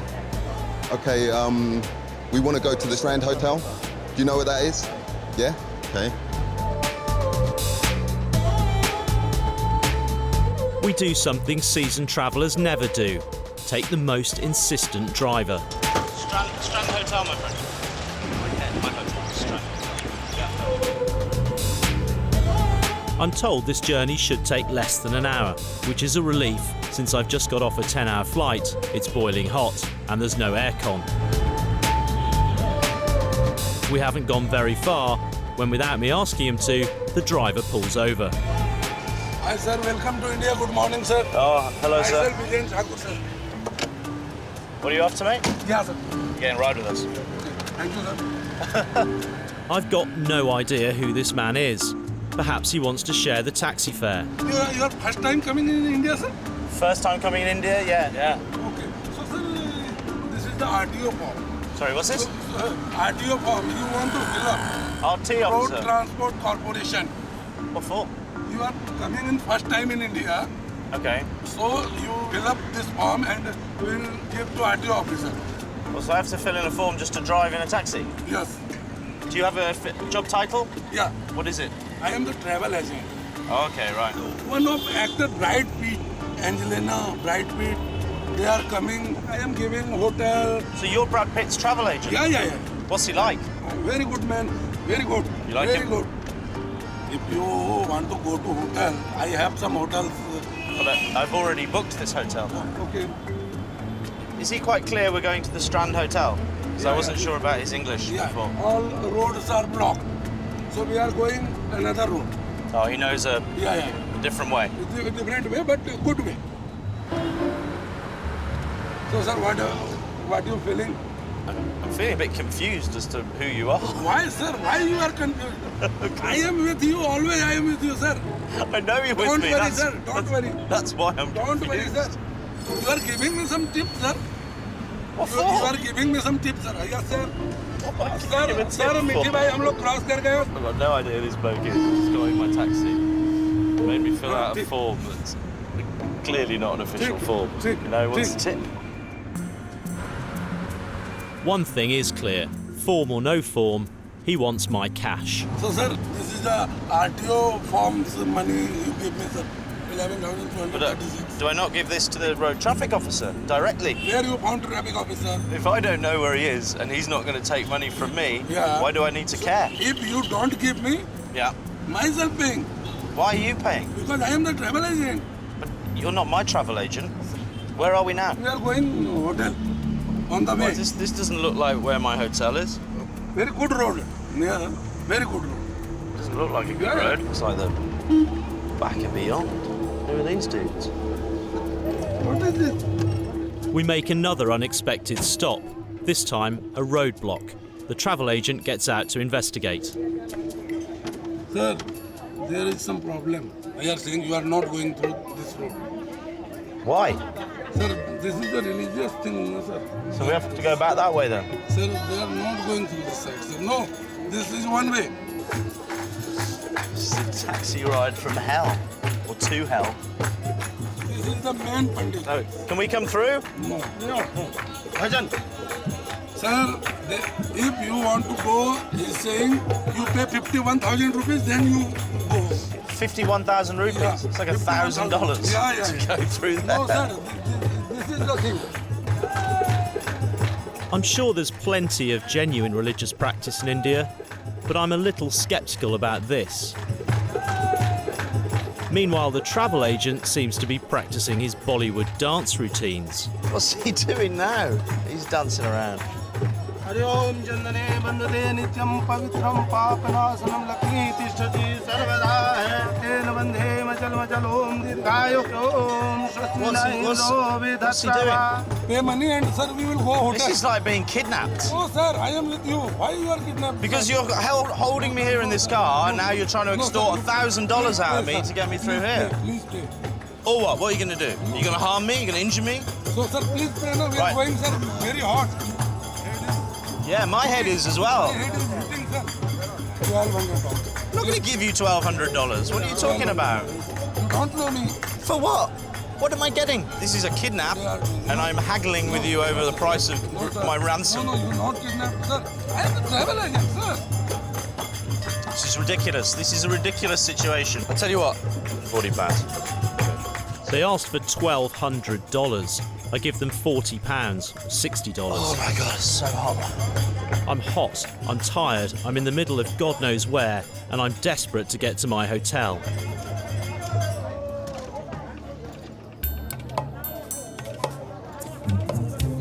Oh, look at that. The religious festival just ends. We are going, sir, highway in 2 minutes. I've now been in this taxi for almost 2 hours, and I think I know why we're getting nowhere fast. I'm starting to question Sir, you. Sir, no question. If you have any problem, this problem is my problem. My problem is just you. You're my problem. Why? You're my problem. No, sir, why? I was fine until I met you. Sir, I'm taking not a single rupee from you. If you want to give me some tip... What on earth would I give you a tip for? Because, sir, I am your guide, sir. You're my guide to what? The highway? You're the worst guide ever. Sir, please see. Maybe he's taken my criticism to heart, because all of a sudden he slips into tour guide mode. Yeah. What? Pahad, Parvat, Chattan, water loop. Let's see. What are you showing me? What are you pointing at? Sir, very good looking, sir. No, that's not a view. You're out of your mind. I have so many problems. Oh, don't start crying. No, sir, Oh my God. I have so many problems, sir. Please give. You have lots of problems. Yeah, please, I can see that. Sir, you. This taxi ride is endless. It's like nearly 2.5 hours. Which feels even longer when you're roasting in 40-degree heat inside a vehicle with no air conditioning. And then we reach a hotel in the middle of nowhere. This is the Suvi Palace. Yeah, but I asked for the Strand Hotel. This is your hotel, sir. It's obviously not my hotel. Exactly. Your hotel, Which sir. bit of that hotel says Strand Hotel? That's the final straw. They haven't even brought me to my pre-booked hotel. My guess is that if I check into this one, then the travel agent gets a juicy commission. It's definitely a scam, and it's time for some straight talking. Okay, listen, I haven't been completely honest with you. This is not my first time in India. I'm interested in what you're doing, because what you're doing is a scam. You're playing all the roles, working with other people. It's interesting.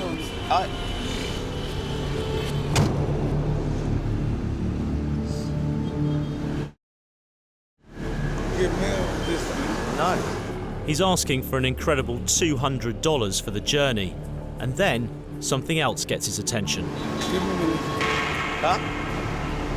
Sir, what is this? What's what? It's my coat. Sir, you are cheating me. How am I cheating you? You are cheating me. I saw. You have hidden camera. Yeah? I've been filming you. I saw. Yeah. No. This is recording camera. Yeah. You are cheating me. I'm cheating you. Yeah. You are cheating me. You're cheating me. And I've filmed you cheating me, and now I just want you to explain it to me on camera how you cheated me. We are filming you scamming me. No, you are scamming me, sir. You have. I'm filming your scam. No, you have camera. Now we know, so why not explain? The travel agent realises his whole scam has been caught on camera, but it still takes 15 minutes of hard persuasion to get him to talk to me.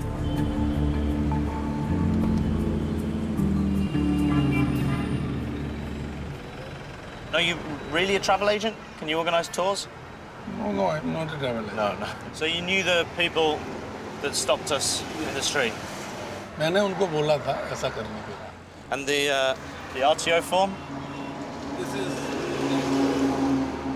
There's no RTO. And the real fare for a taxi from the airport? 300 rupees Indian. 300 rupees, but you were going to charge me 11,000.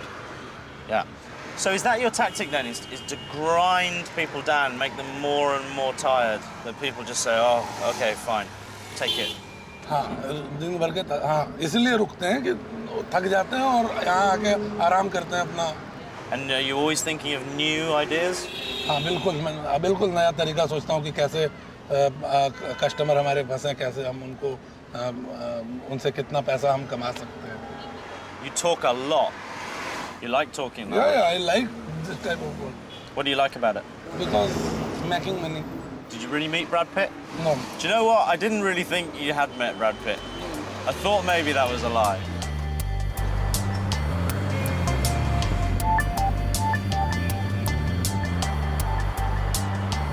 Well, I'm in a nice air-conditioned taxi and heading back to my hotel after what was the mother of all taxi scams. I've seen a few in my time, but nothing like that. There were times it was like a Bollywood movie.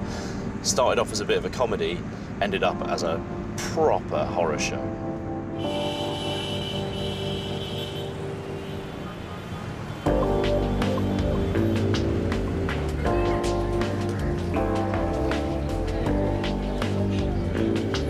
After that taxi ride from hell, it's actually a relief to be on foot again.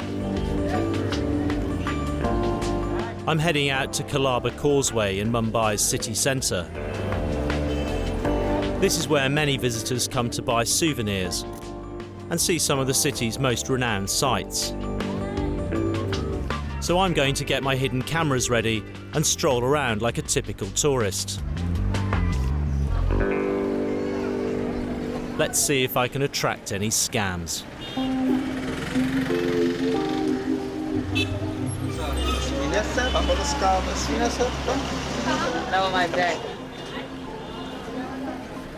As I browse the market stalls, a book for sale catches my eye. That one there. Good one, this? The scam. Real one. Real one, sir, not copy. How much this one? For 600. 2 for 600. 2 for 600. Okay, thank you, sir. There, bye. This is a little book that I bought at the market here. Life of Pi turned into a major movie. Once you have a look inside it, you start to see why it's so cheap. It's a photocopy on really cheap paper. The irony being that the one that's called The Scam is actually a genuine book. The other one is a copy.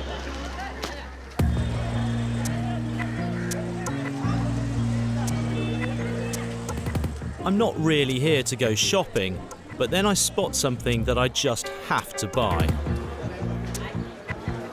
The largest balloon I've ever seen. How much? 50 rupees. Yeah, I'll take one. Packet discount. Just one. It's so big, and one will do me. Take the bag. Oh, okay, great. Thank you. Hang on a second. Hang on a second. How does that go that big? I said one for these. Huh? Look at this.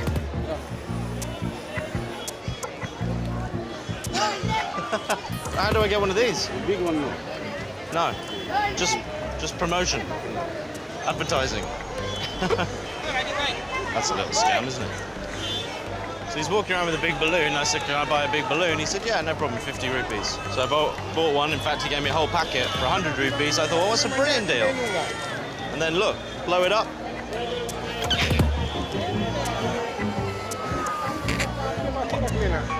What you actually get is a small balloon. I've been out.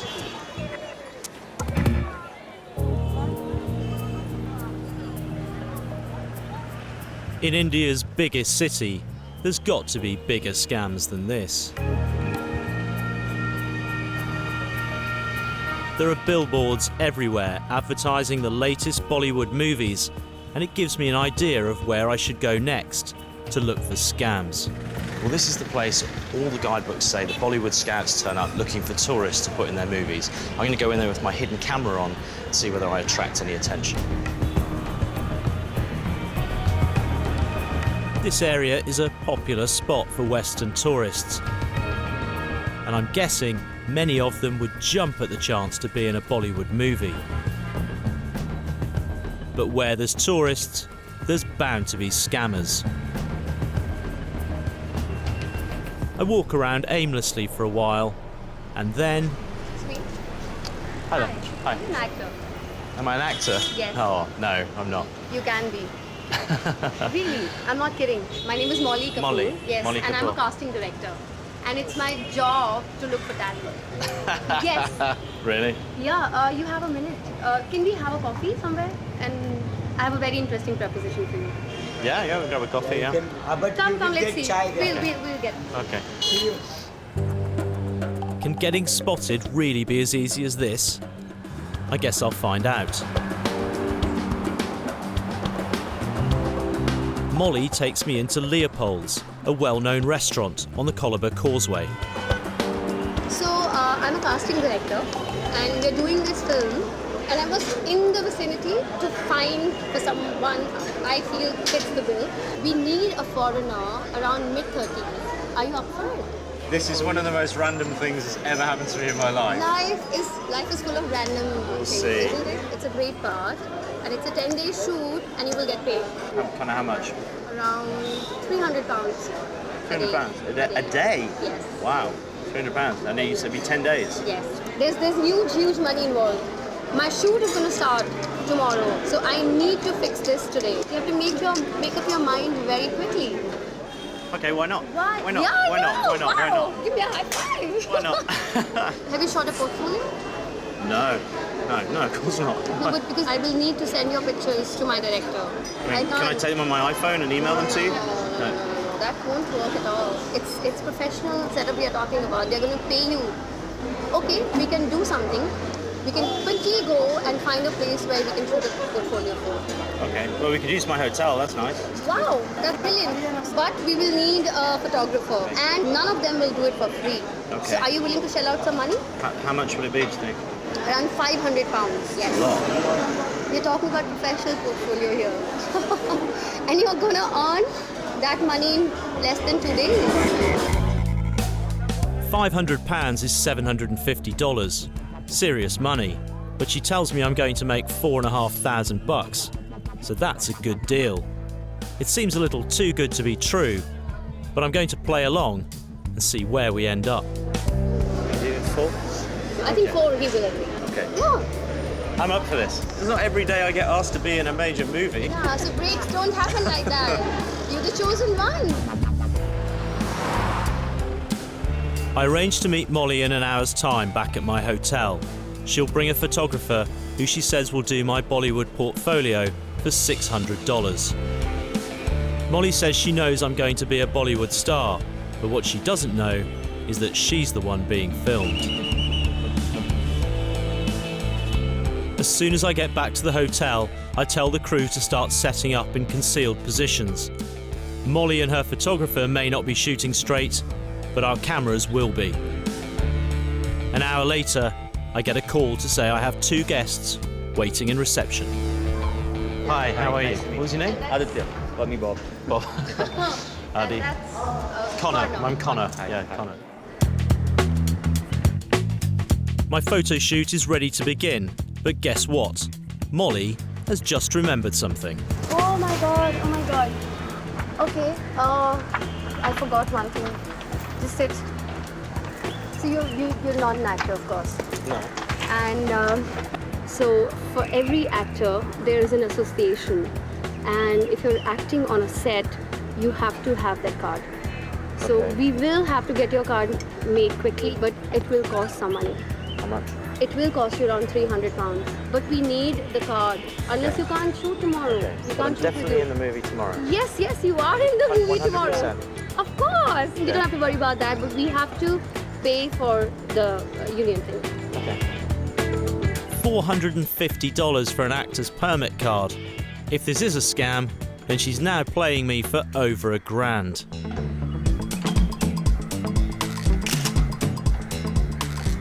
Oh wow, I like this. Now you bring one in the pool. Okay. Wow, this is going well. And Molly is my biggest fan. God, I like it. Sure, You're a it's born star. My God, you look so good. Whatever you wear, or you not wear. Too much. Come, my actor. Let's do another shot. Jump into the pool.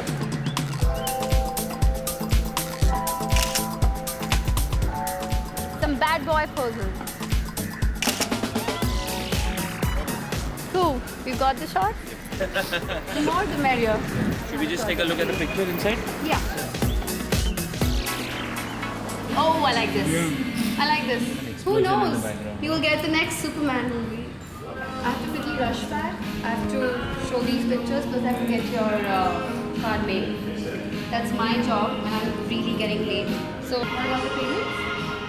I hand over the money for my portfolio shots and my actor's card, and Molly says she'll give them to me tomorrow when we meet. Cool. I'll see you tomorrow at 10. Tomorrow at Leopold. 10. I'll give you your card. Everything will get made. So Leopold's at 10 o'clock. Yes. Cool. All right. I'll see you guys then. Thank you. Yes. Bye. Bye. See you later. Bye. All the best.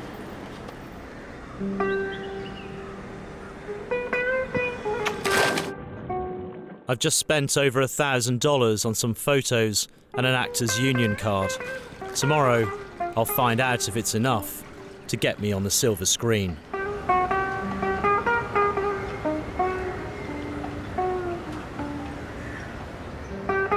Mumbai really comes alive at night. And there's plenty to see after dark. But I've only got one thing on my mind: to go to the nearest cinema, watch a Bollywood movie, and start getting into character for my big debut.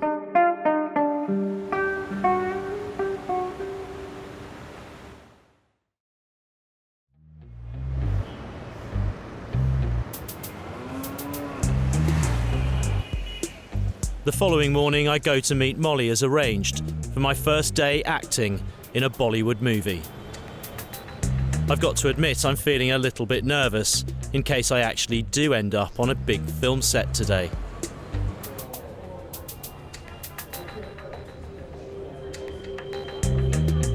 But 45 minutes later, my Bollywood butterflies are gone, replaced by that familiar feeling. Sure enough, when I try ringing Molly's cell phone, it goes straight to voicemail.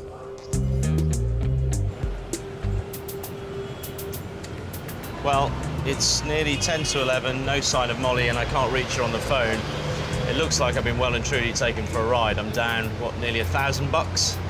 It looks like I'm gonna have to wait a little bit longer to see my name up in lights.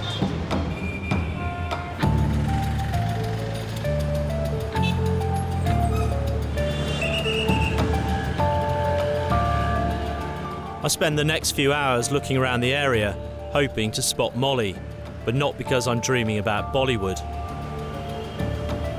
She stung me for $1,000, and if I could track her down, she could spill the beans on what's a very elaborate scam.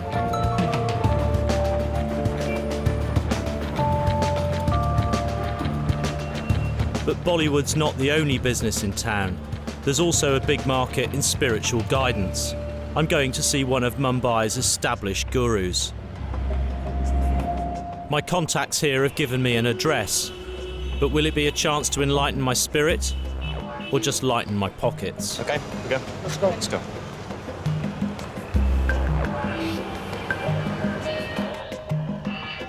Hello, sir. The main reason that I'm here is because I want to be successful in Bollywood. Because there is a girl that I want to impress. I want to impress her, I want to impress her family, I want to win her heart. And do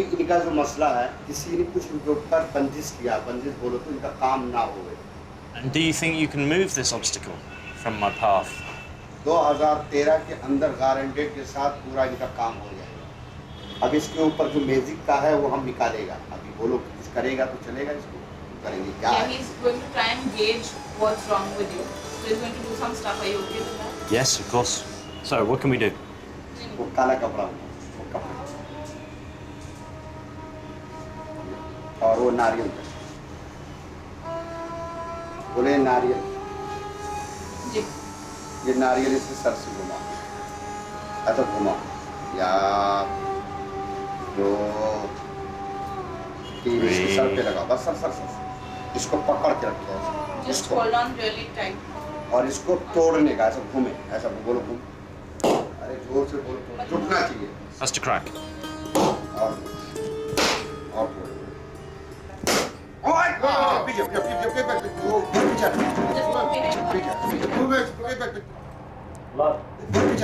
Just walk behind.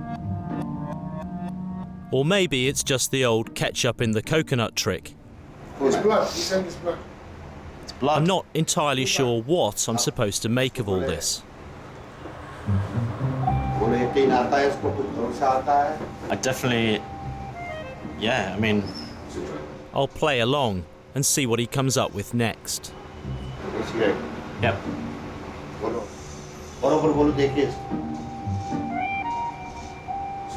Jalali Baba then proceeds to insert the cigarette into a tube.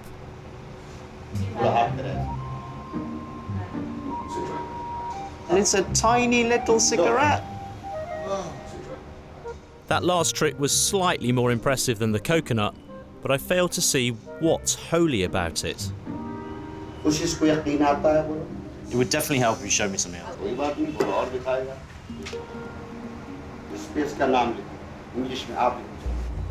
Write my name?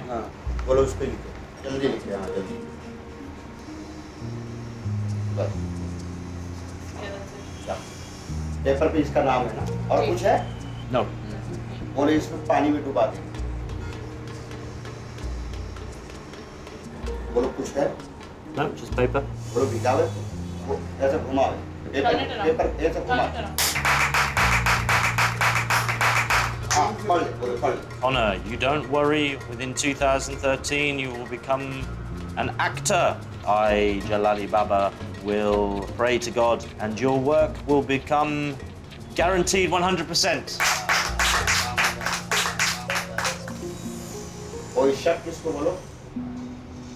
There may well be legitimate spiritual practitioners in Mumbai, but what I've just witnessed here appears to be a series of cheap magic tricks. Until Saturday. At this point, Jalali Baba starts to explain that his performance was merely an introduction to a much longer session, which begs the million-dollar question. And how much will this cost me? Even though only just 286,000 rupees. That's over $5,000.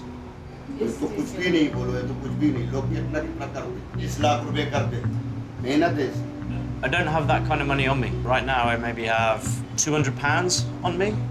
Now he starts with the hard sell.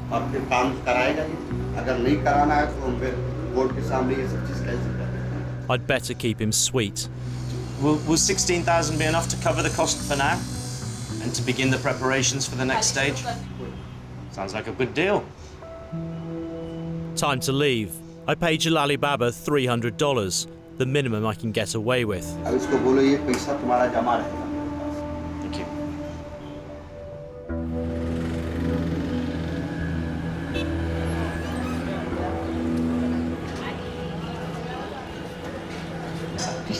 That was unbelievable. I mean, it was worth maybe 200 quid for the show, but you can see how, if you were at all vulnerable and desperately in love with someone that you wanted to marry, you could quite easily get taken for a ride. $5,000 for that little bit of hokum. Amazing.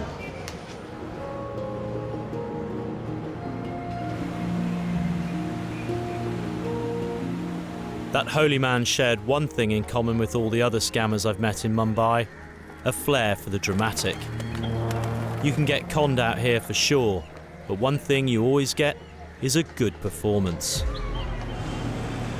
Molly, the talent scout, put on a great act of deception to take my money, but she's disappeared. So I'm going to meet a man who can give me the lowdown on Bollywood and its scams. Minty Tejpal, hi. Good to meet you, man. Good to meet you. Please. Minty Tejpal is a journalist here in Mumbai. I'm good. So I got your number from our friend. Yes, of course. Yes, of course. Because I believe you're a bit of a Bollywood expert, and I've had a bit of a bad experience. Oh, what bad experience? What happened? Okay, so I got spotted in the street by a talent scout, casting director. Said, you've got a really good look. This looks, you can see a look of familiarity in your eyes already.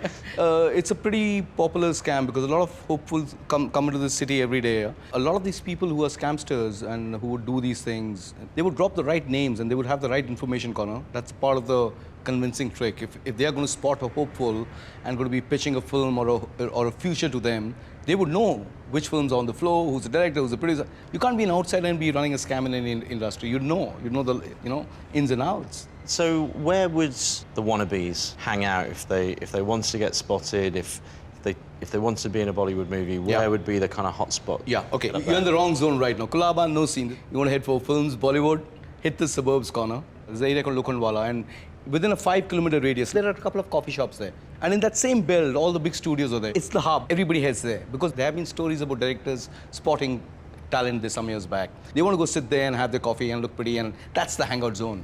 Okay, so that's the place to be. That's the place to be, yeah, totally. If you want to get into Bollywood, that's the place to be.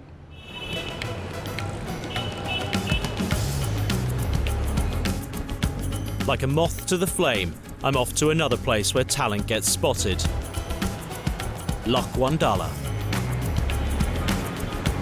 All around me, billboards, posters and movie hopefuls all playing their part in Mumbai's version of Hollywood Boulevard. This is one of the main hangouts of Bollywood wannabes, so we're staking the place out with hidden cameras. One over there, one here, 1, 2, 3, 4 around the table. I want to see if anyone else approaches me and offers to make me the next face of Bollywood. 2 of the crew are posing as my friends, and it looks like we're not the only wannabes looking for a big break. The competition here is fierce, but we're doing our best to exude star quality and hope to get spotted. An hour goes by, and then a stranger approaches. Hey, how you doing? You a sportsman? Yeah, not a professional though. You wouldn't have seen me playing professional sport. What's your name? My name is Tony. Tony. You are? Connor. Connor. My friends Paul and Carl. Oh, you from England? Yeah, from London. What do you do? I'm basically associated with the media. So what, you're on a vacation or what? Yeah, just here on vacation, yeah. Thought I'd come and check the place out. Like it. It's a nice place to hang out, yeah. So have you seen any Bollywood, anything? Not yet, no. Do you want to act? Do you know what? I've been told that in Mumbai, dreams can come true, let's say, that people get picked up off the street and you get into a Bollywood movie. And does that actually happen? Yes. Sky's the limit here. You want to audition? Do I want to audition? Yeah. But for a part in a movie? Half an hour, 45 minutes. That's all it'll take. You would just take me now, we go for an audition for a part in a Bollywood movie. Just like that? Yeah. And what do I have to do? Literally just turn up and... There are a couple of lines. There'll be a video camera in front of you. Sure. You have to say the line, then you'll have to act it. Okay. Yeah, I'll do it. I'm game.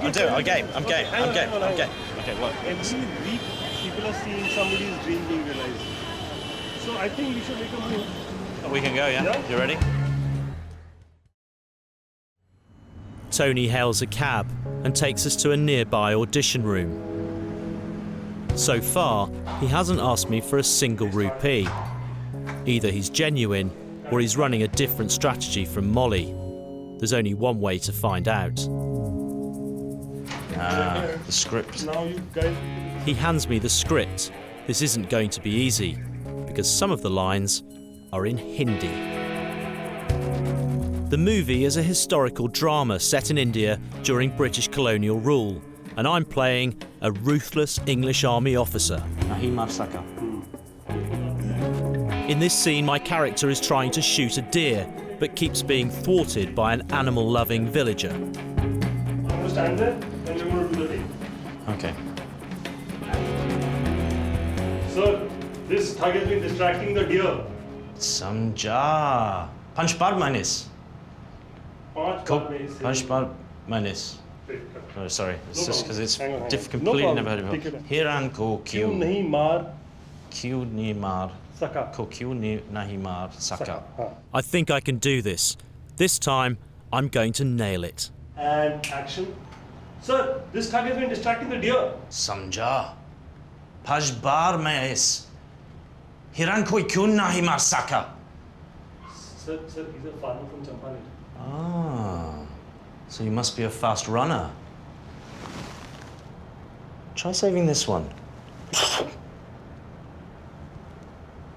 Next time, I'll shoot you. Superb, man. Let's make a movie, yeah? You get this, so you owe me a party.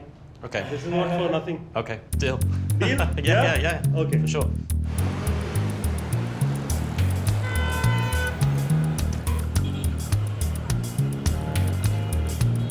If this is a scam, I don't get it. And if it isn't, am I really going to make it big in Bollywood?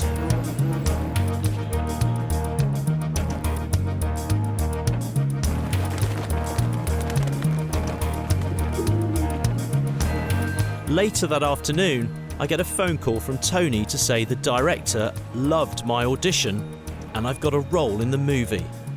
Where have I heard that before? Tony wants to come to my hotel to celebrate, but I'm a bit cautious, so I set up in a friend's apartment. Something not quite right about this.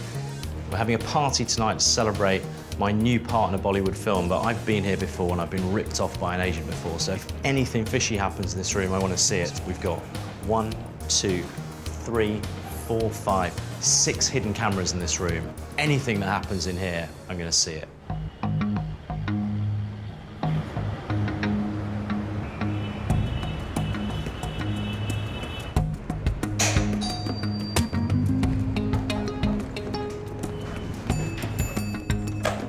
Well, hello. Hey, how you doing? I'm How good, are man. you? Nice to see you. That's Melody. You brought a friend. Hi, Melody. Nice to meet you.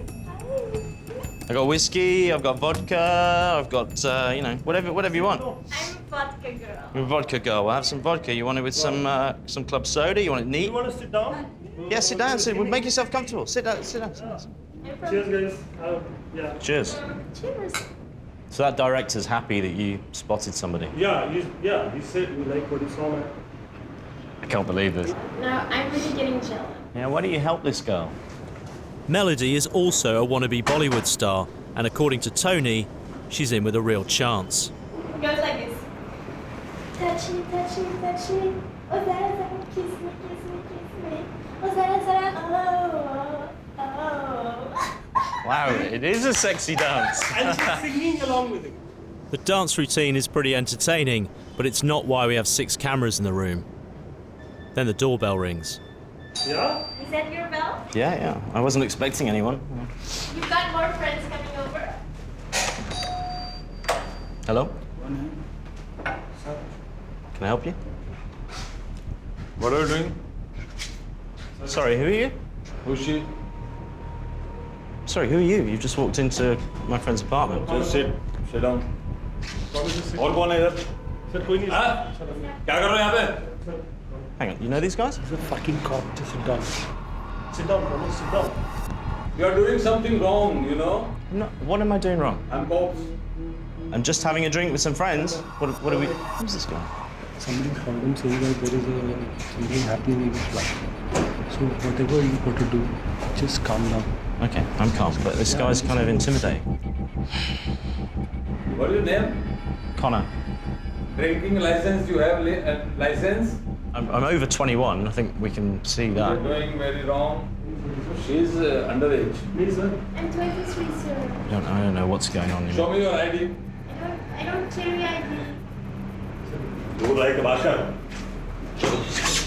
Okay. Whoa, come on.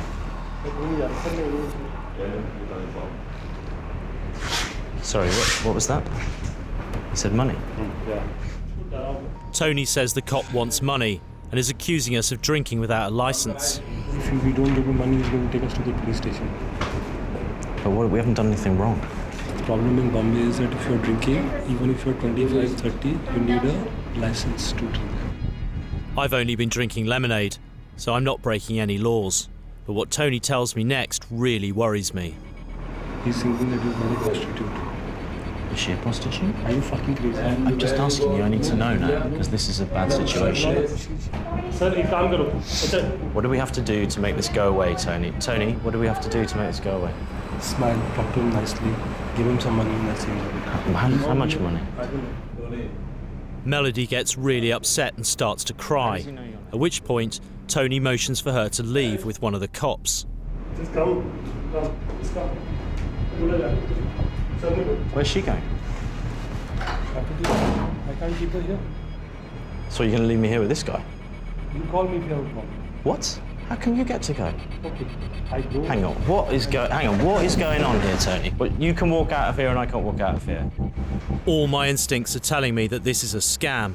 If I'm right, I'm in trouble, because this isn't the kind of guy you want to disagree with. But if I'm wrong, and he really is a cop, then things could get really complicated. This is too convenient. You take me for an audition, you bring me in here, this guy turns up, what does he want, £2,000? What was he saying to you?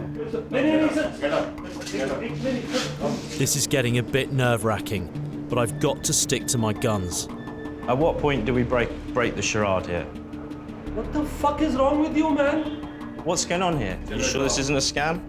Let me explain to you. I maybe haven't been completely honest with you, but I don't think you're being completely honest with me either.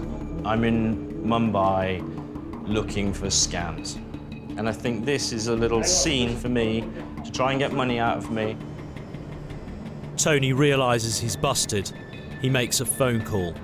I'm not here on my own. I want you to explain to me on camera. I'm here with a TV crew. It's down the road. I can bring it here quickly. What are you doing?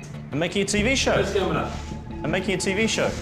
I don't want to cause whatever. I don't want to cause a problem for you. This is my work. Okay, this is your work. I understand. Tony says he doesn't want to do an on-camera interview. The two men argue for a minute, and then the cop tells him to leave. Tony, you coming back? But the big guy stays in the room. Just you and me? Yeah. So, here's what I propose. I tell him I've been secretly recording the scam on 6 hidden cameras, but I won't cause any trouble if he agrees to talk. You explain to me how this works, but I want to bring in a camera. Yeah. They got a guy, do you want to bring someone in from here too? Please don't be alarmed. The full Scam City crew come into the room with a Hindi translator.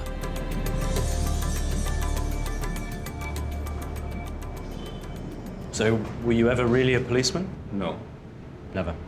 How often do you scam tourists? साल में 10 बार 12 बार ऐसे tourist को तो बहुत आसानी से उल्लू बनाते हैं.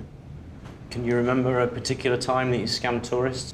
एक बार एक टूरिस्ट मिला मुझे and I offer him he wants some drugs और अपने ही दोस्तों को जब हम ड्रग्स वो ले रहा था तो मेरे ही दोस्त कॉप्स बनकर आए और उन्होंने कहा ये इल्लीगल है आपको जेल जाना पड़ेगा और उससे फिर हमने $1,000 उससे लिया. So do you always work with an accomplice? 2, 3, 4 जने होते हैं पूरा प्लान बनाकर इसको हम अंजाम देते हैं. And how long have you known Tony? 2 years back. Okay, so have you done similar scams with Tony before on tourists? दो काम किए हैं ऐसे जिसमें उसने because my English is very weak उसने वो मीडिएटर का वहाँ पे वो काम किया. So it's almost like a little scene in a film. Do you feel like a bit like an actor when you're playing out a scam? Everyone is actor. उस talent को हम कैसे उसको कैश करते हैं वो डिपेंड करता है. Have you ever had a scam go wrong? When I start, complete.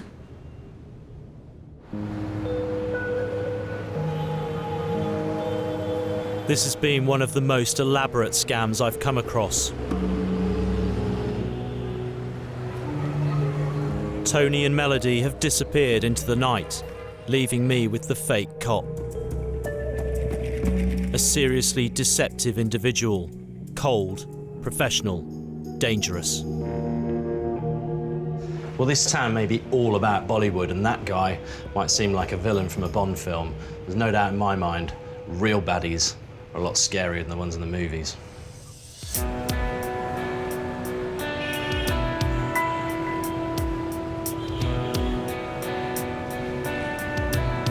Some say Mumbai is named after a Hindu mother goddess, and it feels like I've experienced the mother of all scams.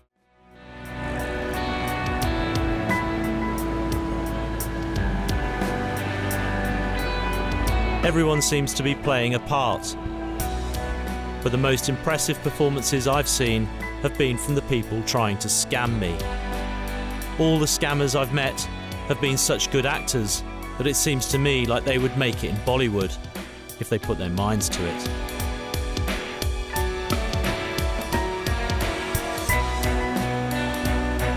Then again, maybe that wouldn't be quite so entertaining.